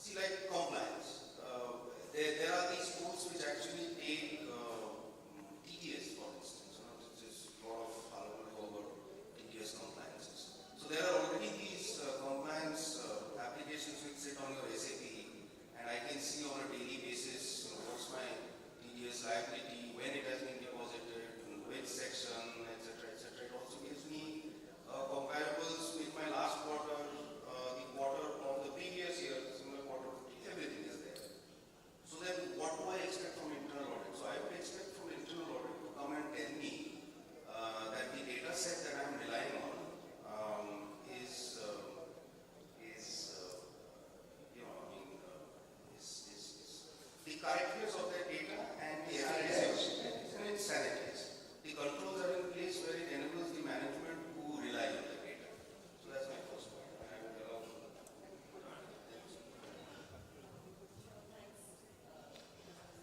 Thank you for the question. I really feel internal audit probably 10 years ago was to be called just audit. But now it's much more than that. We succeeded from internal audit to calling it risk-based internal audit. And now, post the COVID scenario and so much of disruptions, geopolitical as well as logistic challenges, etc., I think the scope has enlarged much more. It now entails, just not managing the company's risk, but also entailing the ESG scenario completely, which our previous panelists were also speaking about. Myself being into an industry which is into renewables, catering to the world's biggest, worry currently, which is climate change. And we are seeing every day the way climate is faring and how climate change is important.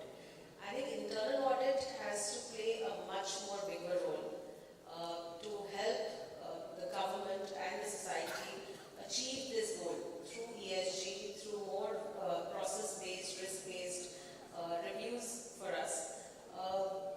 Because of the ESG and because of the future renewable energy projects, and we all know, we've heard about the Make in India campaign by our central government, our Prime Minister, Honorable Prime Minister. More and more projects are being planned into this sector. There is huge amount of money which is announced as incentive schemes by the government into renewables, be it solar or wind or any other industry. So hence I feel internal audit has to play a very large role in the entire value chain, not just to help us manage risk, but also institutionalize controls. It really has to be the extended hand of the management, of the industry, to help us achieve our goals, together with managing our controls, our goals to achieve ESG, as well as to ensure safety at the same time for the industry. This is what I feel internal audit has to play a role in. Thank you. Thank you. Good afternoon, everyone, and namaskar. During COVID, the retail industry which we are working upon got significantly affected because of the lockdown. The stores were shut, and the celebration events were also pretty much restricted during that period. We also saw a change in behavior of customers and preference towards online shopping from offline. The ease of digitization and convenience of shopping online has led to an omnichannel transformation in retail, especially during COVID. And as a result, as a company, we have also increased our focus on e-com and have taken various tech initiatives during recent years. We have completely renovated our website, and we have also included various features like book an appointment, video call, chatbots, etc. The idea was to give a very good digital experience to our customers and to give a physical journey to them, which is a combination of physical as well as digital. Now, what we expect from internal auditors as a result is that to help us further understand what are the best practices in the industry in this segment, in terms of e-com, in terms of digital strategy, so that we can further improve thereon. And as we improve in our digital journey in the e-com, review the process and controls around the same, so that we are following the best practices around those aspects. Couple of more few things which have changed as an organization for us during COVID was our change in marketing strategy. Now we are more focusing on digital spend as well, which was not the case earlier, which helps us to increase our reach to more customer base at a lesser cost. So what we expect from internal auditors is that what is the effectiveness of this change in marketing strategy? What is the effectiveness of the digital spend which we are doing? Supply chain plays a very critical role for our organization, starting from designing, procurement, production, and replenishment. What we expect from our internal auditor is that how we can further improve efficiency and effectiveness during the supply chain processes. Similarly, we all have realized during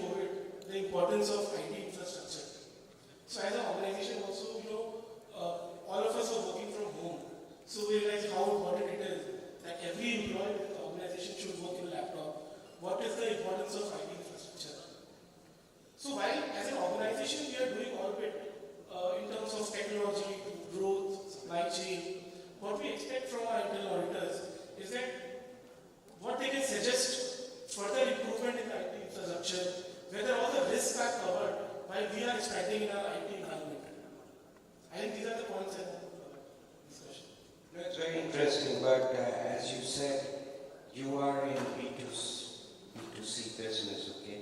You're in hearts, you're decorating people, and in India, the way India looks at, obviously we moved from that, bijli, kapda, makan, because your makan has to be safe with wire rods and lifts, okay?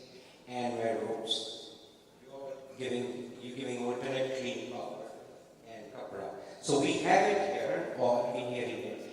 But how would you think, Rahul, that when you are holding this data, all this while, I think Garima and Anupriya spoke, okay? Having data is great, but these are personalized data.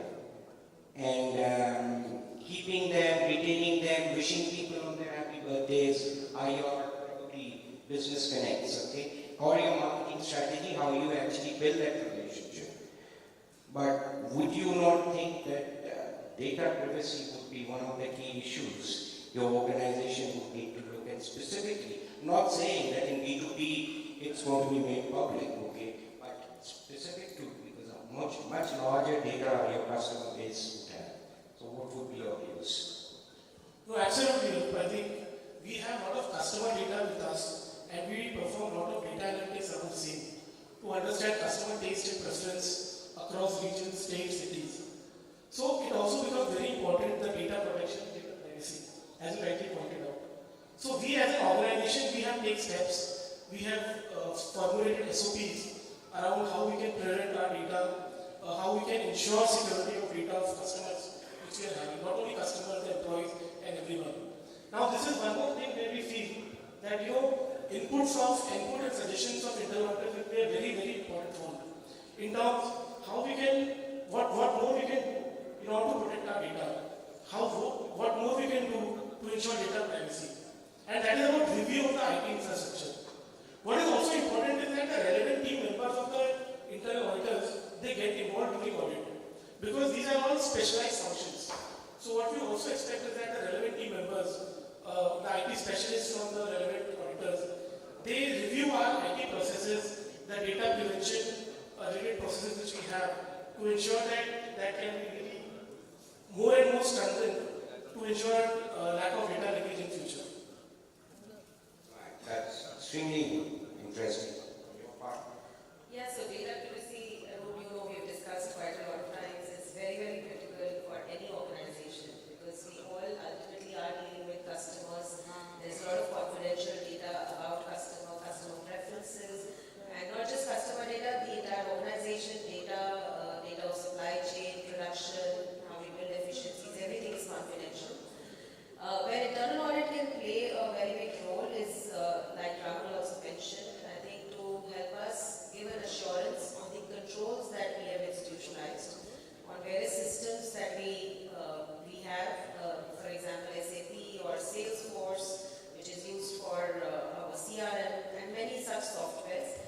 So the entire data set resides on these softwares, and internal auditors can really help us check controls, whether these data are protected, whether there is no slippages, and also help us recommend various certifications. For example, there are a lot of GDPR rules and certifications which are there prevalent these days. So whether our softwares are compliant with those regulations and rules, and whether we as an organization have institutionalized those controls in a proper way, so that we don't mess up or end up getting our data compromised in any manner. That's very interesting, and I think this is a big takeaway probably before, whether we have time to summarize, we will check, because I'm also doing a word check on that as internal auditors, we need to be extremely cautious, know what data privacy laws are, how the company's framework is. We are not supposed to be, I want to make this differentiation, okay, when we talk about big data, when Anirban talked about SAP, the BIs, and S4HANA, are we the experts there as internal auditors? My point of view, which probably I'll also request the panelists to have a comment, are we supposed to be the implementation partner? The answer is binary, no. Okay. Now, lot of times the wants actually are being stated is in context of the internal auditor's knowledge on the control side, which needs to be framework and the control which needs to be embedded into either SAP or your data privacy, or in case of your marketing, digital marketing initiatives. Okay, the one we would understand, it is obviously everybody is buying the services, so internal auditors also have to have a fairer idea that these are new services which are being bought. So what sort of measures are there that are these being bought at the right price, at the right place, at the right time? There has to be, that's a point of view which internal auditors need to bring to the table. And also, these are not tangible deliverables. No? So you don't get it. So, really those deliverables which are part of these contracts, okay, whether it is digital marketing, whether in case of SAP enhancement, whenever you're getting a consultant to implement, do your work, I think the learning which internal auditors needs to have is how the organization is contracting with these service providers, whether you have adequate controls embedded there to ensure the service are received and then payouts have happened. So these are few fundamental things which are in new age buying, things which new age buying is happening, and one is again the implementation. So I'll give you a very specific example. With SAP and SAP Analytics, we talked a lot about supply chain, right? So we've got thousands of trucks, 10,000 of trucks leaving our plant in Ranchi and Hoshiarpur. And I have full visibility as to the truck number, what's the customer, what's the product, etc., drill down to the sales order, etc. What I would love the internal auditor to come and point, using that data, using some sort of analytics, to come and tell me that, look, with the supply chain, all these issues that you have, the cost going through the roof 3 times in the last 1.5 years, that these number of trucks have actually been used on a part load basis. And more than the cost part of it, we talked about fraud, etc., etc. Issue management also. One is whether that has been built into the cost at the time of setting the price for the product. The other is there any trend? Can I go back in history and check whether there is a specific customer or a specific product which is forcing me to use the part load? So there are a lot of these analytics that can be used by the internal auditors and bring more value, so to speak, going beyond the transactional and process assurances. That's my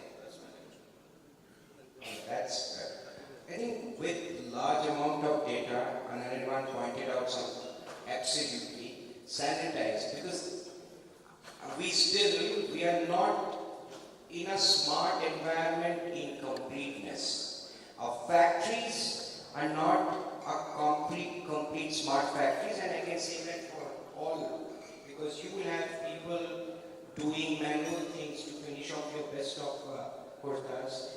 You are a new age factory, but still the control systems aren't so digital that it talks directly to probably your ERPs. And in your case, it's also because it's a little age factory.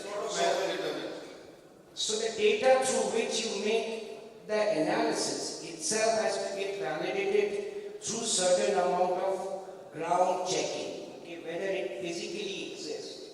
Where in the inventory format or in a WIP stage or in a finished goods stage. Okay, if we're talking of this touch and feel, and all of us are in business of touch and feel products. Okay, so it has to be physically delivered. So that's very interesting to understand that this is a portion that which has to be done. But how would you think that?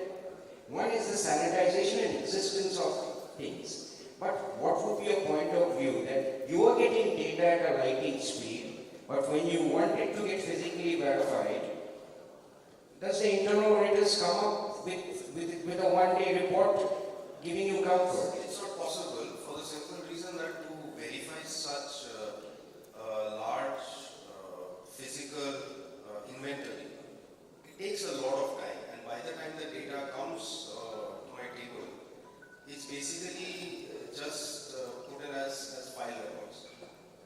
Because the stat auditor wants it, and I have to produce it. So if we can squeeze down the time using technology, drones or whatever. Pointed out, yeah. Like you have drones now, you have sensors now, okay? So through which you can actually physically figure out internal auditors should be using to execute to execute their craft using these tools, okay? So I think that's one of the need which is coming up, okay?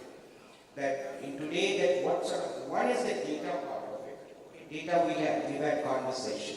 But there are other very, very interesting tools which are there to give larger assurance on the existence or evidences. Okay, so which is a way to look at, and there are automated smart tools which are available. I think that's to be kept in mind, that we still have a journey that however intelligent my report may be, the physical existence of those items may differ from what it is being reported and what is existing. And we've seen that more than often. Okay. So that's. Yeah, so I would slightly differ from Arup here on physical verification of documents or any other thing. I think we have sustained for the last 2 years during the COVID scenario where the entire audit used to be digitized. In our case especially, we have almost 14-stage oil production process, and each and every stage is automated, and each and every stage there is an online confirmation of production, and we get WIP at each and every stage. That's how we've managed our plant for the last 2 years, when we had little less manpower and we had to lower our dependency on manpower. In terms of our projects which are installed across the country in the remotest of locations, where we couldn't have manpower to maintain the power plants, we had to put those sensors, we had to make internet available also through some of the other means so that we get data on what is the generation possible. Even though there was no lockdown for any of our solar power projects, being an essential entity providing power, we still had a dearth of manpower because manpower wasn't available because of the fear of COVID or various other reasons. So we had to automate our entire manufacturing process, our monitoring process, power monitoring, power supply monitoring process, and so did our auditors. So internal audit this profession, I think, has to further understand our needs in terms of what is the exact investment which might be needed further to automate tools to audit this data, which is available from smart sensors, from central monitoring systems, or from any other software which we are investing into. Of course, the idea is to do more with lesser capital investment, but we need to ultimately also justify our presence as internal auditors to the organization.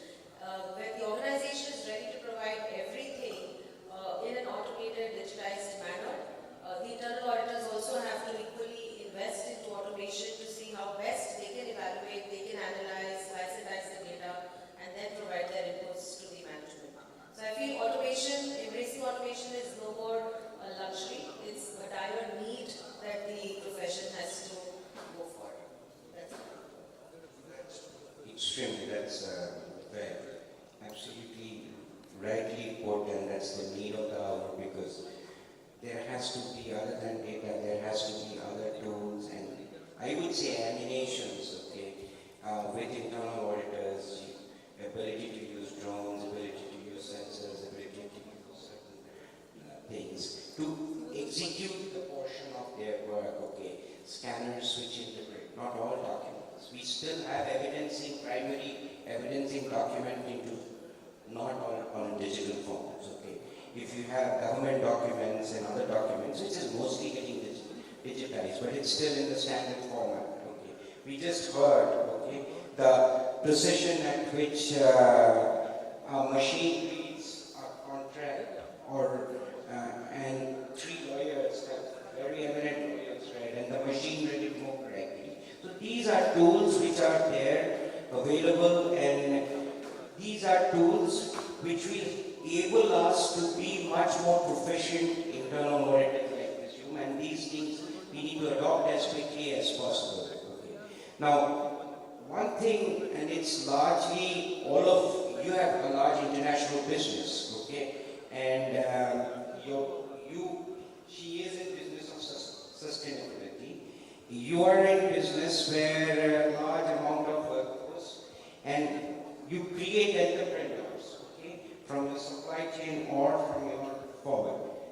How seriously the world today is taking sustainable supply chain, like young people working, right wages, and work environment, because yours is not on machines that which cuts and gives. Okay.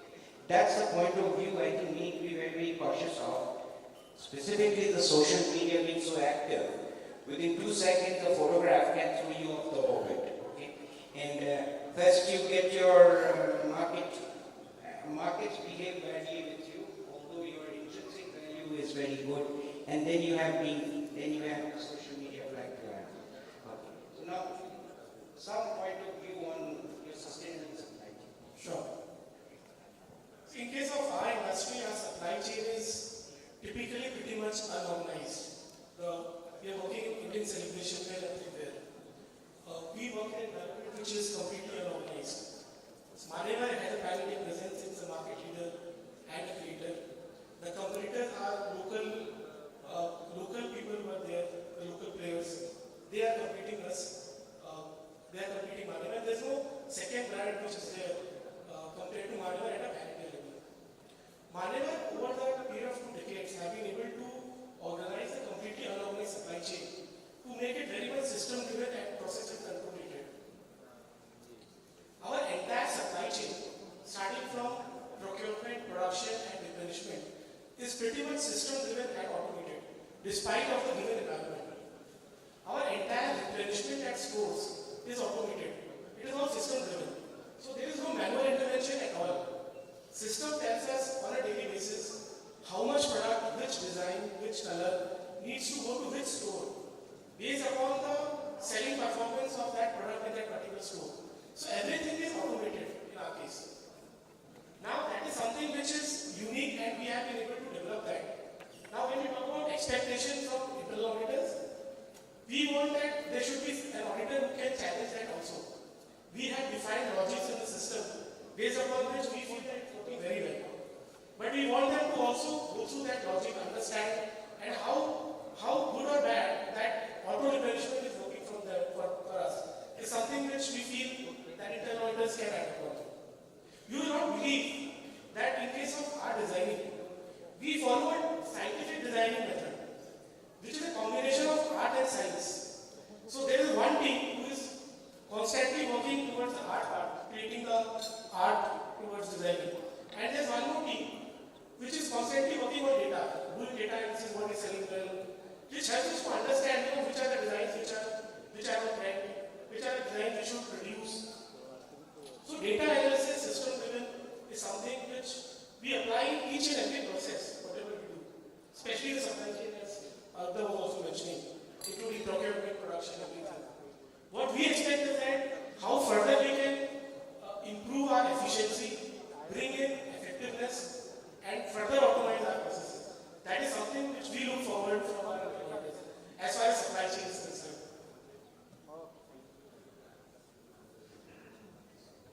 Any point of view from your side on supply chain?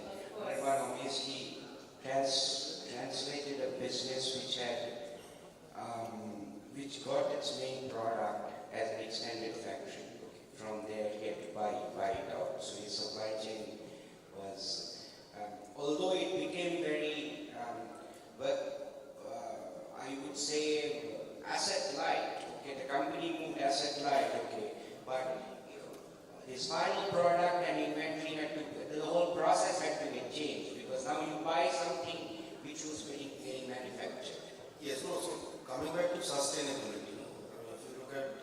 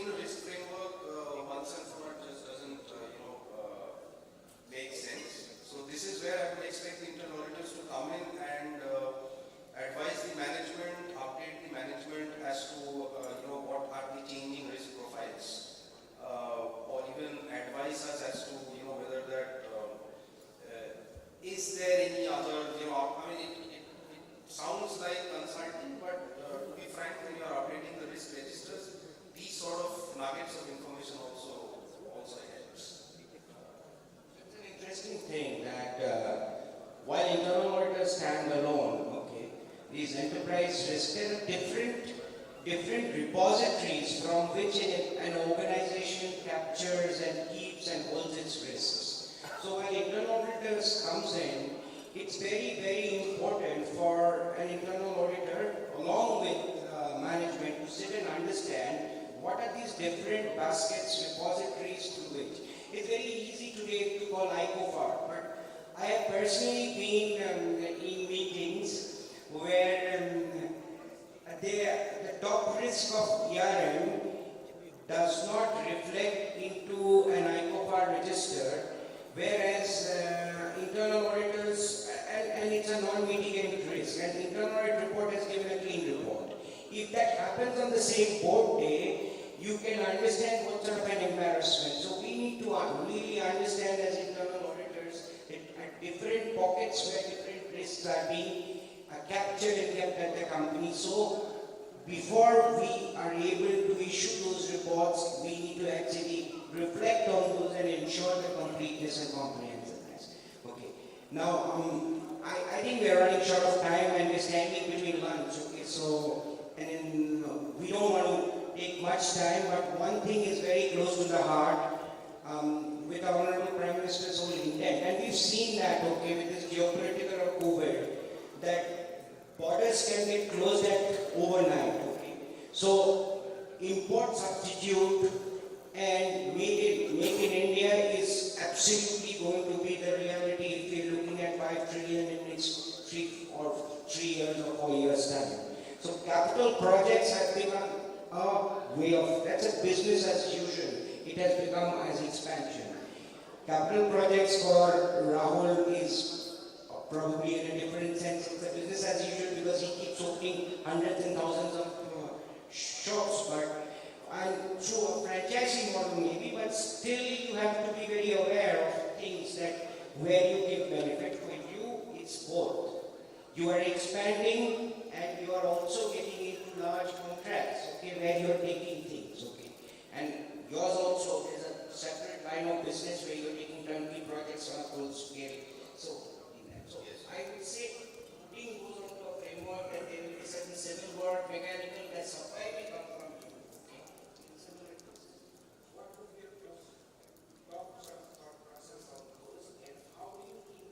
Internal auditors need to change or what is expected out of the internal auditors from there? Because that's just not a normal thing. You will need different set of experts maybe. That's what has been the one. So let's hear it from here. Yeah. So I think in our industry, the government has already announced close to almost 20,000 crores of incentives for further renewable projects to be put over the next 5 to 6 years. And the plans are huge. So like Arup said rightly, we have to invest huge numbers, not just in manufacturing, but also in putting up large infrastructure projects to meet our electricity demands, to meet the climate change targets, whichever has been committed by our Honorable Prime Minister at the global level. So with these sort of investments across the organization, both into manufacturing, additional capacities, setting up new plants, setting up new projects, internal audit, of course, plays a very, very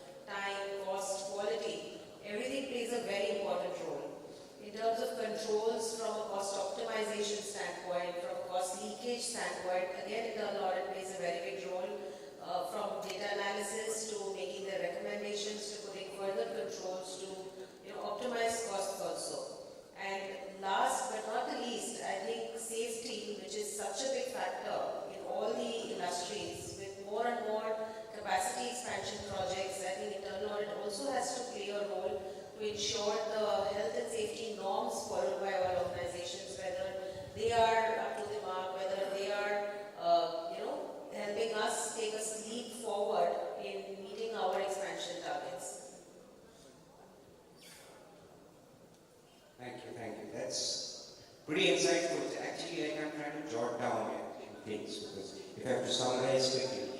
And now my sincere request is to all three of you. You have given us, internal auditors or auditors, a list of tasks.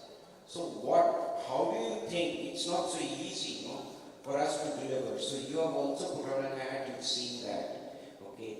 The market's been not so good, there's been huge attrition, skill sets. So what would be your top three things which we as internal auditors need to keep doing to address these issues which you have said? So upskilling and reskilling is something which you guys will have to continue to stay in tune with the changes that are affecting the industry. And typically technology, compliances and risks. I mean, these are the three pillars on which your entire reskilling has to be focused on for the next, I don't know how many years. That's a great food for thought. What about you, ma'am? I think, yes, you're right. We are going through something called the Great Resignation. You know, it's soreness and it's attrition. There is a lot of shuffling which is happening across organizations. After the work from home concept, people are looking for more flexibility, of course more money, more independence, and hence the entire shuffle which is going on. I think like organizations are also looking at digitization and standardizing their processes. Internal audit, apart from upskilling team members, also has to go with some sort of standardized techniques and tools by which they can, perform the audits and add value to the organization, so that even if there are people shuffling around, we are not dependent on them. We are more dependent on them. Super. I think that's super. And it's like you want to really, yes, true. We keep saying this master, that master, we come and critique as internal auditors.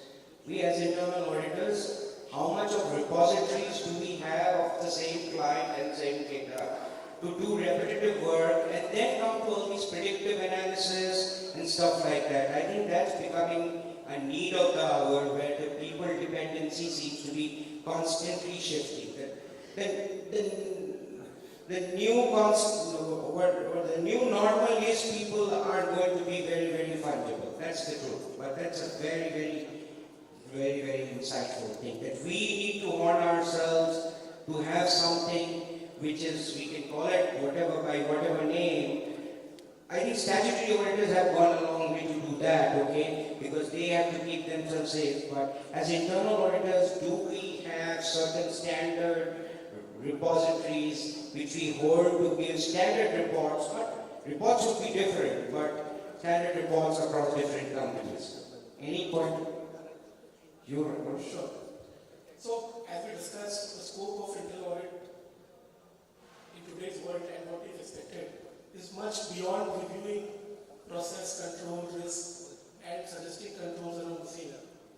It extends towards helping us simplifying the process, automation, and improving efficiencies and effectiveness.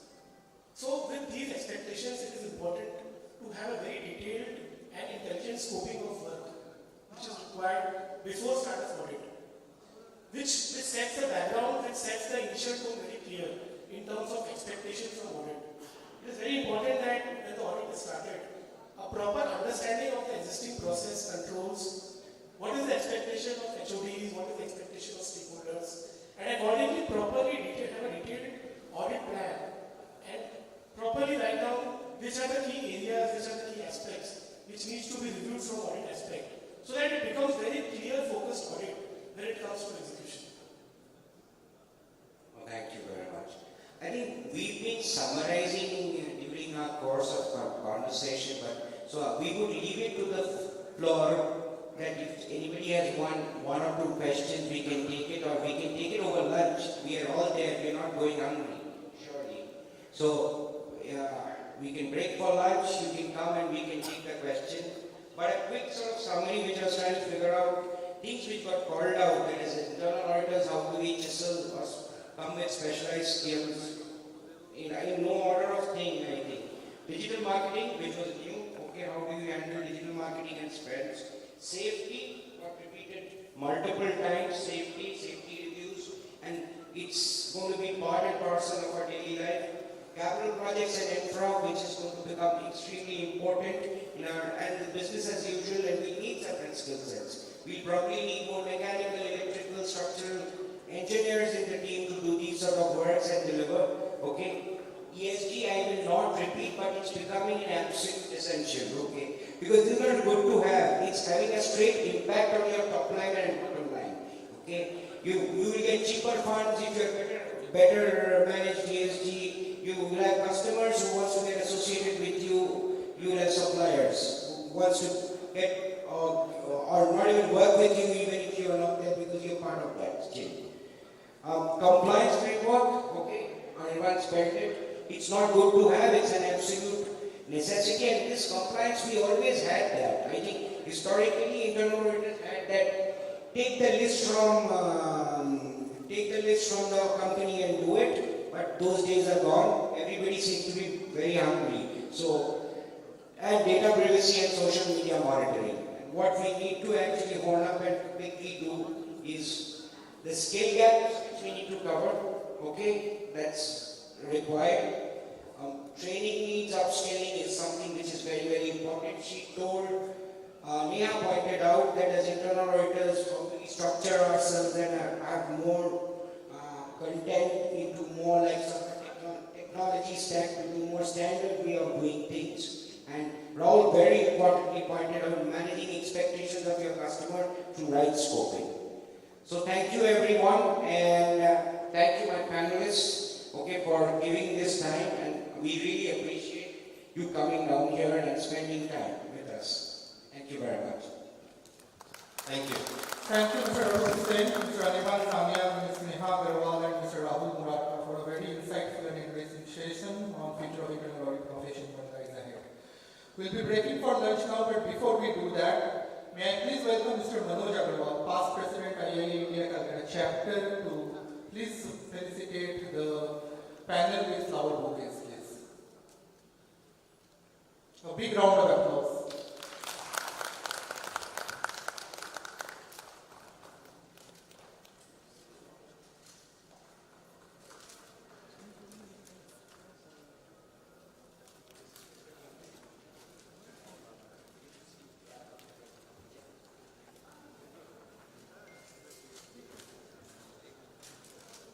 Ladies and gentlemen, we will break for lunch now, and we will reconvene at 2:50 p.m.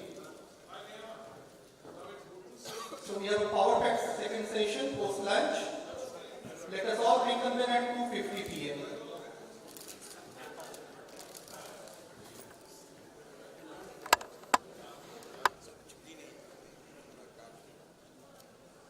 The Swiss landscape is freedom.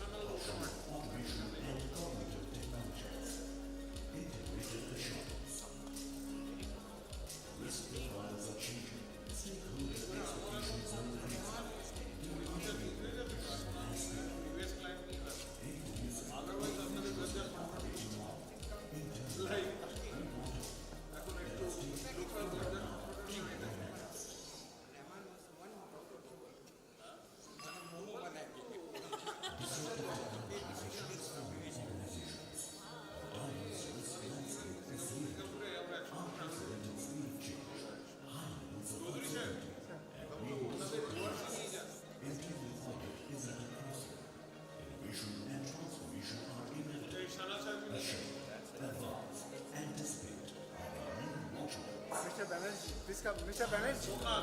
Mr. Banerjee. Differentiated skill sets, self-centered assurance, adoption of automation and cognitive technologies, integrated assurance.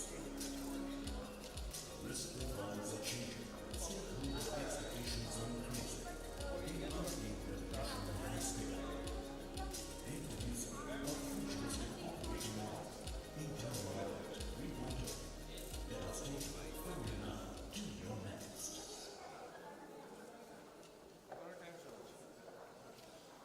Disruptive technologies are transforming organizations. Diverse risk landscape is leading to unprecedented scale of change, high levels of uncertainty, new disruptive risks. Internal audit is at a crossroad. Innovation and transformation are inevitable. Assure, advance, anticipate are the new watchwords. How will internal audit transform? Agile and uninterrupted assessment, differentiated skill sets, self-centered assurance, adoption of automation and cognitive technologies, integrated assurance. Risk profiles are changing, stakeholder expectations are increasing, the unseen revolution has begun. Introducing a futuristic operating model, internal audit, remote. Let us take it from you now to your next.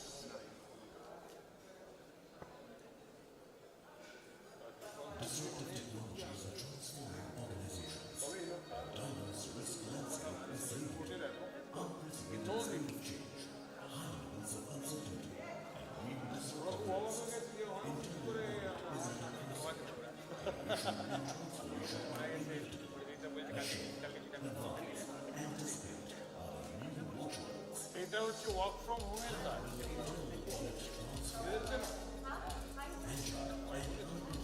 আমরা এখন খাবে কোথায় ওখানে তো ভিড় হয়ে গেছে একটু পরে আপনাদের সঙ্গে একসঙ্গে চৌধুরীকে ধরো ভিআইপি রুমে সব কাউকে ভিআইপি রুম বলে ওয়ার্ড বলে Introducing a futuristic operating model, internal audit, remote. Let us take it from you now to your next.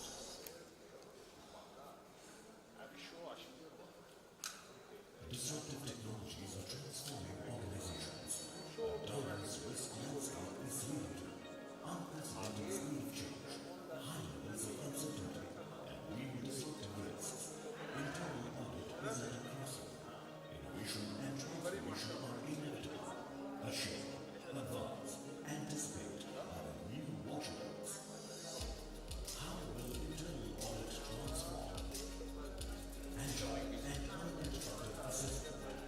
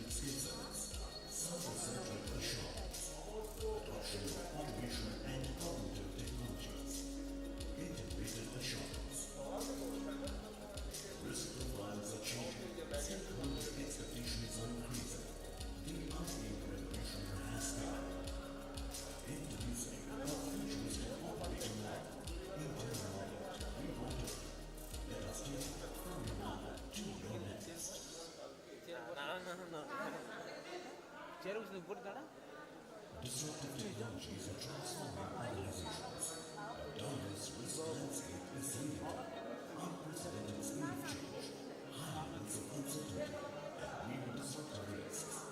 Internal audit is at a crossroad. Innovation and transformation are inevitable. Assume, advance, anticipate are the new watchwords. How will internal audit transform? Agile and uninterrupted assessment, differentiated skill sets, service-centric assurance, adoption of automation and cognitive technologies, integrated assurance. Risk profiles are changing, stakeholder expectations are increasing, the unfair evolution has begun. Introducing the futuristic operating model, internal audit, remote. Let us take it from you now to your next.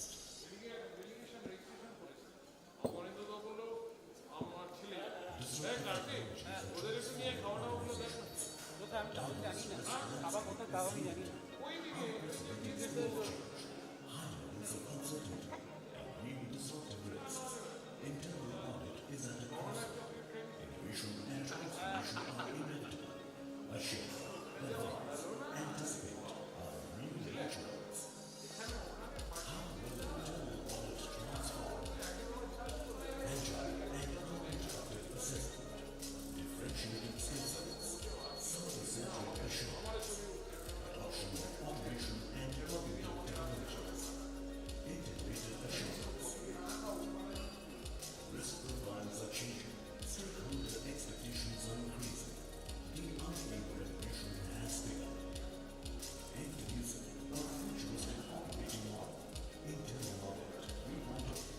Let us take it from you now to your next.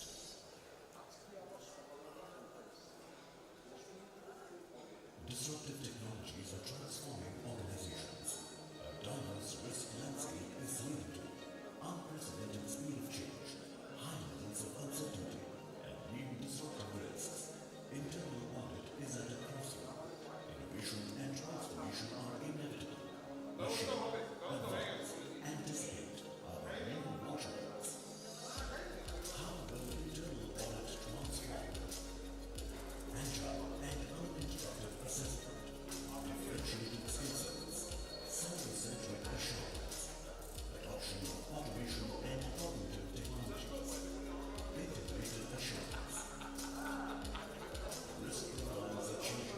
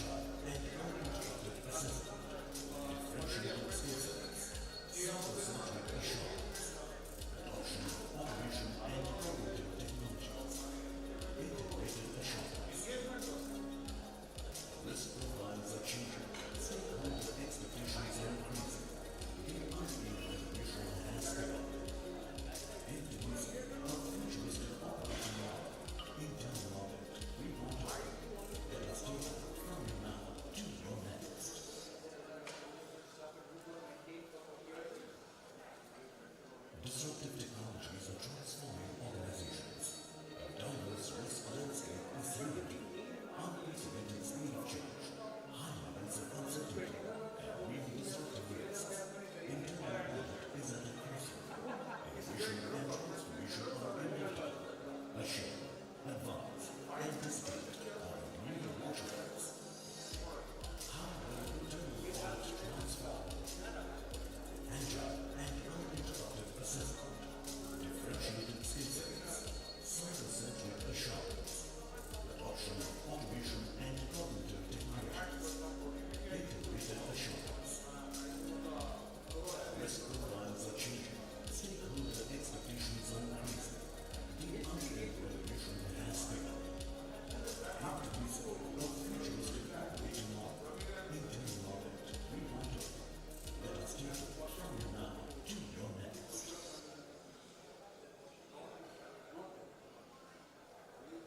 Disruptive technologies are transforming organizations. A diverse risk landscape is leading to unprecedented speed of change, high levels of uncertainty, and new disruptive risks. Internal audit is at a crossroad. Innovation and transformation are inevitable.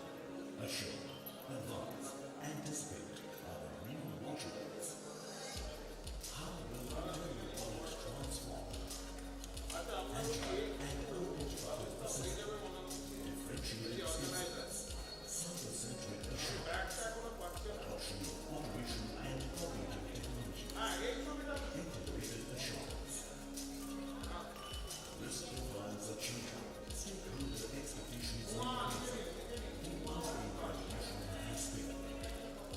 Ignorance of futuristic operating model.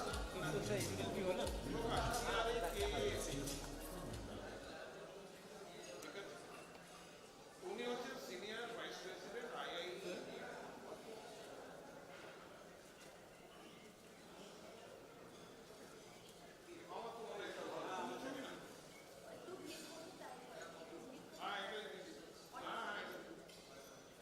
আচ্ছা জয়বাবু আপনার ওই আমি প্রেসে ওই দশটার জন্য বলেছি আপনারা তুলে নেবেন নাকি না আমি বলছি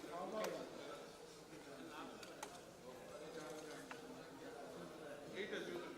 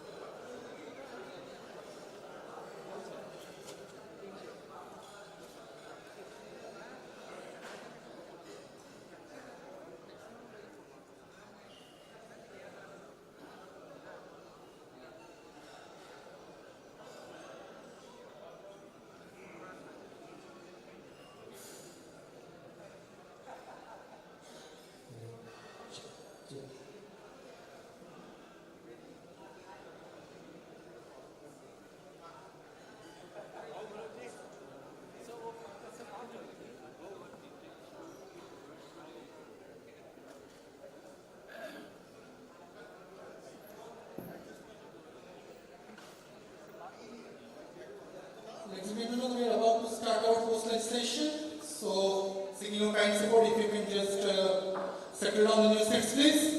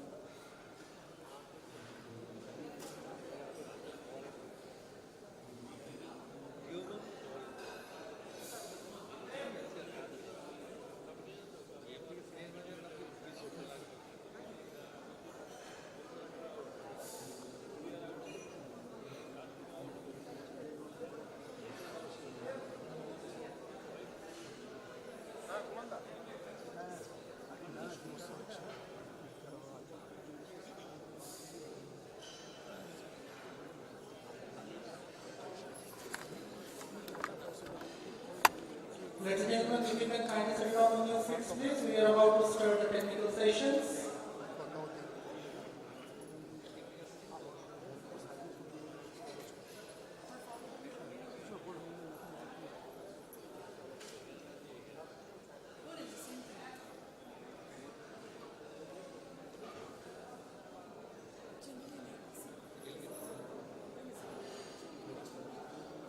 Kind attention, please.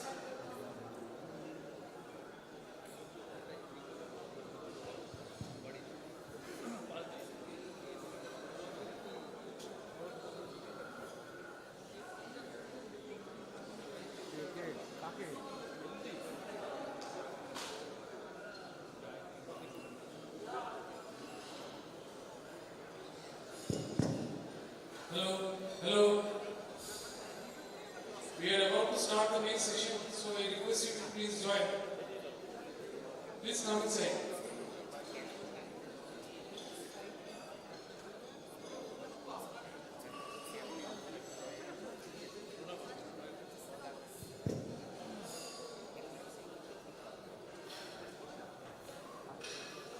Also, the person who is in charge of the LED, can you please come in? You will be needing him. Give me LED handle coaching into Conclave method management. Hello, we would request you to please join the sessions, please.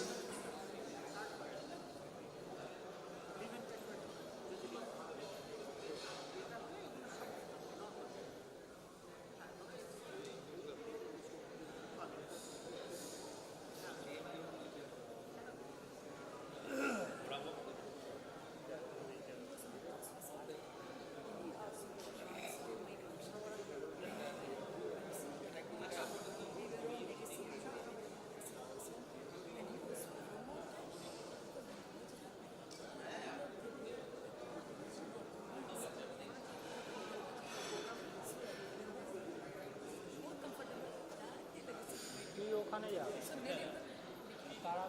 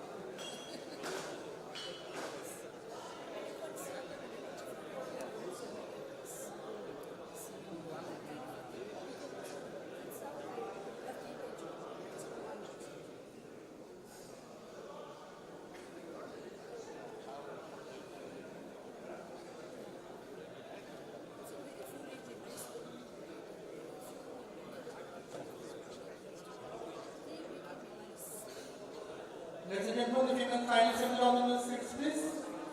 Due to the interest of time, we will straight go into technical session 3, which is on a very apt topic, growing expectations from internal audit in the evolving business environment. So please settle down on your seats so that we can start the session.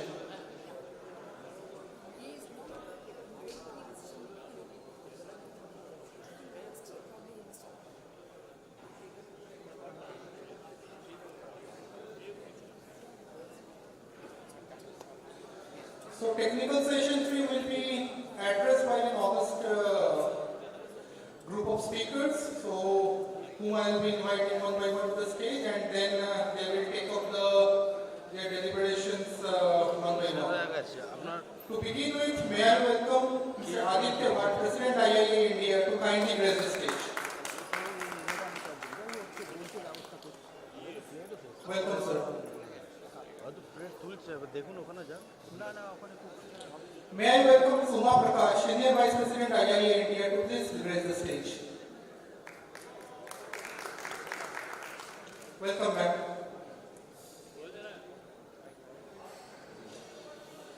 May I welcome Mr. Anthony Crasto, Leader Accounting and Internal Controls, Deloitte India, to kindly grace the stage.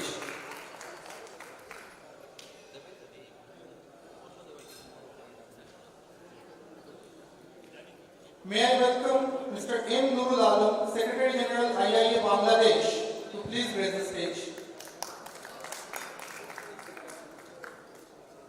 Welcome, sir.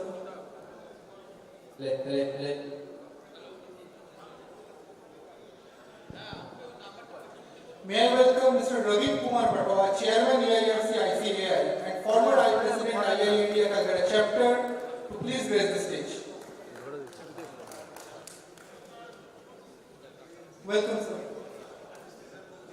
And last but not least, may I welcome Mr. Debashish Mitra, Chairman, Board of Advanced Studies ICAI CMA, to please grace the stage.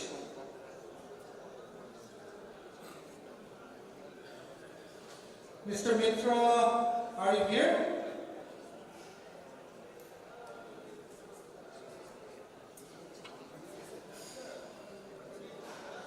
I think we are not having Mr. Mitra currently, so we will, without wasting any further time, we will just go ahead with the session. May I welcome Mr. Aditya Bhatt to please take over the proceedings.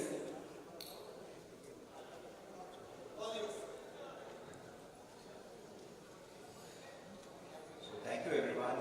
Pleasure to be in Calcutta, Conclave as usual. So unfortunately I got in a little late this morning, so missed the inaugural part of it. So that makes me, I come with this background, so I think going forward I need to mitigate that risk as well and come probably a day earlier. So thank you very much for having me here, and I'm very happy to address this session. So the topic of the session is growing expectation of internal auditors in the changing business environment, right? So, since this morning we have heard about analytics, we've spoken about artificial intelligence, we've spoken about forensic, everything to do with data, everything to do with technology, and that's where the whole world is moving. But we should also not forget that apart from information technology, we have something called operational technologies as well as manufacturing technologies. So they are undergoing a sea of changes as well. So, previously, when youngsters used to do engineering, you do mechanical engineering. Now I hear a term called mechatronics, and I have no idea what a mechatronic means. And then when I googled up and I researched and I spoke to a few people, it appears to be a convergence of mechanical engineering, electronic engineering, electrical engineering with IT, and plus for a couple of more. And I said, okay, I'm a chartered accountant, I'm a cost accountant by background, now it's getting complex, right? So this is where the business environment is now going, right? For me as a child, seeing a telephone and figuring out how you're communicating with something in Calcutta or something in Delhi was an innovation. Now, then suddenly seeing, water taps with sensor, that was innovation for me, and that was sort of surprising. And now we are in the age of robotic process automation, machine learning, now something called NFTs. Again, I need to get my hand on what NFTs are, because, okay, we have a good idea what cryptos are, but NFTs are something which is a new upcoming topic. So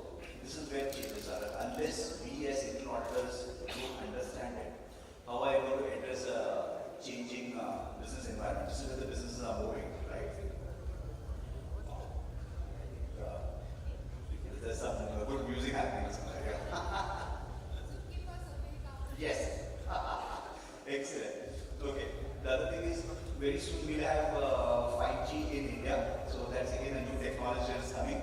And similarly, Industry 2, Industry 4, we are getting into Industry 5, correct? So Industry 4 is all about automation, all about repetition, whereas Industry 5, I think it is a little bit with the human touch, because we cannot forget humans, right? So automation with the human touch. So this is where we see ourselves going in the next, I guess, a couple of years from now. Okay, so as internal auditors or as professionals, I guess we need to upskill ourselves to sort of cater to this. In the morning again, I think some of it might be repetition. It's no longer controls assessment, controls evaluation as the expectation of us. It's more of efficiency, effectiveness, and addressing risk as well. And these risks are not the process level or the transaction level risk. The management today is expecting us to sort of play a role in the strategic risk as well. So if any of the business strategies are not going the right direction, they expect the internal auditors to sort of highlight them in some way or other. The other strength we as internal auditors have is we have access to all data, right? So there's nothing called confidentiality for us in an organization where we are the in-house internal auditors, or as a consultant we are doing work for them. So we have full access. So having full access means we know everything about the company. So we can actually sort of map the company end to end, the process end to end. So that's the strength we have. And that's somewhere I think is the expectation of the management. Right? So the other thing is the management also needs to pay us. So that's the other thing we need to keep in mind, because whenever there's a budgetary constraint, internal audit is actually gets impacted with it, right? Statutory auditor, so I would want to sort of slightly distinguish between internal auditor and statutory auditor. Statutory auditor, his role is guided by the Companies Act, and the scope of work, everything is there. So there are various sort of avenues for the statutory auditor to voice his sort of complaints or grievances. Whereas an internal auditor, there's only one line that says, company XYZ needs to have an internal auditor. The scope is decided by the management or the audit committee or the board, whoever it may be. But the scope usually is sort of decided based on the budgets that organizations have in place. To that extent, there is a restriction with us. To that extent, we have more local study to go beyond our boundaries, but the expectation of the management is that we give them efficiency, effectiveness, as well as risk management. Right? Efficiency comes from automation, so that's where our role is to identify those areas where automation is possible. Automation can be done anywhere, but at the same time, a cost-benefit analysis also needs to be done, right? So without a cost-benefit analysis, any automation is useless. It's better to keep something open. If you're not going to save money or you're not going to sort of build some risk management processes around that automation. So it's not going to be easy. So I again will link back, because I have two roles to play, right? I'm also the president of IIA India today, and I also have a day job in my organization. So I need to balance that too. So as a president, what I see is trainings are very important. Upskilling is very important for us to adjust to changing business environment. And those traditional trainings are no longer that useful. So we need to keep on innovating our training programs to engage with youngsters is very important. Some of the data I was seeing is the 140 crore population that we have, the median age is 28.5. What that means is nearly 70 crore of population is below the age of 28.5, and there's a huge chunk who are in the K-12 or the university sort of stream. Huge. Now, how do we engage with them? I find it very difficult to engage with my kid because of the changing business environment. It's just not possible for me to interact. So it's not that one generation. I think I'm 3 generations behind my kid. What he says, I can understand. The words he uses, actually have to look up the dictionary and say, hey, what is he trying to say? But that's how the lingo has changed, the style, the behaviors have changed, right? And that is something which we need to harness. I think there's huge talent everywhere, but we need to change. We need to sort of, make internal audit more exciting than what we have, and it's all within us, it's all within this group as well. So these are some of the things I thought, are sort of very relevant. The trends are changing very dramatically, right? And as internal auditor, expectations have gone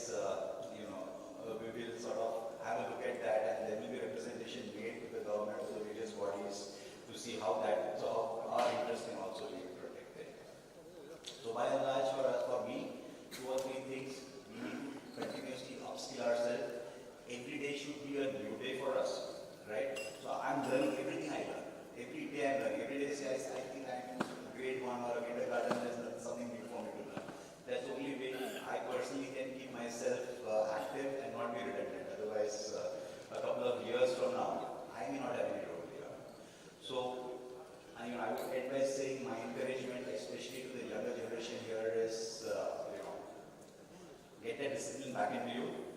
We need to read. We have forgotten the art of reading. We only read WhatsApps, okay, and sort of jump to conclusion really without actually going back to the facts. The facts are totally different than what you read on WhatsApp. So we need to sort of do research, try to be relevant, and of course, we need to uphold our value system, which we call ethics, integrity, but there's something beyond ethics and integrity as well. There's something called our human value system that we need to uphold. And with that, I'm sure with these 4 factors, we will be able to address any changes that happen in the business environment. I would end very interesting. Again, this is something I keep learning every day when I'm in various forums. We have all heard of FANG, right? The FANG index or FANG stock, which is Facebook, Amazon, Alphabet, Netflix, Google, right? Now there's FANG 2. Now there's something new. This I just thought up a week ago. Now we are going back. It's fuel. F for fuel, A for aerospace, A for agriculture, G for gold, the G part, and N for nuclear. So now we are going back to our base. We are going back to material. We are going back to our metals. So they said anything that happened, any pandemic, no pandemic, right? These stocks, the sort of the industry can pass back the cost. Then it comes to pure technology play. Recession hits them very badly, and we have seen the US market now going down and all the FANG stock dropping at least 50-40%. But the FANG 2 has done really well. So I think that we need to keep thinking back that yes, we keep adopting, embracing technology, but where is it leading to? And another interesting stuff, I thought this should be a forum for me to share. Again, very technical. We talk about wars, right? We talk about nuclear war, we talk about the Russia-Ukraine conflict. There's something called an electromagnetic push, or this EMP, what it's called. What that thing does, it's in sort of a side effect of a nuclear bomb apparently, but it can be man-made as well. It can wipe out everything that's digital in a particular area. Today, all your stocks, all your wealth, whatever is in digital form, right? All you see is a bank statement. What happens tomorrow if everything disappears? Nothing. How do you go prove yourself that you have X amount in your cash, you have Y amount in your stock, you have Z amount of cryptocurrencies? A point to ponder over, I would say. That's what is the changing business environment, So you don't know what threats we are going to see, what's going to hit us. Cyber was there, cyber has been there for 5. This is a part of cyber itself, but a little technical stuff that could be sort of an act of war going forward is what I hear in some of the forum. So thank you so much. So I'll end here and I'll hand over to my next speaker out there. Thank you. Thank you, sir, for the interactive and enriching session. May I now welcome Ms. Uma Prakash, Senior Vice President, IIE India, to please take over the proceedings. Good afternoon and good evening to all of you. I thank Calcutta Chapter also for giving me an opportunity to present myself to be here in this event. Of course, the topic says growing expectations from internal audit in the evolving business environment. I think we have always been having expectations from the customers or the clients or from the fraternity, be it a CFO, be it a managing director or the board of the directors, whatever. So it's nothing new that there is a growing expectations. There has always been, that's what I would like to first start the topic with. But the only thing is now, there is a lot of change in the business circumstances, the way we do our business, there is a paradigm shift. So, because of that, we also need to start embracing our technology, and we have been listening to this in the last, right from the morning, of course, we have been talking about forensics, we have been talking about BI or whatever is the technology related thing. But how much as an internal auditor we should build up our talents to meet the challenges is still definitely, I would say, there's a lot of gap. That is where we need to really equip ourselves with the kind of advancement that is happening in the technology field. To be a good internal auditor, to meet up to the expectations of the board as well as the stakeholders. So coming back, why I would say that still there is a gap, because even in the morning I was just joking to something like, now I am representing a little bit of an older generation, mid-generation, and also a younger generation. so that to give you a small example, yesterday night, they were asking me to hand over my credit card. First, as an internal auditor, I could think of my traditional thinking way. Why would I hand over the credit card to them? Because it's now an automatic with the Wi-Fi. So what would happen if I'm not able to see the OTP and give the clearance? If someone misuses it, I'm still not willing to adopt or embrace the technology now. That's what keeps my mind. And as an internal auditor, I start thinking, what are the risks that will happen if I hand over the card? So I had a little bit of a probably an unpleasant exchange, of conversation in the late midnight. That's one example I wanted to just share with you. But having said this, whenever there is a problem that's happening in an organization, whether it be Enron or Satyam or whatever, the first question that is being asked is, where are the internal auditors? What were they doing at that point of time? So we are now caught in a place where we really need to embrace the technology, we really need to adapt ourselves to meet the advancement that is happening in the business environment and also equip ourselves to meet that kind of a knowledge gap. So this is where, even as a person, I myself sometimes find it difficult, And some people fear, because of that, are the internal auditors becoming very backtracked in their job, or do you think that they will be able to really upgrade themselves? Definitely, there are a lot of questions. What about the job opportunities for the internal auditors now, given in the technology new world? There are always opportunities out there. Only thing is, we need to adapt to that improvements that is happening, changes that are happening, and it's so dynamic. Like few years back, I would say, the doors were not opening as we enter automatically. That's a small change. But within a matter of years, so many changes have happened. In everywhere, like in many big malls, in India, I would say still there were a lot of people working and there were no automatic counters. So when we visited a country first time 10 years back, I was surprised there were no one in the billing counter. We had to do everything automatic and we were perplexed, how it was happening. Now it's happening in India. So in those kind of environment, how do we do an audit? How do we equip ourselves to an audit? That's kind of an environment. So the changes that is happening is so dynamic. Unless we really, equip ourselves to make it happen, I think we will be at the backstage. So if we have to really make it big successful, internal auditors to meet up the expectations of the board and really be in the top, and the old checklist function is gone, the old way of looking only at the controls is gone. Everywhere they are looking at us as value add. What is the value add as an internal audit profession? So it is not just a traditional accounting function anymore, not even a risk-based operation audit anymore. We are cutting across all the functions of an organization and we really represent the board at times. So even in the strategy thinking, we have to be part of that team. So it's just not the technology changes, it is in everything, like an overall organizational build-up. That's why we have to be part and parcel of that, whether it's an outsourced internal audit or whether it's in-house internal audit. And I think there are a few more speakers, so I don't want to take much of the time. Once again, thank you for the Calcutta chapter to give me an opportunity, and we can hear more such of talks from the other spot. Thank you. Thanks a lot, ma'am, for such enriching deliberation. May I now welcome Mr. M. Nurul Alam, Secretary General, IIA Bangladesh, to please take over the proceedings.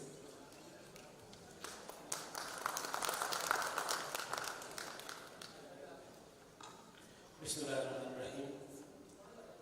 Respected and learned speakers on the dais, respected dignitaries of the dais, and respected participant, audience, people from media, Assalamu alaikum, and warm greetings from IIA Bangladesh.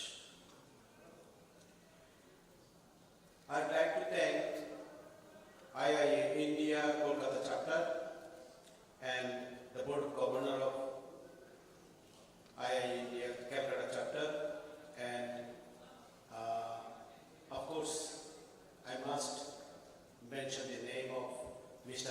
Audit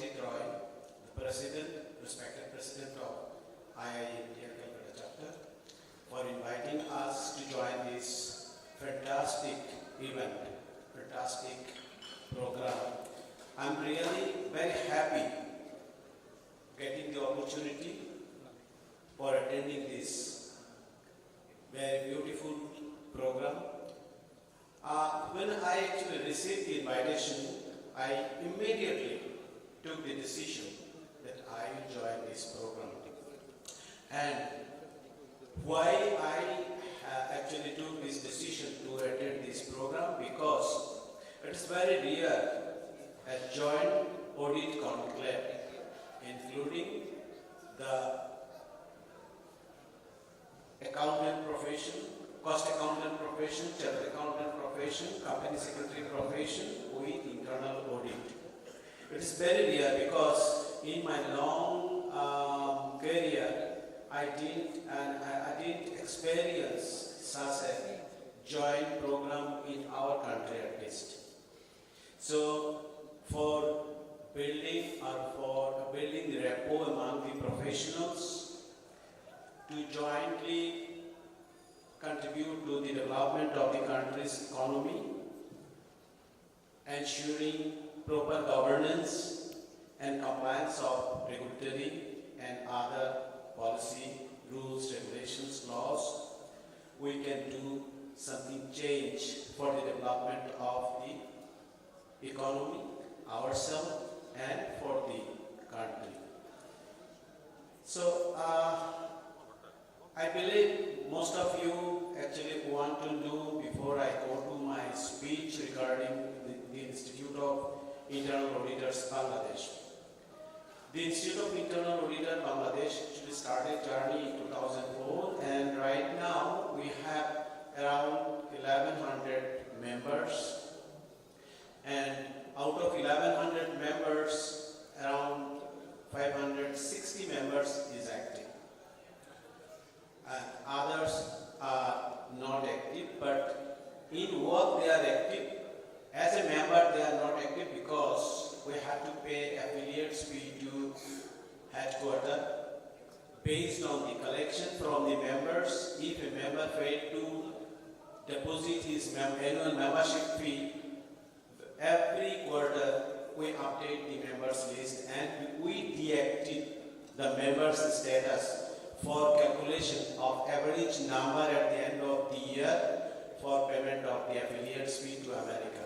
So for that reason, our active member is 560 now, but total membership is 1,100.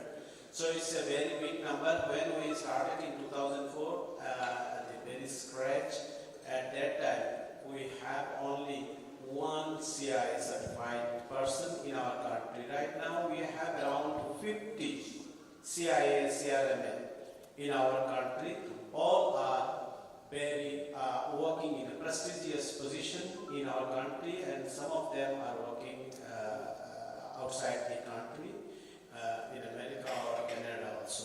So, for contributing to the profession and to the expected requirement of the leader of the business and country, we must encourage obtaining the CIA degree. CIA degree certification is most important for the professional, internal audit professional.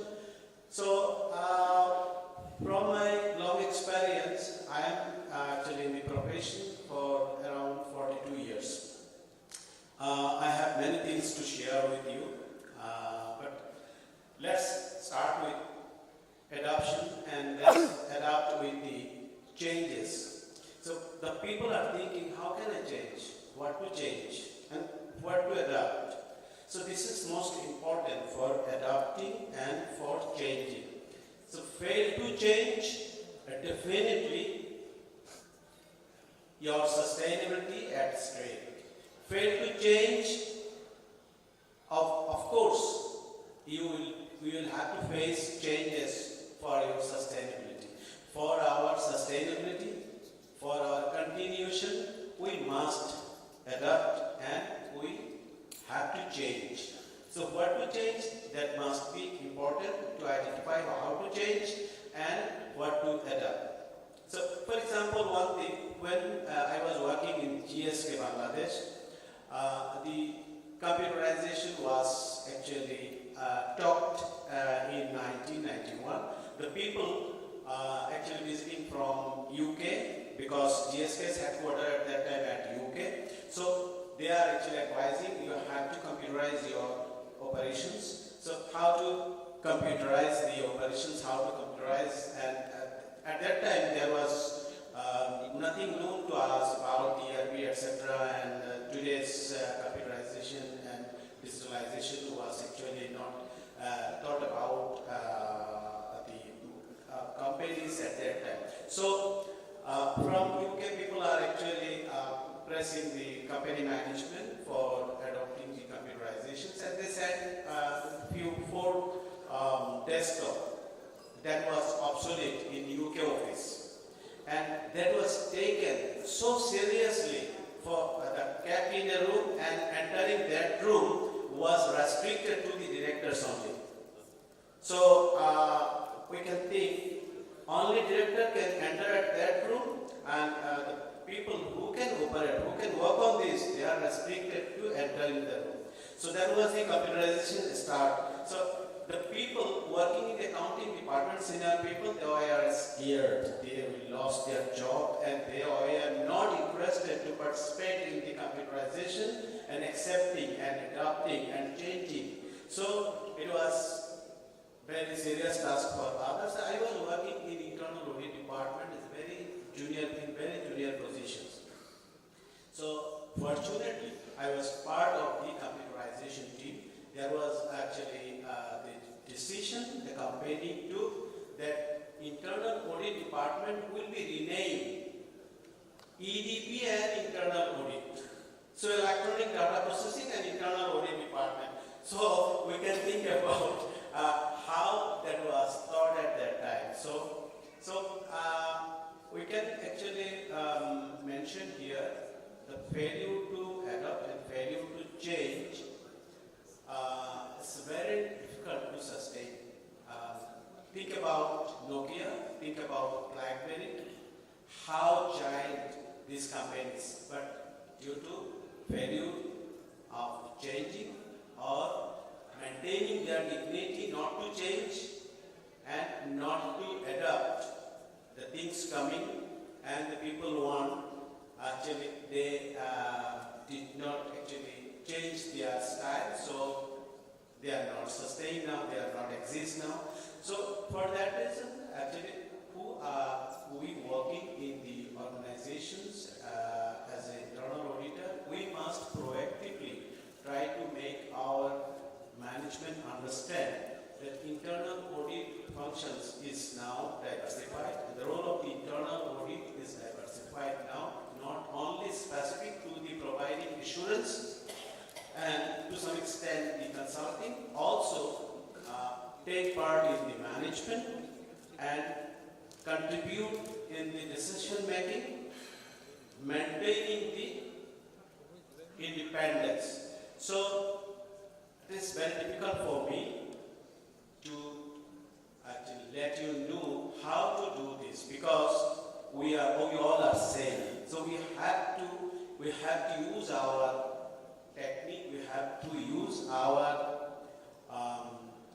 brain, and we have to use our technique, what we learn from the management, where we are working, and use that to change the management decision-making process. If there is a mistake, if there is actually the people attitude not to take actually adoption, not to change the company's style of decision-making. So for operational and for administrative, in every state, the auditor should proactively participate to contribute in decision-making process. So in our country, the regulatory body, Bangladesh Securities and Exchange Commission, issued a corporate governance code in which they make mandatory for the listed companies to have head of internal audit, and that head of internal audit must attend the board meeting, in every board meeting, observe the decision-making process and everything, and that internal audit also work with the audit committee, provide necessary guidance to the management. So this is in Bangladesh now mostly actually mandatory and compulsory for having an internal auditor as head of internal audit in the level of the management team or with the capacity of sitting in the board of directors. So Bangladesh corporate sector is now actually doing this practice. Otherwise, the listed companies whose share and stock are traded in the stock exchange among the people, all these companies must have internal audit function and head of internal audit sit in the board of directors meeting. So other companies who are not listed, they are also trying to take this action to participate in the Securities and Exchange Commission corporate governance, compliance with the corporate governance code. So I think actually you have actually enjoyed the whole session, and we are almost at the end of the session. Everyone must be very tired. I would not like to prolong my speech, and thank you very much. And again, thanks for actually inviting us, and having us, and hearing us here. Thank you.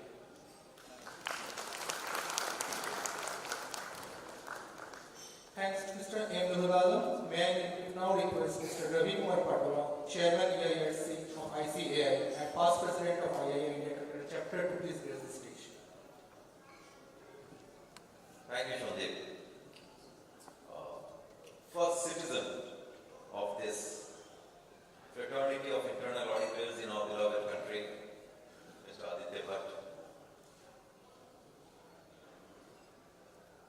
Secretary General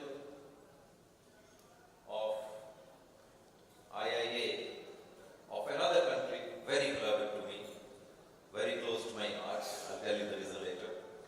Mr. Andrew Madam Mohammed Prakash, Mr. Anthony Castro,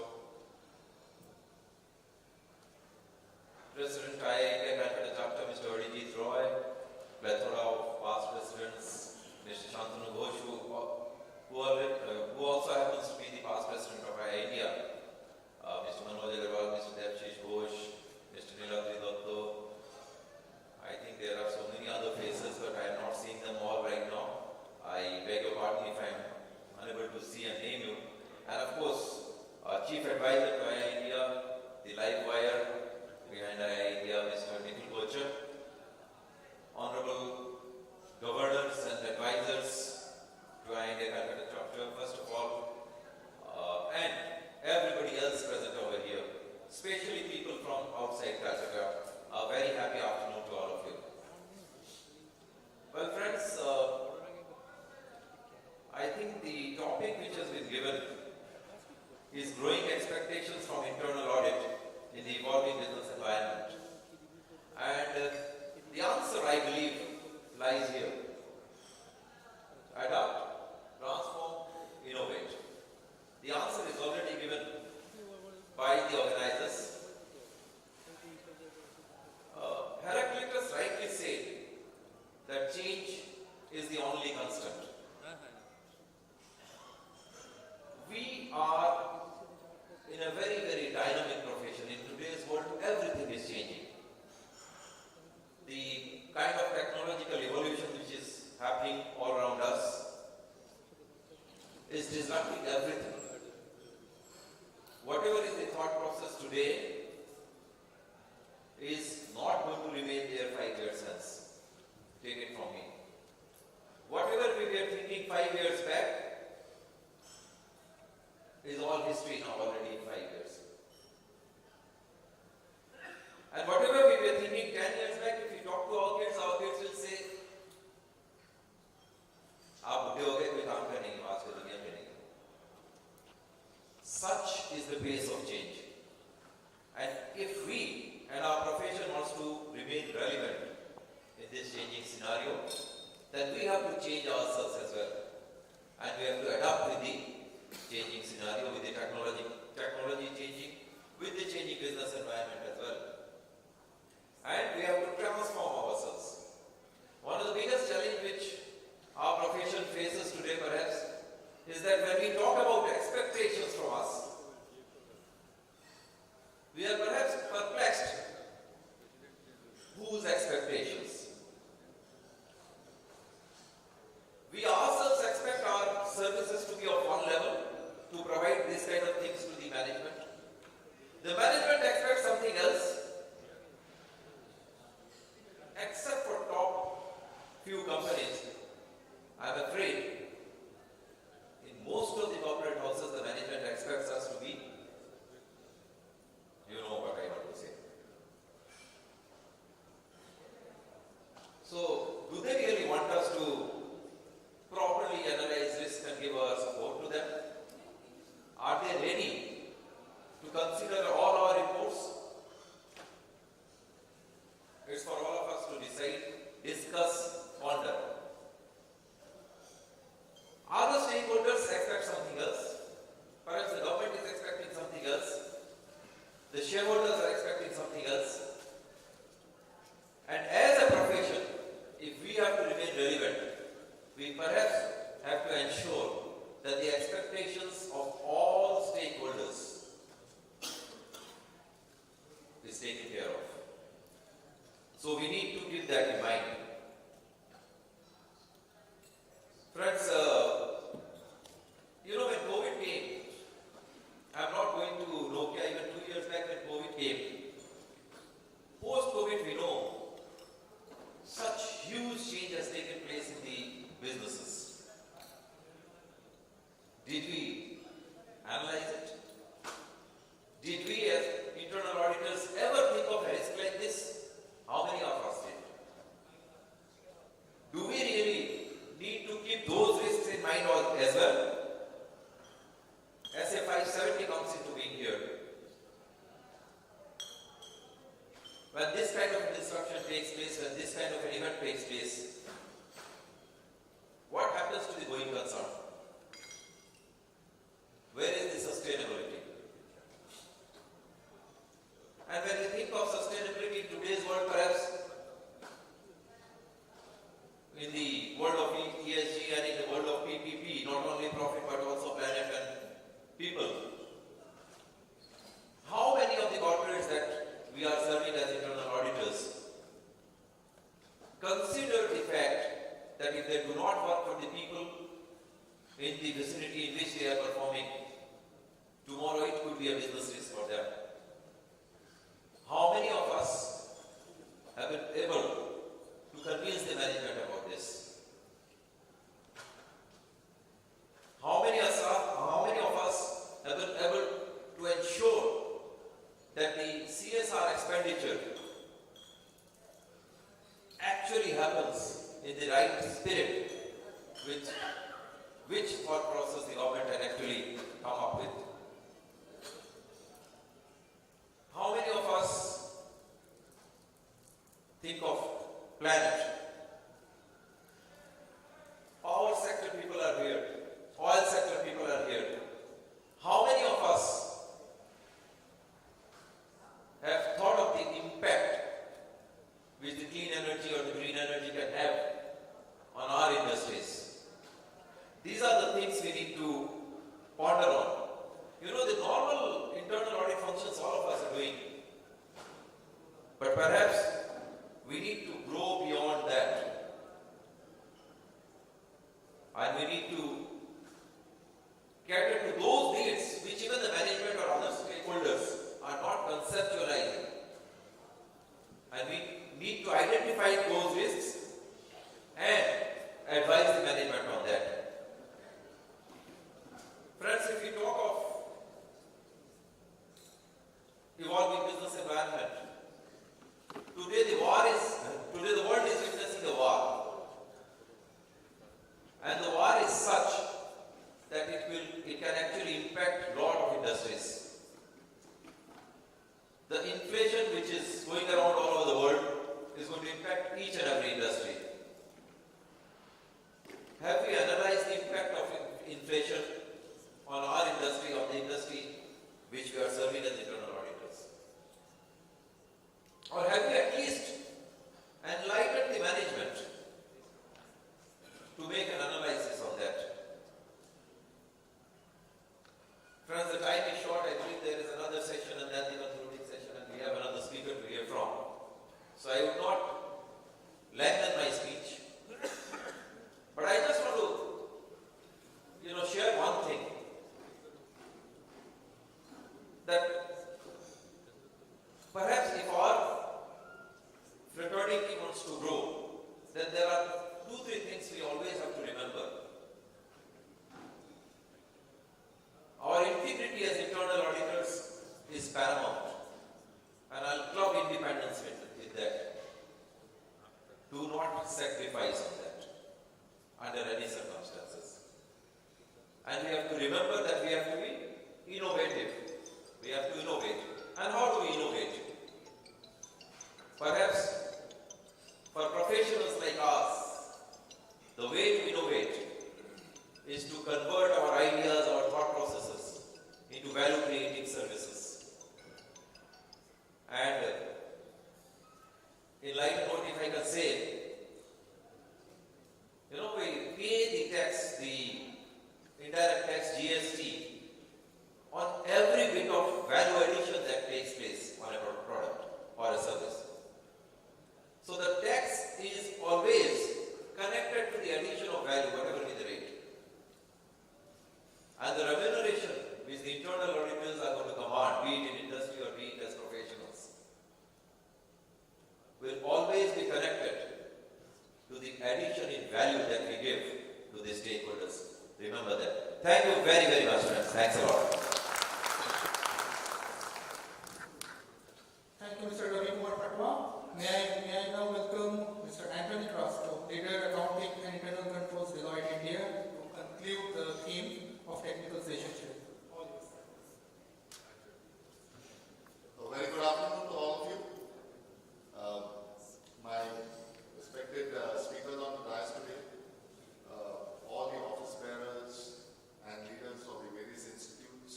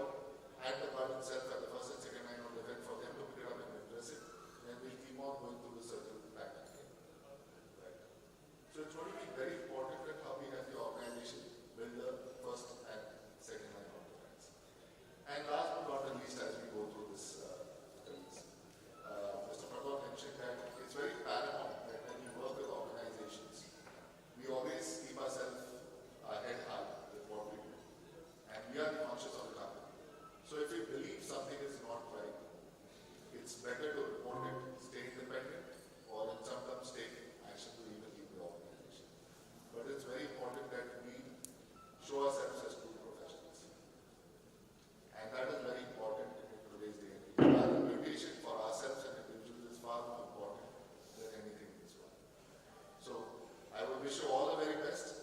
There's a lot of changes happening in the current business environment. Things will keep on changing. We have seen that over the last decades. It is how we, as we have put the topic of adopt, platform and innovate ourselves, both as individuals and as a function, to navigate these difficulties. So thank you very much, and I thank all my respected speakers on the dais for their contribution and inputs. And I hope the other sessions will also give you the same insights and help you for the future of the work. Thank you.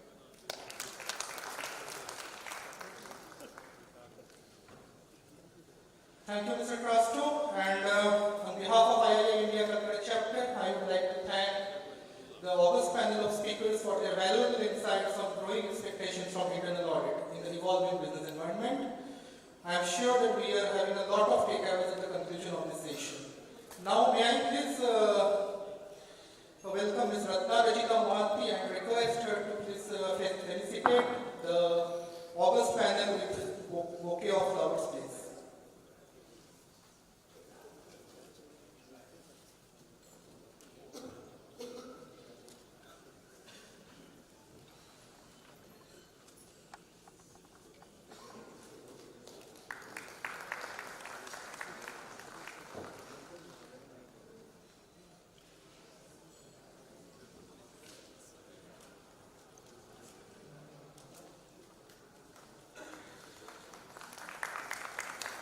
A warm welcome, a warm round of applause to all the esteemed speakers.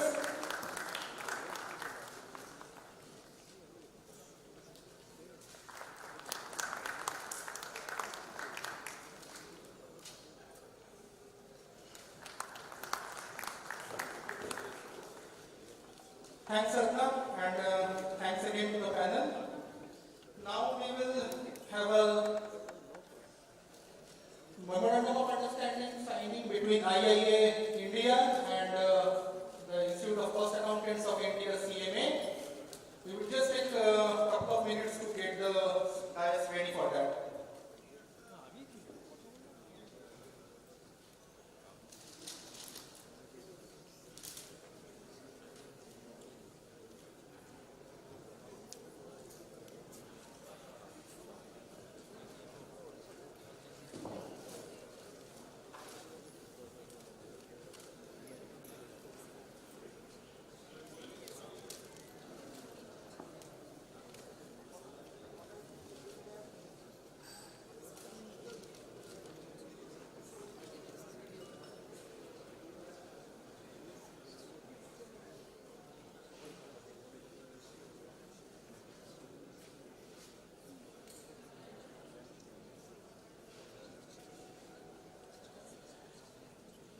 As I mentioned, there will be a memorandum of understanding signed between the Institute of Cost Accountants of India, CMA, and the Institute of Internal Auditors, India.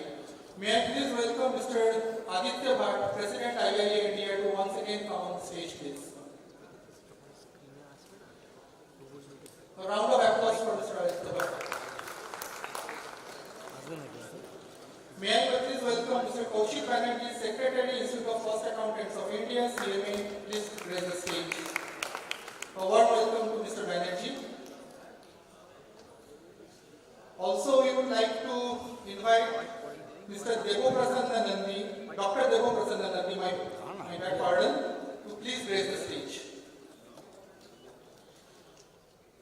A round of applause for Dr. Nandi.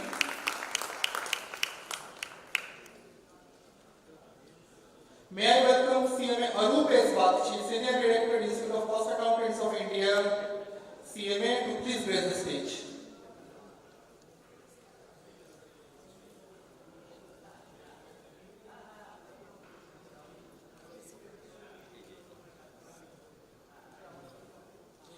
Welcome, sir. A big round of applause, please, for Mr. Bakshi.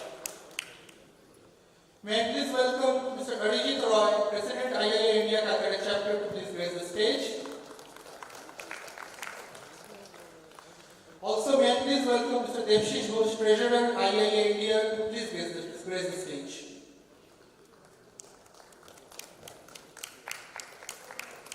Now I will hand over the proceedings to the office panel.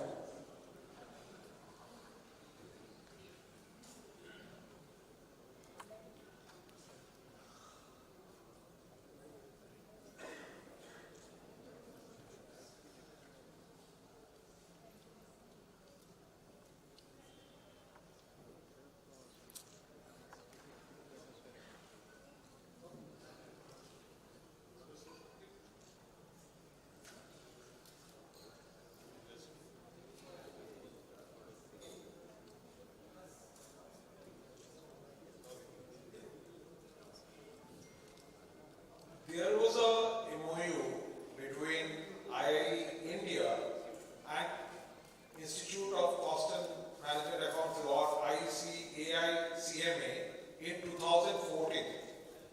Now, basically, we are taking the effort to sign a fresh one because things have changed quite a lot. So this MOU which was there has been revisited. We are signing a new MOU for collaboration between these two institutes. So that's the auspicious occasion which is happening today. And I should obviously talk about one person who has been Mr. Abhijit Goswami. I believe he is in this hall only. So he took up all the efforts and that's how we got connected and today it is being signed. Thank you.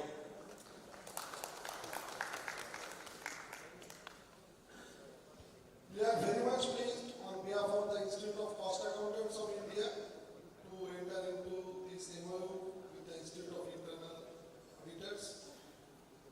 You see, as Mr. Vijay Rai said, there was an MOU in 2014, but due to subsequent changes and developments in the scenario, certain changes are required in the MOU. So we are again executing this MOU, and this will benefit all the members and students of the institute as well as the members of the Institute of Internal Auditors and also the general public and mass as a whole. We think that this is a great thing that is being done today, and we are thankful to the Institute of Internal Auditors for executing this activities. Thank you very much.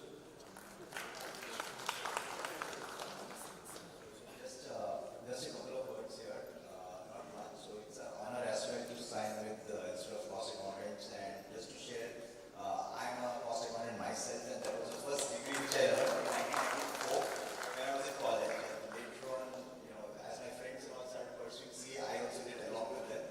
But my first degree was cost accounting, and I'm a proud member there. So thank you so much, and it's my pleasure to sign this activity. I will also take this opportunity to call upon our senior VP for IA India, Uma Prakash, to please come down to the podium and join us, and also our senior advisor, chief advisor, Mr. Nikhil Kochar, also request him to come to the podium, please.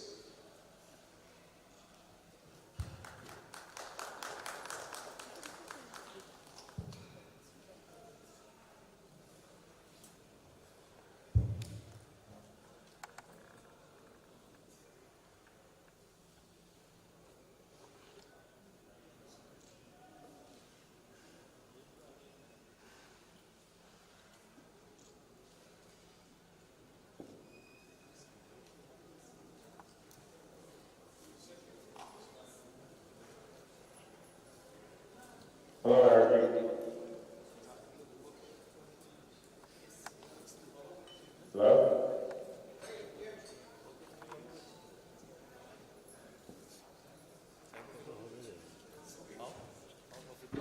Hi, Jim, can you hear us? Yes, I can. Can you hear me? Yeah, I can hear you. Just give us 2 more minutes, Jim. Sure thing.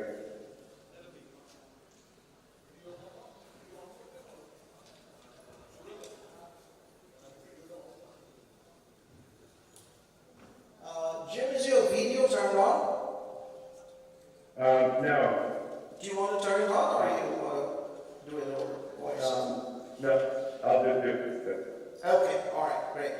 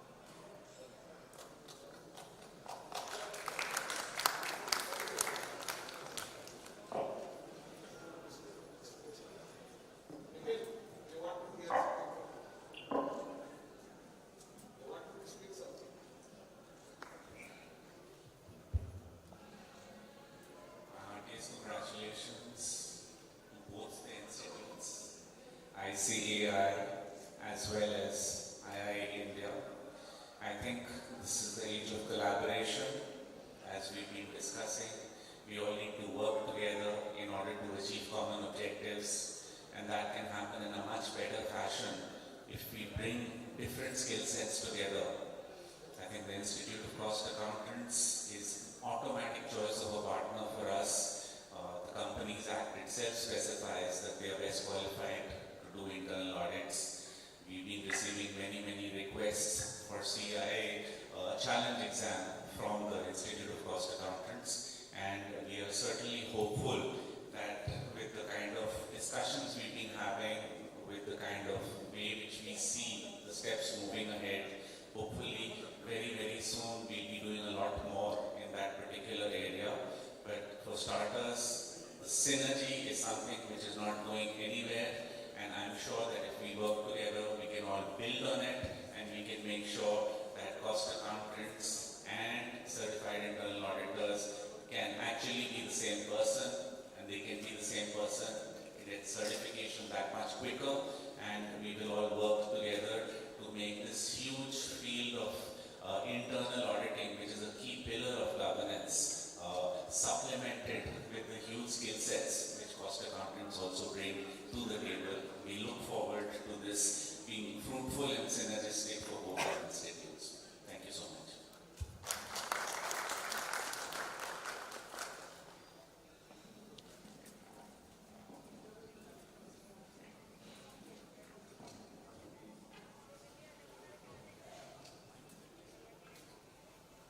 We will just take a couple of minutes to set the dais before we start off with our panel discussion, which is on the theme of the conclave itself, future of profession, adapt, transform and innovate. This allows a couple of minutes to set the dais.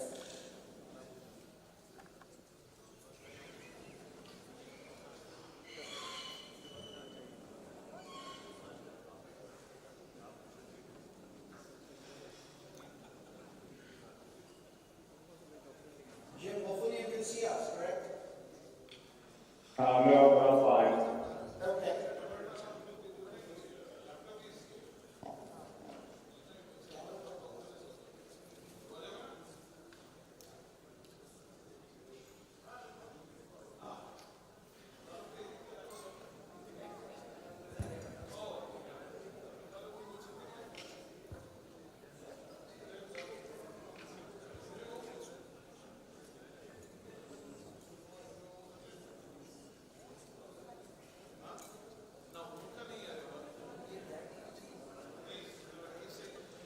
Okay, so we are about to start with a panel discussion on the theme future of profession, adapt, transform and innovate. May I please welcome Mr. Subrata Bakshi, Senior Managing Director and COO, Aligned India Talent to please grace the stage. A big round of hand for Mr. Subrata Bakshi. Welcome, sir. Mr. Jim Brady, CEO, Aligned India Talent is joining us virtually from USA. Welcome, Mr. Brady. Good afternoon, everyone. Great to be here. May I now welcome Mr. Conclave Mitra, CGM Internal Audit, Indian Oil Corporation Limited, to please grace the stage.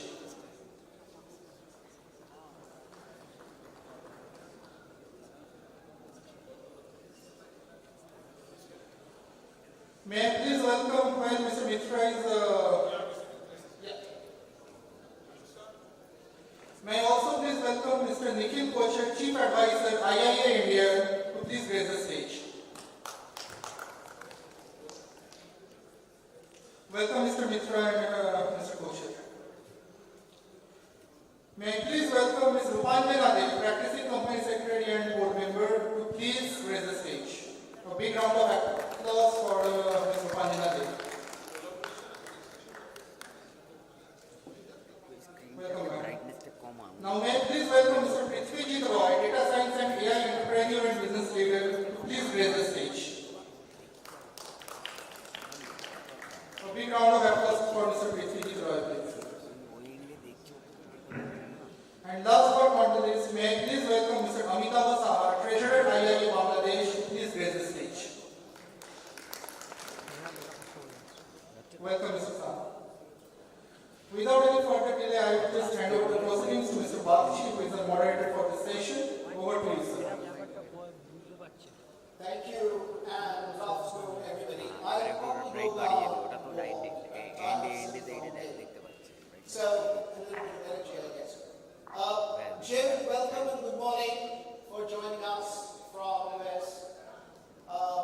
You have a couple of known faces. One is, of course, Jean and myself. We have a pretty august panel this afternoon, and the theme of today's IIS session is the future of internal audit and how we adapt, transform, and innovate in this digital era. A couple of themes that are emerging as we change. And I will change a little bit of the format of this session so that it doesn't become a lecture. I will ask some of the participants to kind of actively join in. And I see a lot of young faces over here. And if someone, can we get the mics around, please?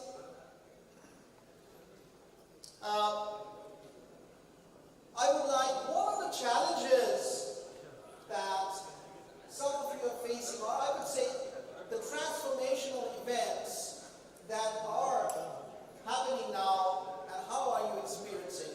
Any thoughts? Anybody? Yeah.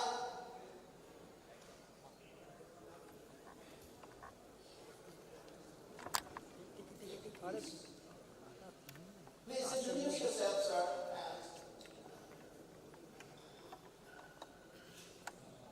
Hi everyone. This is Vikram from, I work with ITC Limited. And see, one thing that I manage internal audit for a couple of ITC businesses. One notable feature that we have observed over the last couple of years is the type of issues and observations that have surfaced have moved away from the traditional ones, from control, and a significant portion of the report now constitutes points in the area of IT. So whether it be hardening standards, whether it is security standards, access controls, business control protocols, whether they've been tested enough, master data management. So, and very frankly, the enterprise structure is made primarily of chartered accountants in ITC.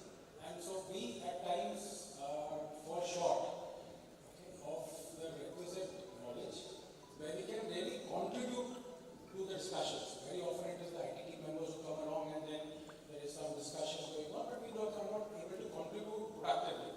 So we have in the team now inducted a couple of IT specialists. Many of the chartered accountants are also now operational CISA and DISA. So I think at the earlier panel from Genpact also mentioned this thing, the line between the process audit and IT audit is blurring. So we are seeing it very, very clearly in the last 3 years, and I feel that if we do not change, if we do not innovate, if we do not transform, traditional audit is not going to last very long. Yeah, thank you so much. I think very rightly so, and if I may summarize, one is the area of skills of internal auditors. That's something which is transforming, and also the area. So it's very apparent that the line between an IT control and a process control have merged. And therefore the skill sets around technology and the associated risks, identification of those and mitigation of those are becoming very critical at this point of time. Yes, that's the transformation. Before I go to the panel, I would like one other person to volunteer to share his or her experience with the transformation that internal audit is facing today. Any volunteer? Please. Can somebody get the mic? Very good evening everyone. Myself, P. Tuleshwar Rao. I am a practicing company secretary. Also I am a part of a team member with internal auditor. So apart from secretary work, whenever we go for an internal audit for some of SME clients, so the larger organization are using good infrastructure with the records in physical or online ones. But SMEs, though they are in that type of nature that they are using physical documents along with the the online documents. In that movement, the company itself is in a state that whether we totally dependent on the online documents or to keep along with the physical documents. There we face a difficulty is that at the gate register there is a differences in the data, or from the attendance in the online system there is a difference in data. So these are type of challenges we have come across during our work. Excellent. Thank you so much, sir. I think it's a very, wonderful. Please. Thank you all the distinguished guests from the morning. I am really enjoying the session, taking a day off from work. I am from SBI Life. I was working in the internal audit department in Mumbai. I recently got transferred to Kolkata, so I'm back to my city. So, adding to what other participants are saying, that what I have experienced during my little experience in audit is, one is cyber risk have increased tremendously because the whole thing is now shifted from work to home, which was during the pandemic, this was a trend. So cyber risk is one area where we need to sharpen our skills very much, because cyber audit is another area which is again going to be in the forefront now, because cyber risk have increased manifold.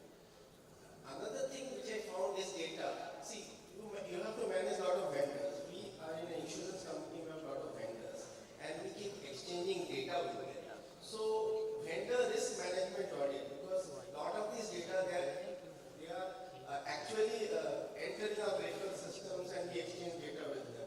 So data is next to all. So VRM audit, how we audit our vendors is another critical area, because if we don't do it properly, we run a huge risk of data breach and data loss. So I think these are two critical areas I think which needs focus. And one thing I would like to point out is the catchword: adapt, transform, and innovate.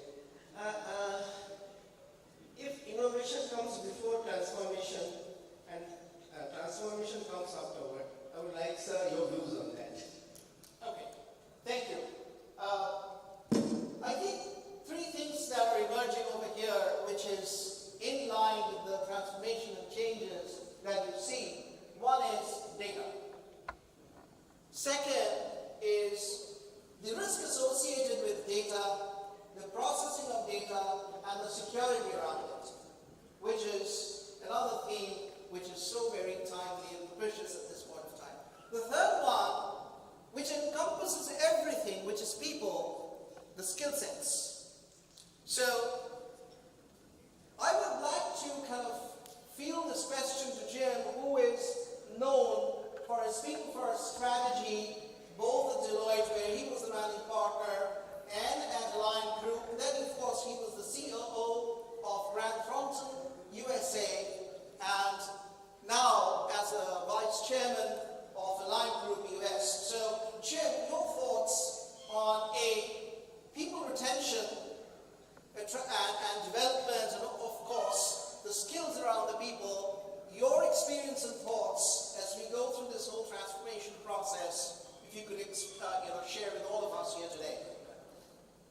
Thank you, Prada, and good afternoon to all of you. It's early morning here on the East Coast of the U.S., and look forward to being with you next time in person. This is an incredible challenge. On your third point, brought up skill sets that are required.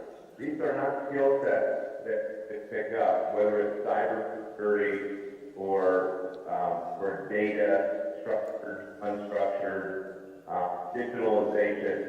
These topics are so broad that I'm afraid there's a generation of chartered accountants, or 2 generations, or 3 generations, that most will not catch up. And that's hard to absorb. That's my big concern, that we have right now this fast-paced, innovative world, right? We thought the industrial age was fast-paced with the invention of the locomotives, and then 30 years later, we got the steel. Thought that was fast. This is so lightning fast. The curriculum and the commitment that would go in to retooling chartered to thrive in this era is daunting. So I would put it back to organizations like the Institute for Auditors and other chartered organizations across the world. What is the profession doing? Certain firms will have but to me, the broad question is the skill set of one or two or three generations. I'm in my 60s, so I'm still young. But many of the people in the room were probably a similar age. Sabrata, there are a lot of 20-something-year-olds in the room. Yeah, I would say, looking at the faces over here, the average age could be anywhere between 28 to 35, probably. In the room? Yeah, it would be, yes. So you have a lot of young faces over here, and a lot of gray hairs, no hairs like me. So, yeah. So average, I would say the median would be anywhere low 30s. So that generation, what an opportunity to be in the profession. And my advice would be to become an expert, to seek not just the CPE, the credits that you need to keep a chartered accountancy license. To me, and this generation now, it's only in the last 10 years, colleges and universities are offering degrees in data science and cybersecurity, and these are master's degrees or at a minimum undergraduate degrees, at least in the United States, at colleges and universities that are specializing in these areas of innovation, whether it's data or cybersecurity or privacy of data or digitalization, broadly speaking. The MBA is now giving way in the United States to masters in entrepreneurialism and innovation. So for me, Sabrata, it can't just be, okay, gain the skill set by taking an 8-hour seminar here and there. So the next generation is I think colleges and universities are starting to catch up. And the next generation or the 2 or 3 generations that are in their 40s, 50s, 60s, I think you got to go back to college, back to university, get a master's degree. For the people that are in the room to be able to catch up to today, I don't think you can do it by taking an 8-hour seminar here and there to Sabrata. So the challenge is daunting, in my personal opinion. Just take the big 4 accounting firms across the world. They've been trying to automate, take, for example, the audit process, machine learning, artificial intelligence. I think the firms have done an okay job. But robotic process automation, machine learning, I think very, very, very slow. So it'll be interesting to see what country or what industries break out faster than others. But Sabrata, you set it up real well. It starts with people, and our profession needs to, and we're conservative by nature. Our profession is not seen as, for instance, for discoveries or inventions, right? We're known for conservatism. Conservatism usually has a slower pace to it. So I'm just tossing out some of the challenges, and it really comes back to people, and to me, speed is of the essence. I'll stop there, Sabrata. Thank you. Thank you, Jim. And you kind of said it rightly. It's time for the profession, be it internal audit, chartered accountants, or CPAs, to retool themselves to take up the challenge and the opportunity that this digital era is posing before us. It's so very critical. And this brings us to the next question on digital it's in the form of data science, whether it's in the form of analytics, and we talked a lot about artificial intelligence and machine learning. Who better person than Jeet, Prithijit in the room?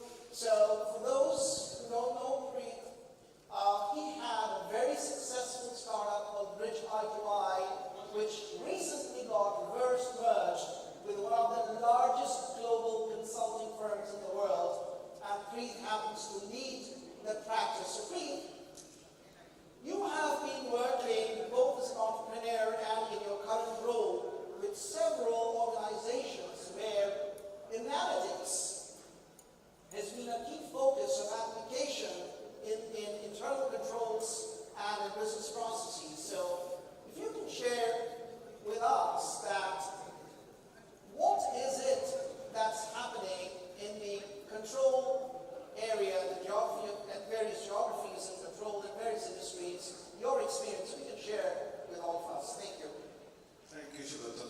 Am I audible? Yes. So thanks for having me here. I think it's been an amazing experience for morning. The discussions. I come from, as Shubhatam said, a little different world. I come from a data analytics and artificial intelligence world, but working with audit, working with controls, working with forensics, risk management on how data analytics could add value. But it's interesting from morning, the two subjects are just getting more and more interrelated, and the amount of times I heard about analytics, data, and AI is just amazing. So my perspective, we all live in a very digital world today, and the world is changing significantly, especially after COVID, as someone was mentioning. Is now working from home, and we do so many things digitally, and I think that's actually fundamentally it is changing the definition of data itself. Like what we used to think data is all about rows and columns that will take spreadsheets and kind of see how to kind of interpret data.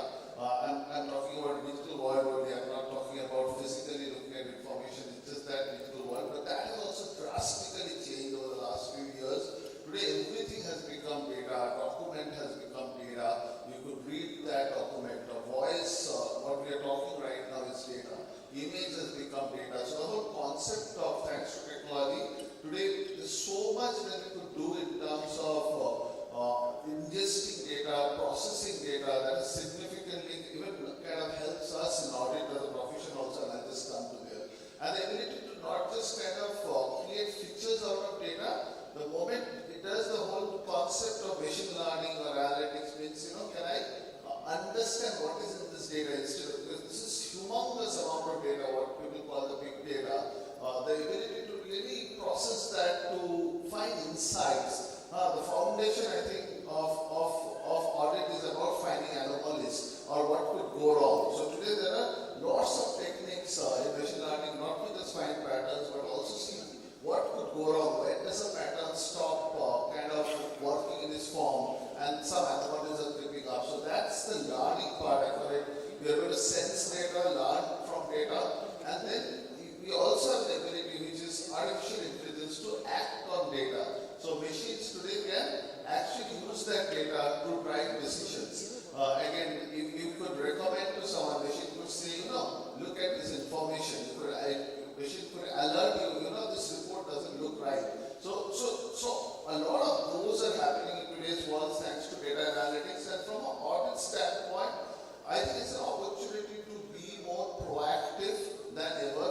I think foundationally, I think it's what it does by looking at audit. Obviously, we look at samples, we look at things in terms of what's happening there. But this whole phenomenon of technology and data allows you to really kind of cover the entire population and see what's happening, what are the patterns and trends inside. But not that only, you have an ability to continuously monitor all the KPIs that you are interested in. So which is again foundationally changing the way. It's not just about efficiency, but it's also about significant effectiveness with using machine learning and techniques like that.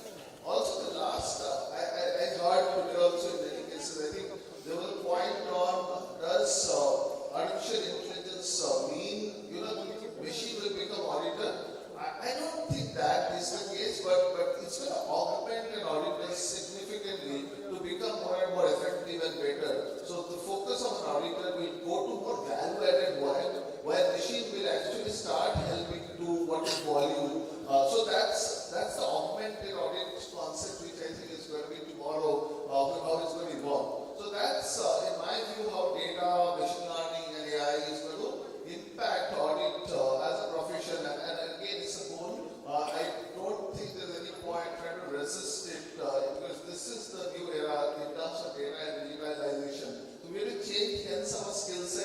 to a certain extent, because the genie is out of the bottle, there's no point to put it back into the bottle, but rather adopting it and changing ourselves and using it for our benefit in this profession is how I would look at it, and I think it will make us better auditors over time. So that's my 2 cents. Thank you so much.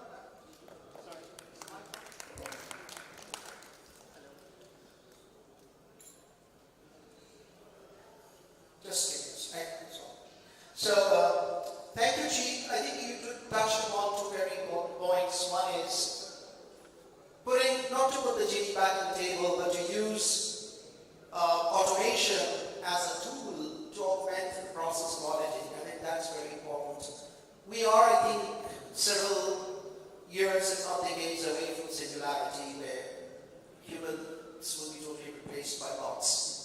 The second most important thing is in the skill sets. You touched upon AI in terms of coding. I think this becomes a lot easier for us because you're going to have to write algorithms in a very automated fashion, easy fashion. So no coding, zero coding is what is coming because of AI, which will help auditors to write algorithms of their own, which is a skill set which is very, very much required at this point in time.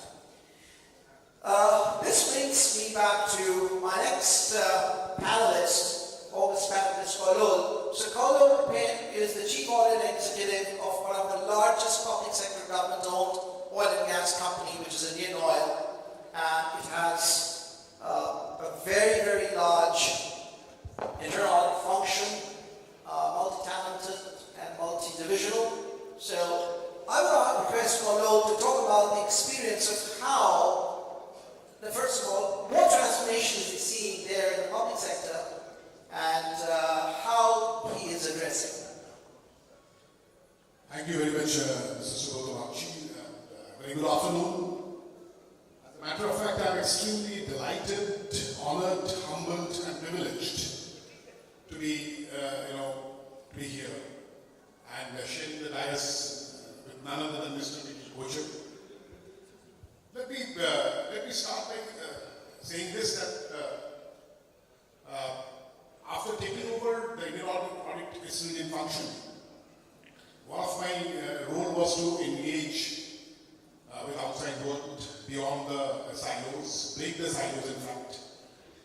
And we initiated the process of making my team members, who are everybody is present here, 10 team members, to become member of Institute of Auditors. And that was appreciated by the top board, by the board. And today, pan-India, just a couple of days ago, 110 members have been inducted from Indian Oil in Institute of Auditors. This way we know that engagement is just the beginning, and engagement will be further there. More engagement with the institute will be there. Apart from that, we took a deep background and gave it to the Indian audience. We have a 7 lakh crore turnover company, the largest company in India. Our rank globally in Fortune 500 is 212 in 2022. Our profits last year post-tax was 24,000 crore. And so naturally this necessitates a very robust audit team. Apart from, audit is part of Indian Oil because we are in PSU and subjected to CAG.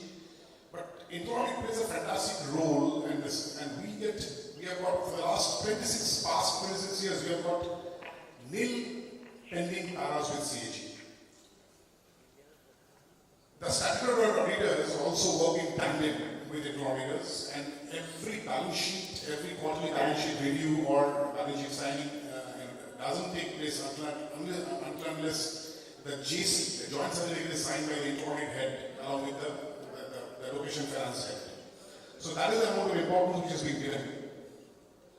The entire audit structure of Indian Oil Corporation is completely Java-based. It is and web-based portal. It's absolutely transparent, and targets are tremendous targets. For example, I'll share my targets because I have to conduct physical audits in 96 locations in this financial year along with balance sheet audit, because balance sheet doesn't get through unless every entry, every detail is scrutinized according to the,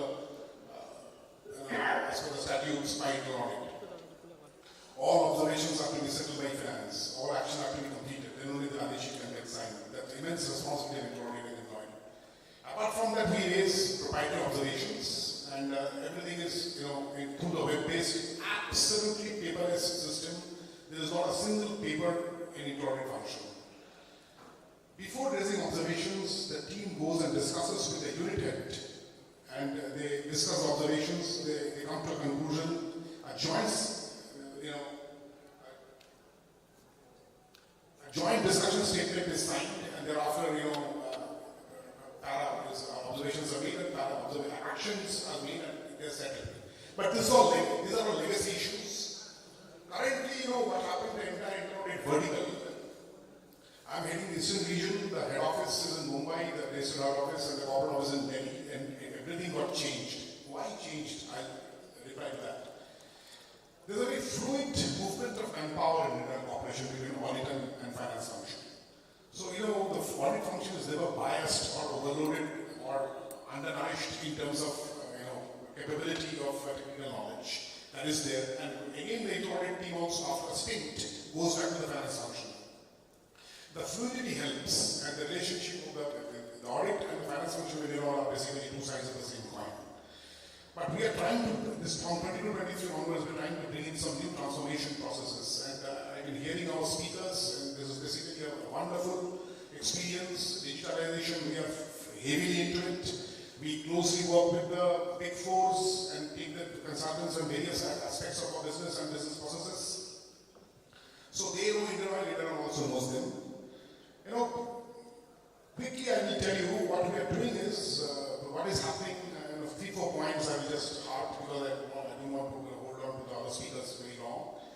We are slowly and steadily centralizing the processes. The entire payroll function has been centralized in our pipeline headquarters in Delhi.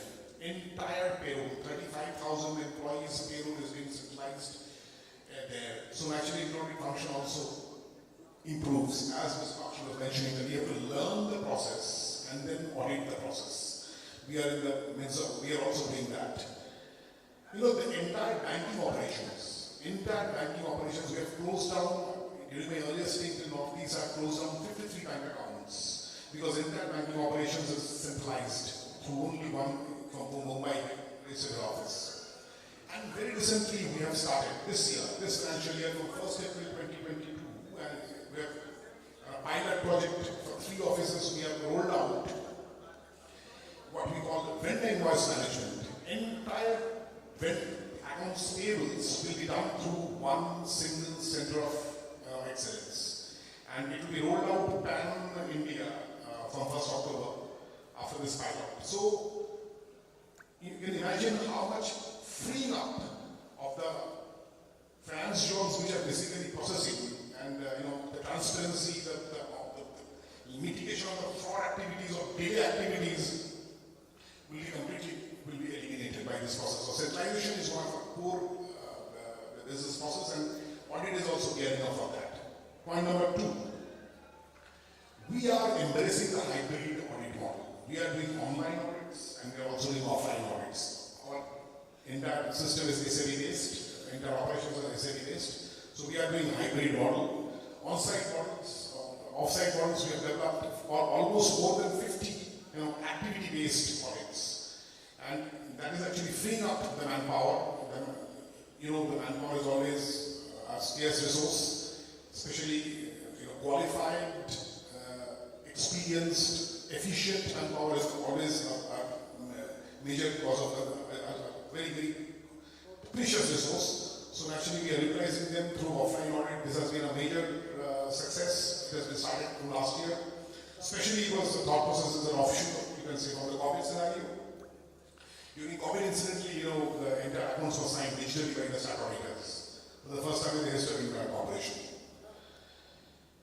Then the focus of Innovate is, I'll say, is changing, and we have been given targets to earn profits by savings, by giving, business process improvements and stoppage of leakages, etc.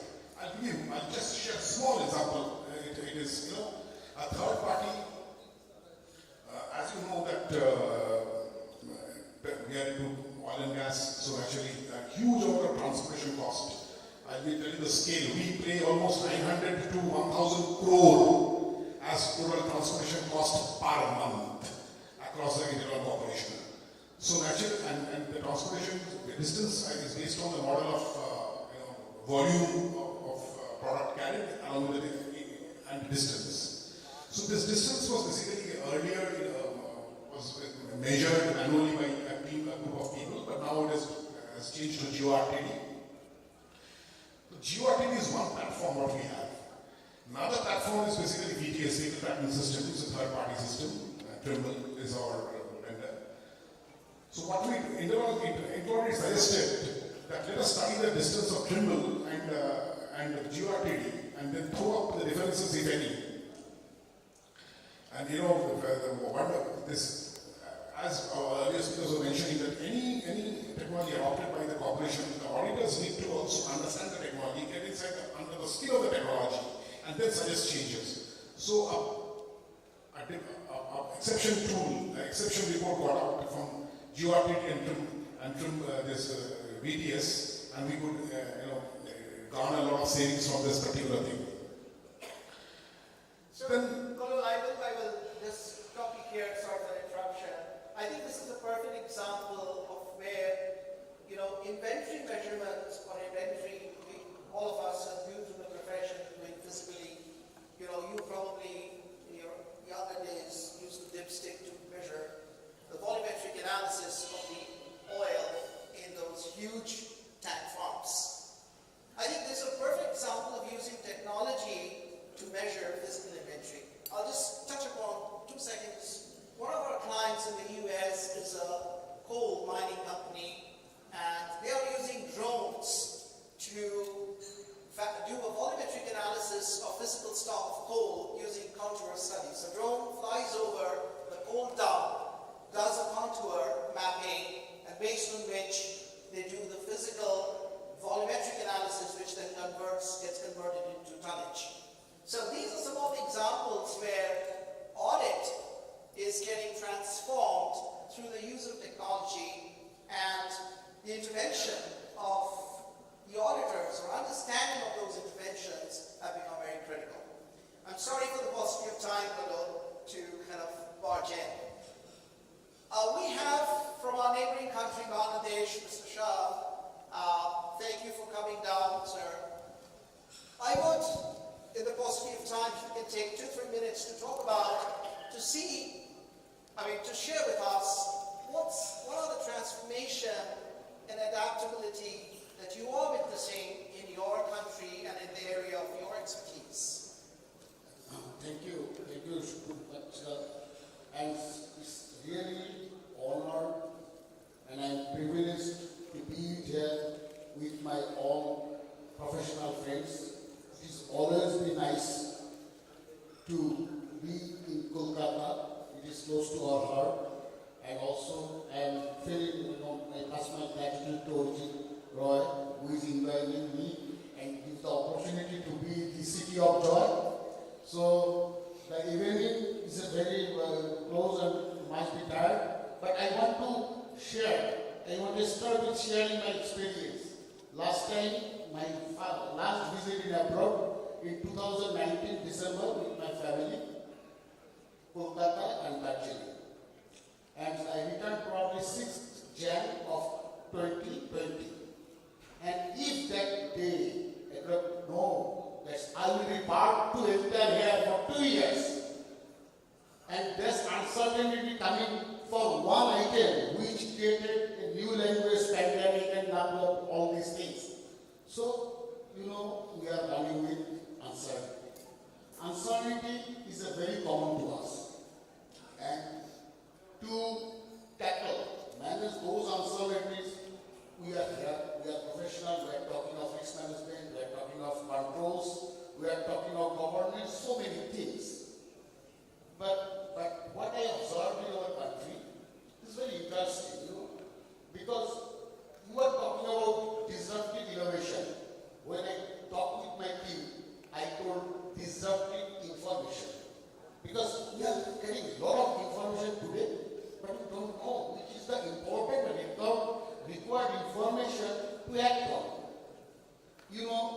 end of the day, as a chief auditor executive of one of the largest conglomerate in our country, we are having joint ventures with many companies in abroad. We are having joint venture in Tata, Godrej, ITL India. So, end of the day, we have to meet the expectation of our stakeholders. So, stay relevant. We need to know, it is important, which kind of information, which kind of technological innovation, which kind of tools we require, and which is more effective to us. And if I do not come here, I will be less privileged, because there's so many panelists, so many discussion, and the whole day I learned that which kind of things are so relevant, so important for internal auditors, risk managers who are managing the risk, who are dealing with the controls in different organizations. Because why we are here? As a chief audit executive, I need to always think, create the internal audit function which can cater the future impact. If we not create impact, what is the value for doing the work? And you say the latest report from Gartner's 2022 says that the top executive, chief audit executive, feels that the top priorities for them, reporting, finding and retaining the IT, specialized IT skill for their own department. So how important it is. So, as Mr. Bakshi is saying, drone is calculating. We are also doing. We have a bigger engine in Bangladesh, and it is called Shopna. So it becomes nightmare for us. So dream became nightmare for us, because there is a tremendous job of counting the inventory. So with the help of Capillaria and others, we have created some sort of AI-based tool to capture and count the inventories. So this is a real life example of benefit. So, Mr. Saad, thank you for touching on one of the three aspects, which is risk. And today, businesses are getting impacted with risk. We had COVID. COVID seriously impacted our lives and businesses. And a few days back, there's a devastating earthquake in one of our neighbors, which is Afghanistan. We're seeing floods, which touches upon a very, very important emerging subject, which is environment, ESG, social and governance. And one cannot but pay attention to this, because it not only touches businesses and functions, it touches our lives of our people. And today we have Banjana, who is a consultant, a lawyer, and a qualified company secretary, working on ESG and on corporate social activities as well. So Rupanjana, from a business to touching our individual lives, what is the significance of ESG and also to some extent SDG of United Nations? So you can sort of throw some light and spend a few minutes talking about it. Thank you. First of all, let me mention that I just share with you, I'm so happy to be part of this one-of-a-kind joint audit conclave. And at the same time, I'm also very happy to bring a different perspective to the entire day's session. So numbers don't excite me. I'm sorry if I disappoint you with that statement. Numbers have never excited me. What excites me is ethics, performance, social impact, and CSR, social and audit in respect of any of these things. So, as you mentioned, SDGs, yes, the Sustainable Development Goals. We all know the 17 Sustainable Development Goals of UN, which have been roughly implemented in our country also in various ways. The Schedule 7 of Companies Act, which reflects the activities that will be done under CSR, basically is based on the SDGs only, most of the SDGs. So, yes, SDG, although it is not really directly mentioned by any law in our country, it has definitely been incorporated into the compliance structure of the company. Now, talking about ESG, yes, it is. We say it is an upcoming field. Of course, it is a very upcoming scope area of work for professionals. But if we really look into the background of ESG in India, we can, date it back to 2009, when this voluntary guidelines of corporate social responsibility was first, introduced by the MCA. It was voluntary, and it was loosely based on the SDGs only. And then this was followed up by a more structured national voluntary guidelines on social, economic, and environmental responsibilities of business in 2011. So then came the next year BRR, the Business Responsibility Report by SEBI, which was mandated for the top 100 listed companies based on market capitalization. Almost a decade after that, we have seen the BRSR. In place of BRR, we have now the BRSR, the Business Responsibility and Sustainability Reporting,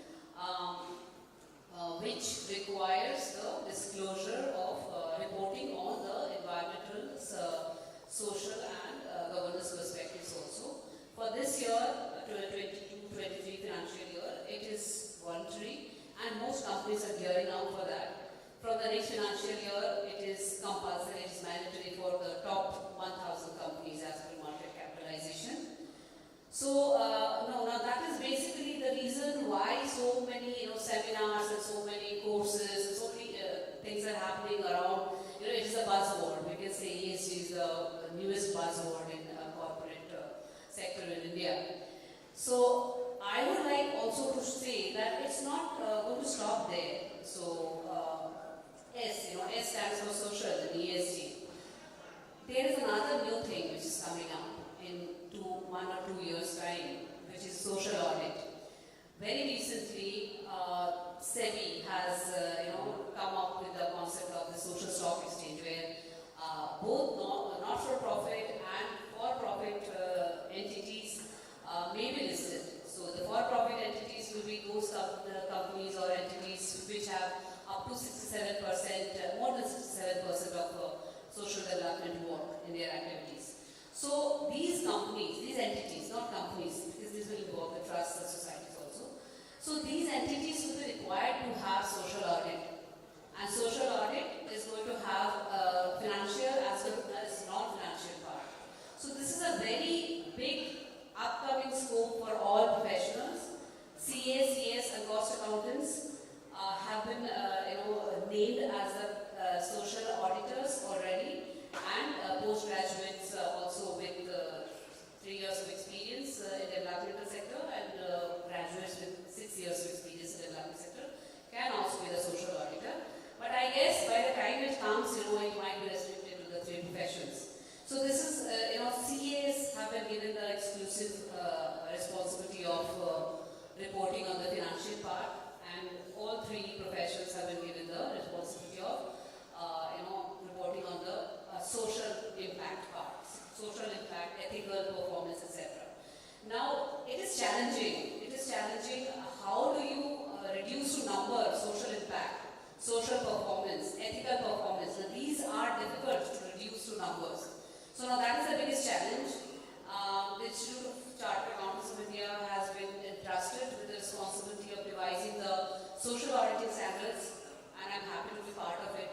So wherein, in that technical report, there is this taxonomic classification of areas, which are also loosely based on the SDGs.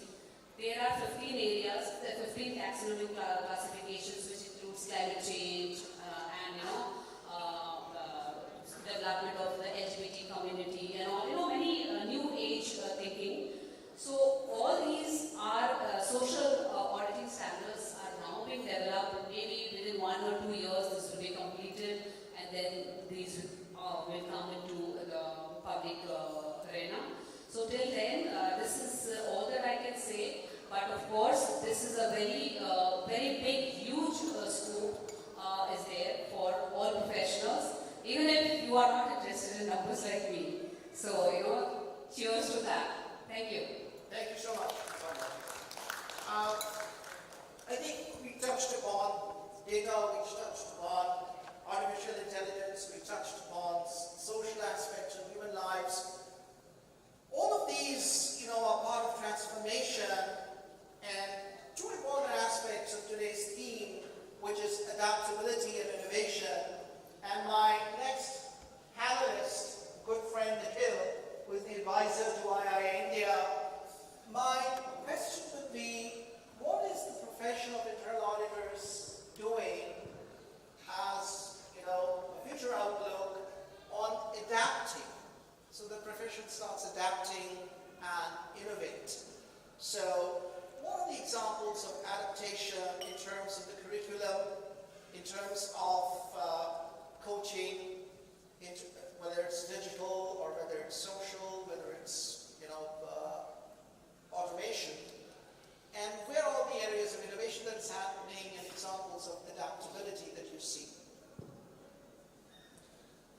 Thank you, Subrata. See, I would like to start by first of all congratulating the Calcutta chapter. I think they've organized an amazing event, a joint conclave with so many institutes. And I think the proof of the pudding lies in the eating. The very fact that there is so much of the audience still here at the end of the day, I think is a huge indication of how well this event has been organized and the fact that you have managed to engage with the audience on an ongoing basis. I think we all know it's not easy to be sitting in a chair from morning to evening. So congratulations to all of you and thank you for your participation. See, when we look at how this particular profession is changing, I will go back to maybe one of the first couple of questions which the manager from ITC spoke about.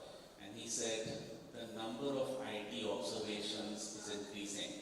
I think throughout the day, we've been hearing more about technology, we've been hearing about data, we've heard about data being the new oil, I've even heard about data being the new God. So there is a lot of technology which is coming into it. What I'm not very sure is how many of us in this audience know that the Institute of Internal Auditors has come out with a large number, I think it's close to 15, what they call as G-tags. And the G-tags are Global Technology Audit Guides.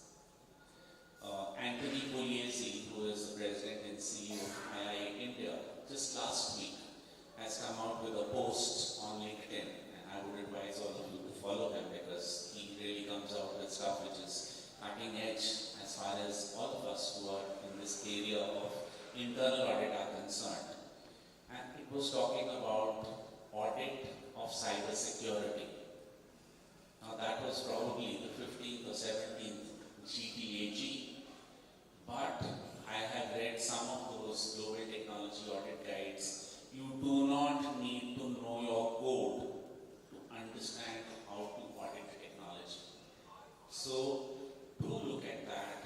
Do read these technology audit guides because it helps you come up to speed. It allows you to see things in a technical manner, in a complete manner, that how can even a person who is not an expert on technology become an auditor of technology. The second example which I'd like to give is of a past president of II Bangalore. And I don't want any of you mind my saying so. The action is not in Delhi, it's not in Kolkata, it's not in Bombay. I think as far as technology is concerned, I'm sure Prithvi will agree with me, it is certainly in Bangalore. One of the past presidents of II Bangalore works for a company which has got more than 7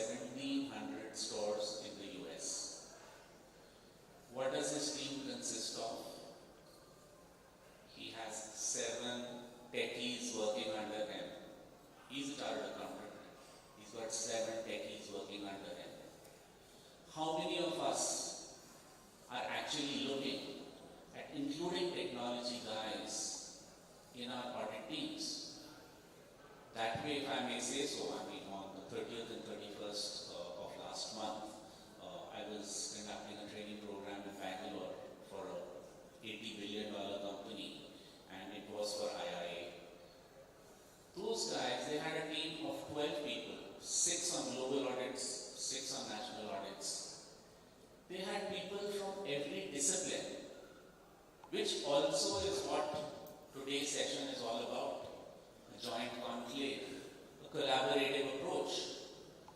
I think we need to ask ourselves this question as to what are we doing to ensure we have enough technology in our audit teams. There are two ways to look at it. Either you can convert an auditor into a techie, or you can convert a techie into an auditor. I'm sure we can argue about this till the cows come home. My personal viewpoint, I think it's easier to make an auditor out of a techie. That's my personal. I'm sure there will be others with a different viewpoint. But again, a point to ponder. What are we doing about this? Are we making sure? I mean, I can give you my own example. 20 years ago, when we started doing what were called project audits, we were using civil and structural engineers. Last week, I was giving a proposal to a large conglomerate on their project audit. Along with our team of accountants, we had a team of 50 engineers. I mean, all of them weren't there for the proposal, but they were backing our proposal. And I said the only way which we can add value in doing a project audit is not just by looking as to whether there are duplicate names as far as the vendors are concerned, whether all the contracts terms, financial terms are being complied with. I said we need civil, mechanical, structural engineers to make sure that the 2,000 crores which have been spent on this particular project have been well spent. So I think, these are the kind of changes which we have to look at within our own minds. I think what is very, very amply clear is change is the only constant. Technology is increasingly pervasive as far as our lives are concerned. All that is a given. My question to you and my question to myself is what the hell are we doing about it, if you'll excuse the French? I think we need to look at what is our approach going to be. When it comes to the profession, I think, Subrata was talking to Jim and said that there are many people, and I think I include myself, with grey hair. I put myself in the second category with you, with less hair or no hair. Okay. So, many of us, what are we doing to make sure that we have more youngsters in our teams? As far as the IIA is concerned, very happy to say that 2 years ago, we took on what we call a learning partner. And that learning partner's job was to work with students interested in CIA to help them with their certifications. And in about a year, in the first year of functioning, I think 2021, maybe 21, up to 22 March, in the first 1.5 years of functioning, he got in about 175 students who were doing the CIA. But between January and June today, we've got 5 learning partners. I think it's very important for us to get younger people in. My son is today 26, but when he was 5 or 6 years old, he used to ask me this question, Papa, can I play with your computer? It wasn't work for him, it was play. The youngsters today are so much more comfortable as far as technology is concerned. What are we doing to harness that education? What are we doing to harness those skill sets? I mean, we talk about a world where, we want more people to get jobs. But I am a member of at least maybe 60 or more WhatsApp groups only pertaining to IIA India and related groups. Every second day or 2 times a day, I am seeing advertisements for internal auditors. Do we realize, do we recognize how much of a demand there is for people from our profession? And for those of you who are team leaders, managers, partners, I'm sure you feel it. Every time there is a time for an annual compensation increase because the costs are going up, they're going up 20%, 30%. What can we as a profession do? So I think these are 2-3 points. I don't want to dwell on 200 of them. Can we get more youngsters in? Can we get more technology savvy people in? Can we get more competency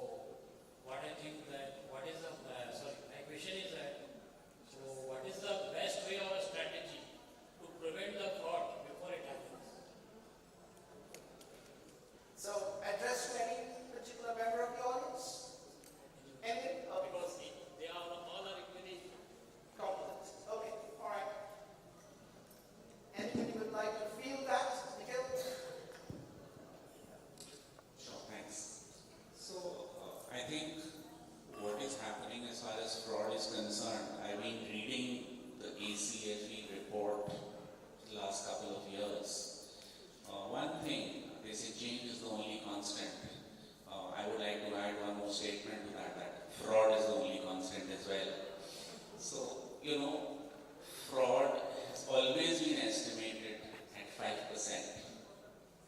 And I wonder 5% of what? The company's turnover, the country's GDP, the world, whatever you look at, 5% is a highly unacceptable amount. I think, we had people earlier today talking about the fraud triangle, the monetary push, the opportunity, the rationalization. I convert it into Hindi and I say MOR, ye dil mangi more. So, fraud always happens when you want a little more for yourself. And I think it has been proven that by and large frauds are detected more through internal complaints than from anything else. So maybe it's the guy sitting next door who's a little jealous. Why is this guy making all the money? Why am I not getting some of it? That could be one thing. It could be that, why can I afford a Maruti and this guy is driving a Land Rover? It could be multiple reasons. But normally that change in a person's behavior, spending patterns, etc. happens from inside.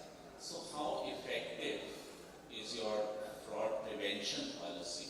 Because you have a policy and it's got a checklist of maybe 5, 10, 20 things which you can do. How open is your culture?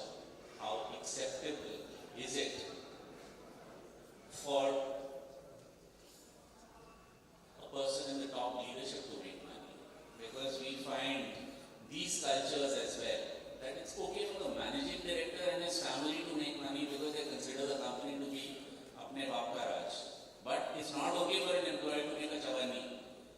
That is also a mindset. So are we actually looking at the culture as internal audits to see that is there a culture of transparency? If someone reports a fraud, is it taken seriously? Or as has happened in earlier cases, if it's someone at the top management level, then it is brushed under the carpet for festering and accumulating. So I think, do we have the hotlines in place? Are investigations taken seriously as and when they occur? Are they stage managed or are they genuine investigations? I think, everyone in an organization gets to know whether these things are happening in a proper manner or not. So I would think the preventive aspect of fraud is perhaps the most effective. Let's not underestimate the value which internal audit itself can add. Because if people know that there is a very strong internal audit within a department, within a company, within an organization, automatically, unfortunately, we can never value the benefit, the value add we give by prevention of fraud. But I think a good internal audit department also helps. So these are just 2 or 3.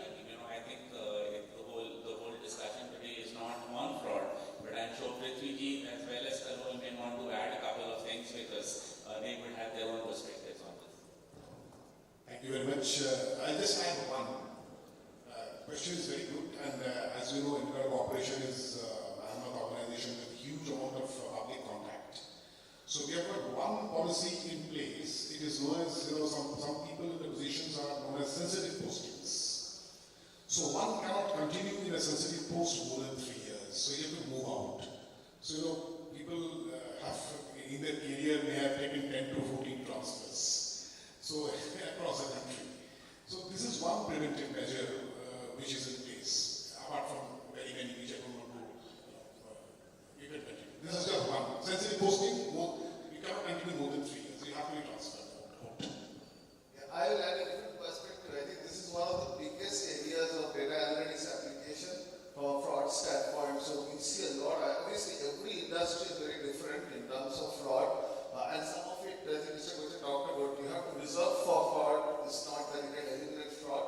But obviously, fraud, the whole concept is about, can we have systems to track what is normal? And obviously, statistical basic concept is sketch the anomaly very fast. Are there some variables behaving together and looking fishy or not right? And can I call that out very quickly? So that's the whole concept. I think there's a lot of applications, financial services, consumer code, but manufacturing, where we see a lot of applications on fraud detection that we work on. So that's a big space for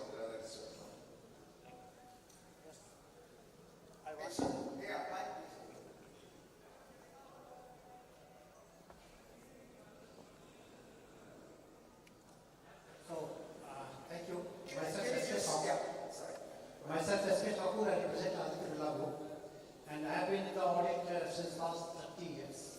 And forensic audit is very close to my heart. And the question of this gentleman was very clear, where prevention is better than postmortem. So if anything happens, then we do the postmortem and highlight all these things. So why not the system can be made so robust that fraud cannot occur in the organization. But based on my experience, I can say that this depends on the tone at the top in the organization, number one. I can further add that the control environment in the organization that also plays a very significant role in prevention of the fraud. For example, if you can say that there was a very, very highly qualified Prime Minister in our country and a lot of frauds has taken place because control environment was not good. Tone at the top was not good. Comparatively now there is a less qualified Prime Minister in our country and we don't rarely hear any fraud. So this depends on the organization as well.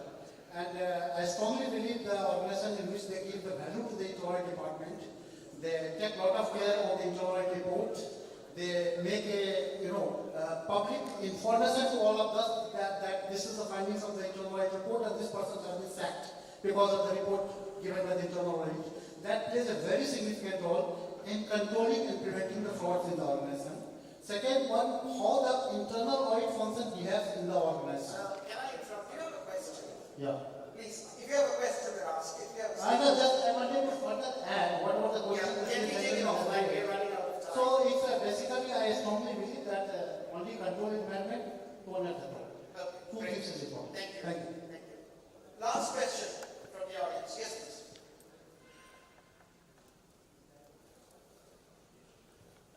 Mike?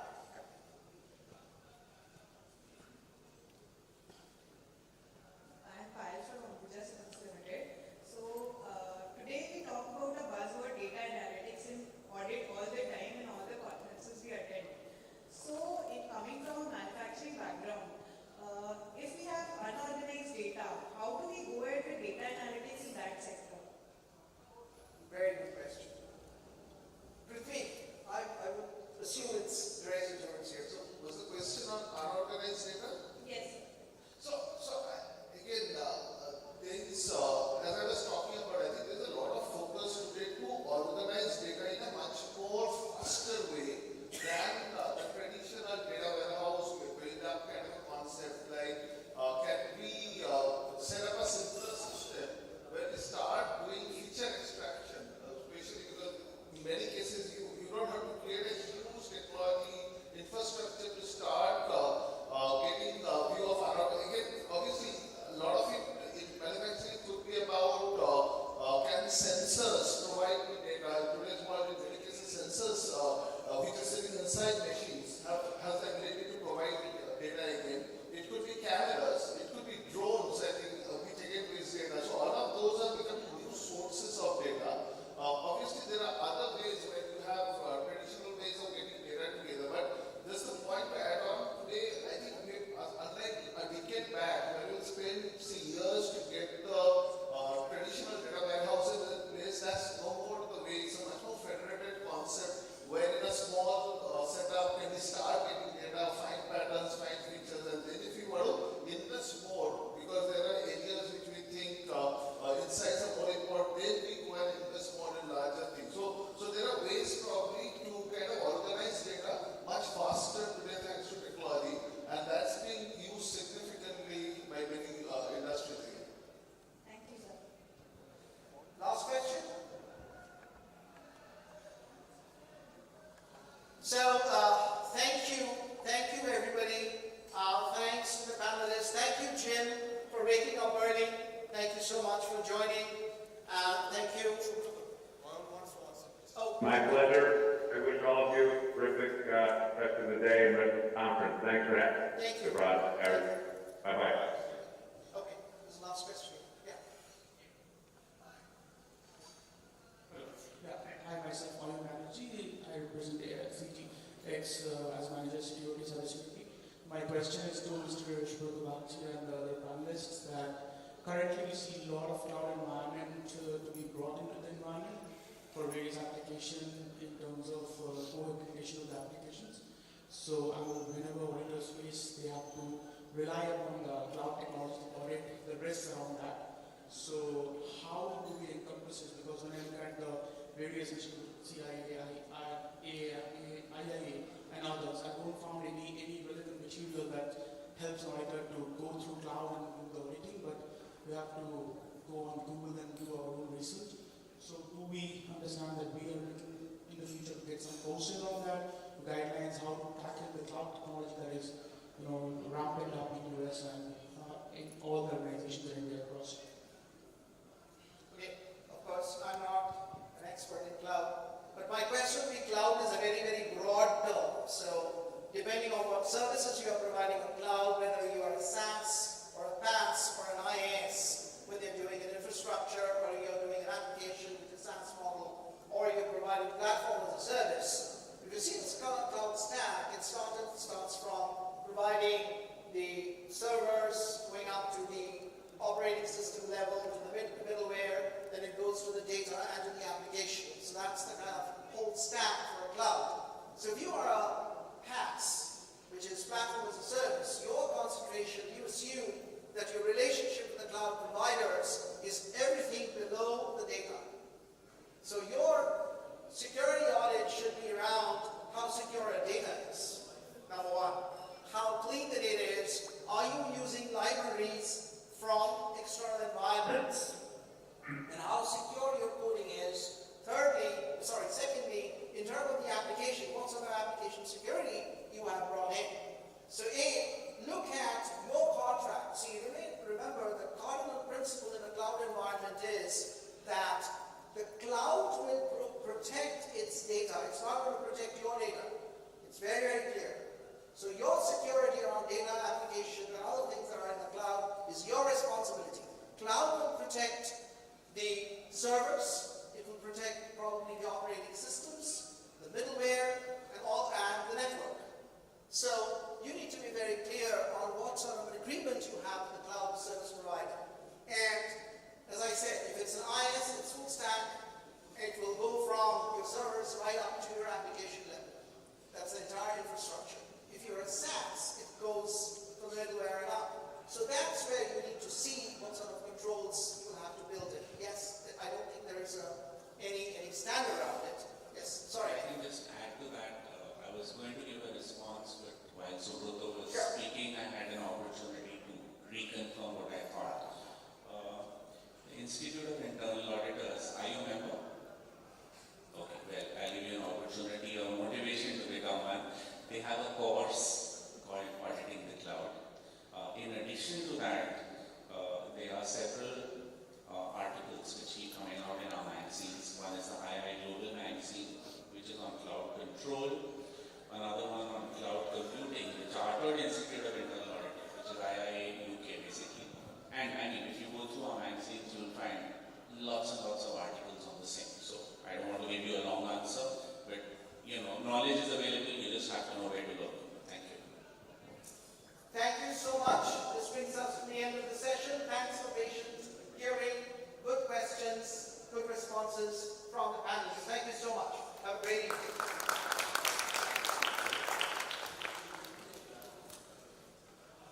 Thank you. On behalf of IIA India Calcutta chapter, I would like to thank the entire panel, Mr. Subrata Bagchi, Mr. Jim Brady, Mr. Conclave from Mr. Nikhil Kocher, Mr. Rupanjana Dev, Mr. Prithvijit Roy, and Mr. Amitabh Saha for such an engrossing panel discussion on the future of profession, adapt, transform, and innovate. Also to all the panelists who are present here physically, may I please request Mr. S.K. Thakur to please come on stage and felicitate Mr. Bagchi, Mr. Mitra, and Mr. Kocher with flower bouquets.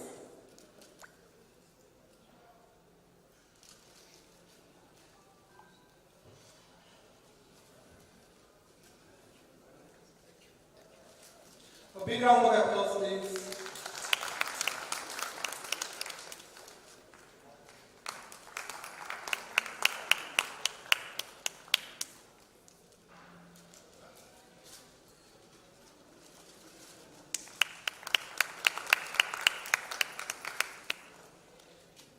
Thank you, Mr. Thakur.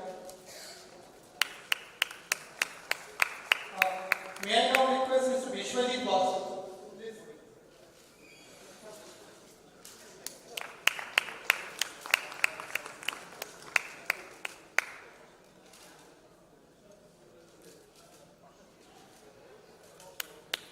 A big round of applause, please.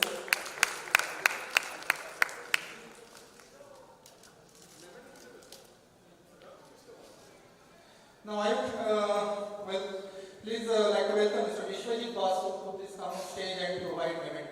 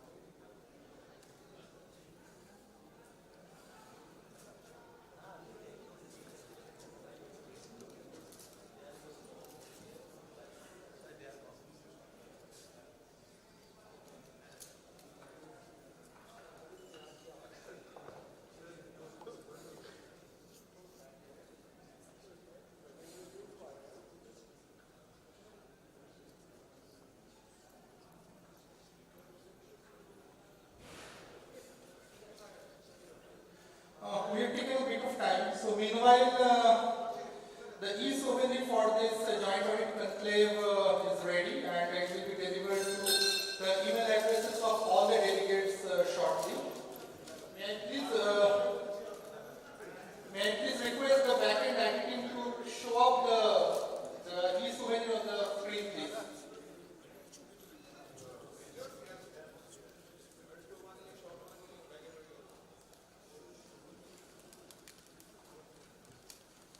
So that's our e-souvenir for the conclave.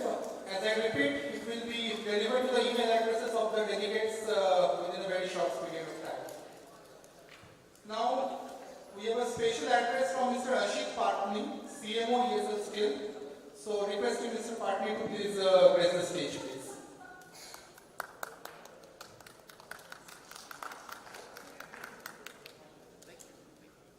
Thanks everyone.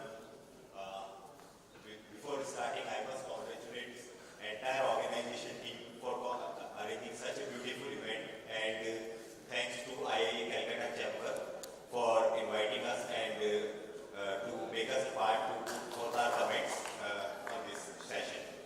To start off, I would just like to brief about Vedanta first. Vedanta is a diversified conglomerate into the business of oil, gas, aluminium, zinc, power, iron and steel vertical. We have our steel unit into Sialkot in Jharkhand, and we are among the 6 primary steel producers into India. So coming to today's theme and panel discussions, one of the most important thing, internal auditors. So we at Vedanta must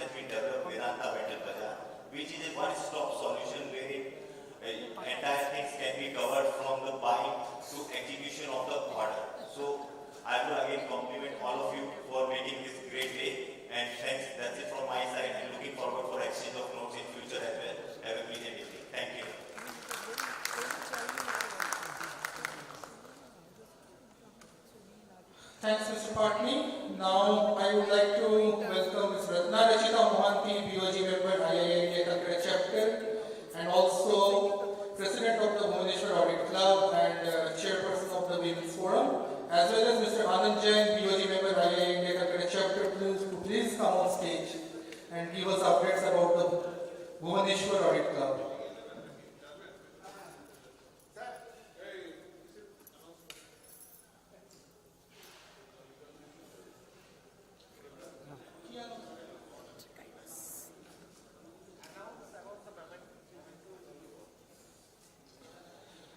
The mementos to the esteemed speakers will be given.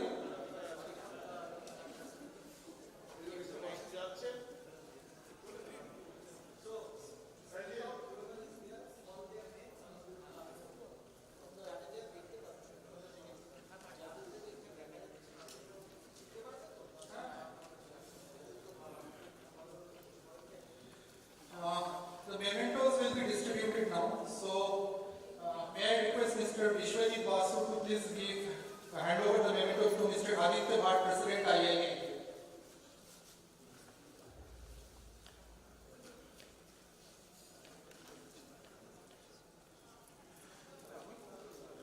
Madam Uma Prakash.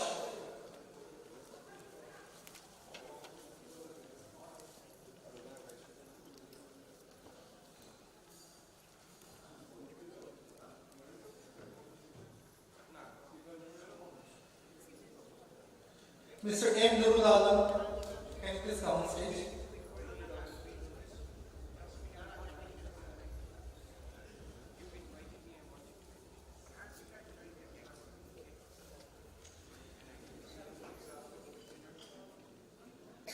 Mr. Subrata Bakshi, can you please grace the stage, sir?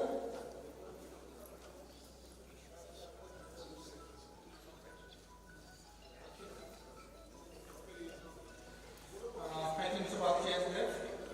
Mr. Arup Sen, can you please grace the stage, sir?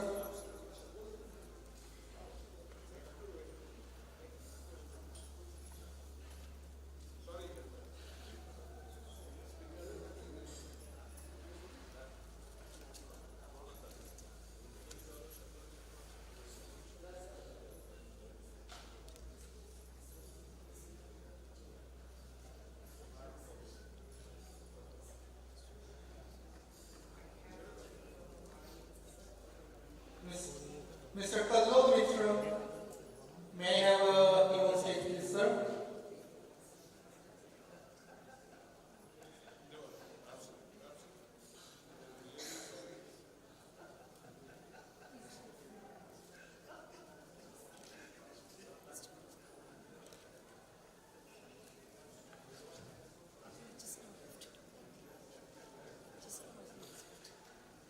Mr. Nikhil Kochar, can we have you on stage, please, sir?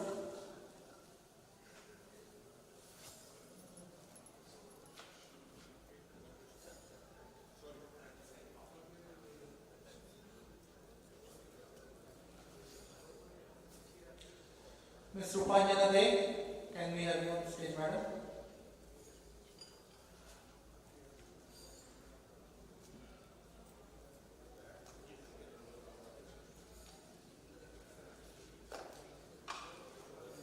Mr. Amitabh Saha, Treasurer IIA Bangladesh, can we have you on stage, sir?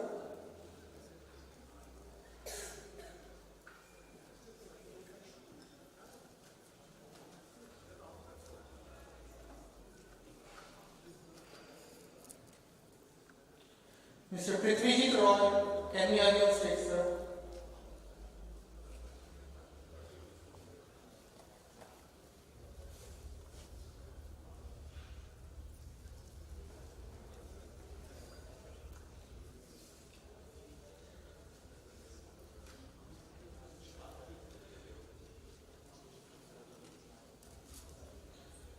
Mr. Ashit Patni, can we have you on stage, sir? দাদা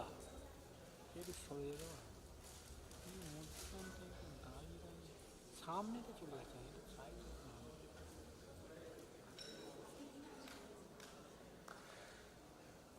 The rest of our esteemed speakers will be delivering the mementos to the personally.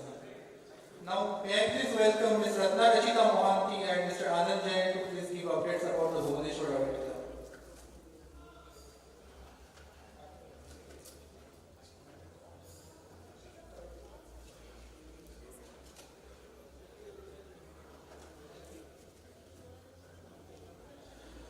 A warm welcome to Ratna and Anand. All yours.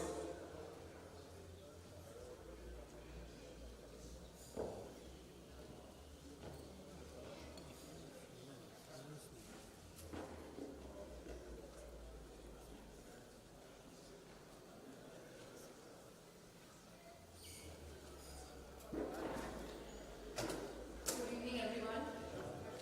As Sandeep told to give updates to everybody about Bhubaneswar Audit Club.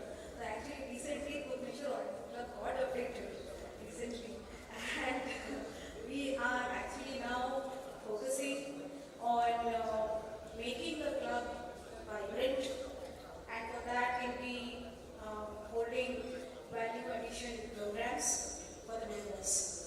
And we are actually working, we are a very small group of members, and so we are working as a team together to achieve our objectives, and we are sure that with the passage of time, we'll do so. And I will definitely talk a little bit about the conference. It was a pleasure being a part of a very enriching conference. I got the opportunity of meeting everybody, the dignitaries, in person, because last 2 years we had been holding meetings on virtual mode. So I had not got the opportunity of meeting anyone in person. So this has been a great feeling, and definitely a grand conference. And I hope that I, Calcutta chapter, will hold such conferences in future too. And being a part of this conference, we are definitely inspired to hold a joint audit conclave in future. Thank you.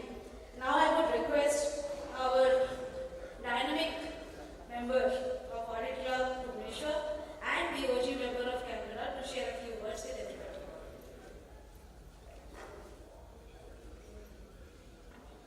Thank you, Ratna. Good evening, everyone. First of all, I'd like to congratulate the IIA Kolkata team for organizing Kolkata chapter for IIA Kolkata chapter for organizing such a wonderful conclave. Regarding the Bhubaneswar chapter, as Ratna has already mentioned, that we have just started our journey and not to go. We in the Bhubaneswar, we are working as a team, and very soon we will also encouraging people to join IIA so that they also grow in the Bhubaneswar. People are not aware about much about the IIA. So as a team, we are working, we are organizing some seminars, we are asking the board members to give some deliverance so that people are aware of the IIA and we can start our journey much faster what we are thinking of now. That's all from the Bhubaneswar chapter. Thank you. Thank you all.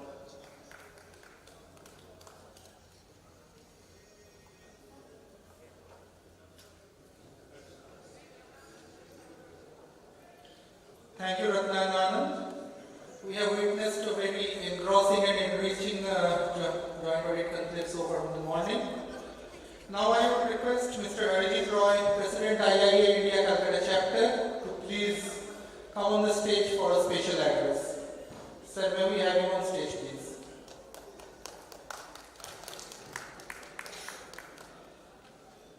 I don't want to take much time now before we disperse, because after me, a formal vote of thanks will be conferred by the Vice President.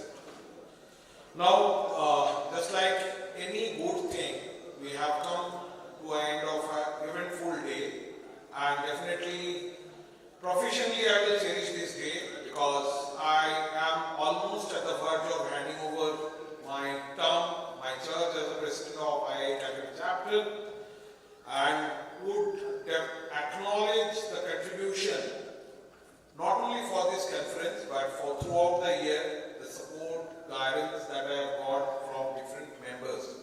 I believe this year was quite eventful from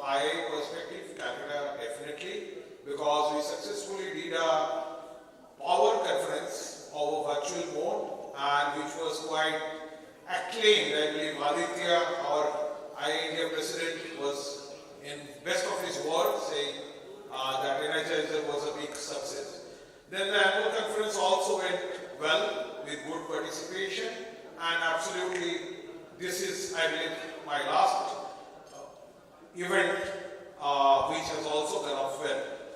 I would take this opportunity to thank a few persons, and the first and foremost, I would like to call upon Mr. Devashish Ghosh, our chair for events and conference, and he is the person basically 4 years back who brought me to IIA foray, and throughout the year the way he supported, guided and participated, I have no words to express gratitude. Devashish, thanks a lot. Please, if you can come up.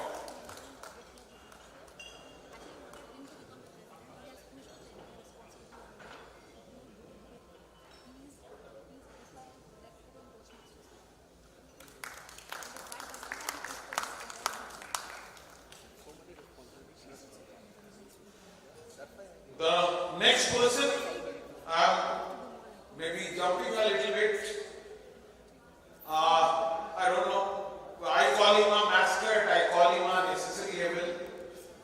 We fought each like anything, but for Calcutta chapter, I really, obviously, as human beings, we are no one perfect, but Mr. A.S. Chaudhary, who is there serving IA Calcutta chapter for almost 20 years. Definitely he has all his fault, but the type of perseverance he has shown, I definitely want to acknowledge him. I am grateful to you. Mr. Chaudhary, if you can come.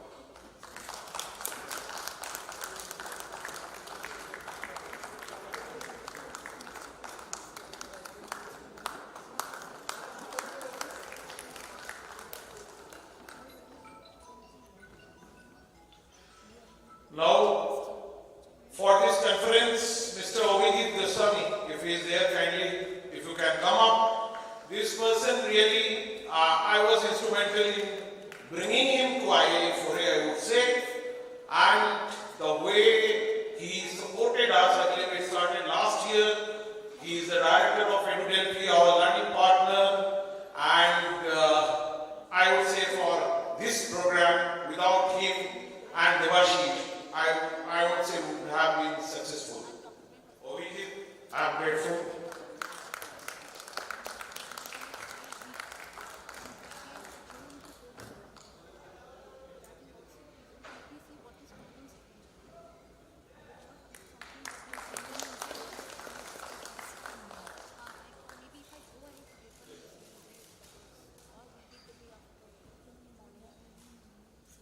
Next, obviously, the type of effort put in by Rupanjana.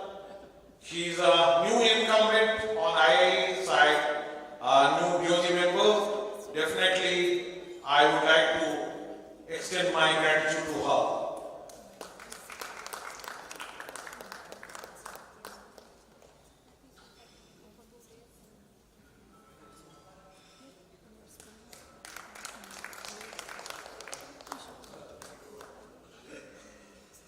Now, coming to Sandeep Basu. This guy is, I would say, a great mainstay for IA Calcutta this year. He works with Tata Motors, now located in Pune. But the way he kept on coming back, whatever programs we did in person, he always made it a point to come down to Calcutta and participate actively. And Sandeep, you have been a great support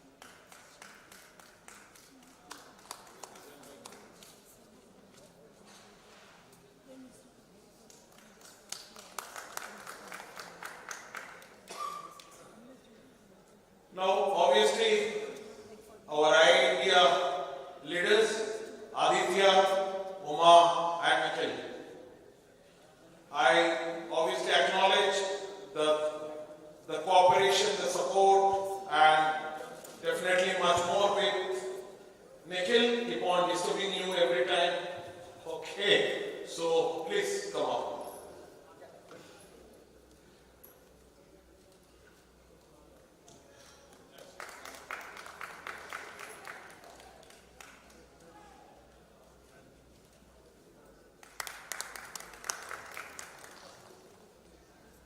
I will just take 1 minute. I am too overwhelmed by the hospitality shown by the Calcutta team. Thank you once again to all the Calcutta team. Hip hip hooray.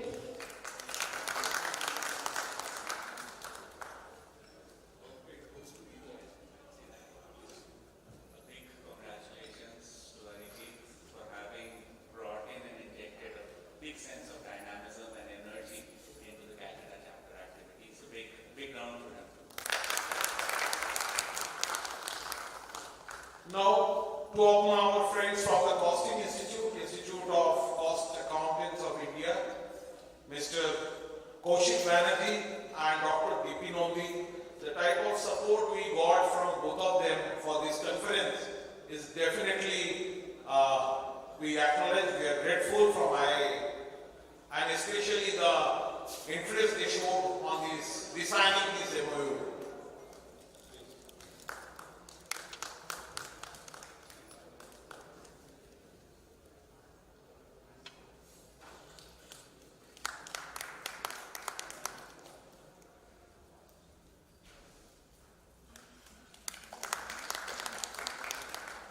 And the last but not the least, I would look for Mr. Amol Das. Is he here? Or he has left? So, Amol Das, can you please come up? So this gentleman, he is the past president of Institute of Cost Accountants of India, a director of finance for Northern Coalfields. The type of interest he showed in IIE events, I came in touch with him 6 months back through Abhijit only, and the type of interest, the type of continuous support he extended towards us. And obviously, Amolda will say, he allowed Mr. S.S. Chaudhary, who is known for his calling anytime anyone, to patience and total support. Thank you, Amolda. Please.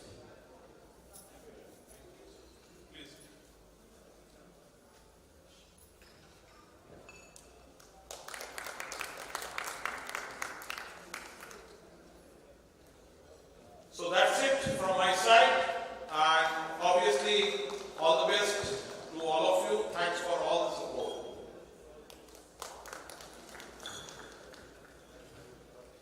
Friends, I take this opportunity as the chairman of the Events and Conference Committee to thank one person without whose vision and continuous hard work this conference would not have happened. And he was too optimistic. We are very, last 7 days has been a very tension time for all of us, but he was quite optimistic, put in his lot of efforts, and obviously the organization is run under the direction of that person. He is none other than Mr. Audit Rai, the president of IIA Calcutta chapter. On behalf of IIA India, we want to give our gratitude.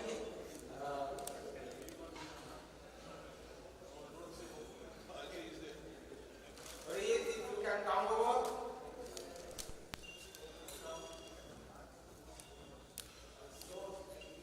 Here has been a record year and a memorable year for all of us.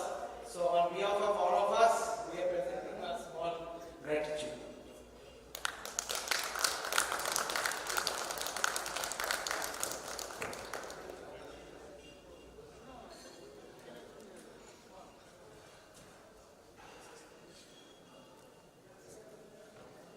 Now I would request Mr. Shuman Chaudhary, Vice President IIA India Calcutta Chapter, to conclude the conclave with his vote of thanks. Very good evening. After the day-long 3 technical sessions, I congratulate all the speakers, and I'm also thankful to the presidents and the chairman of the Free Institute who took part, and we are honored to have the governor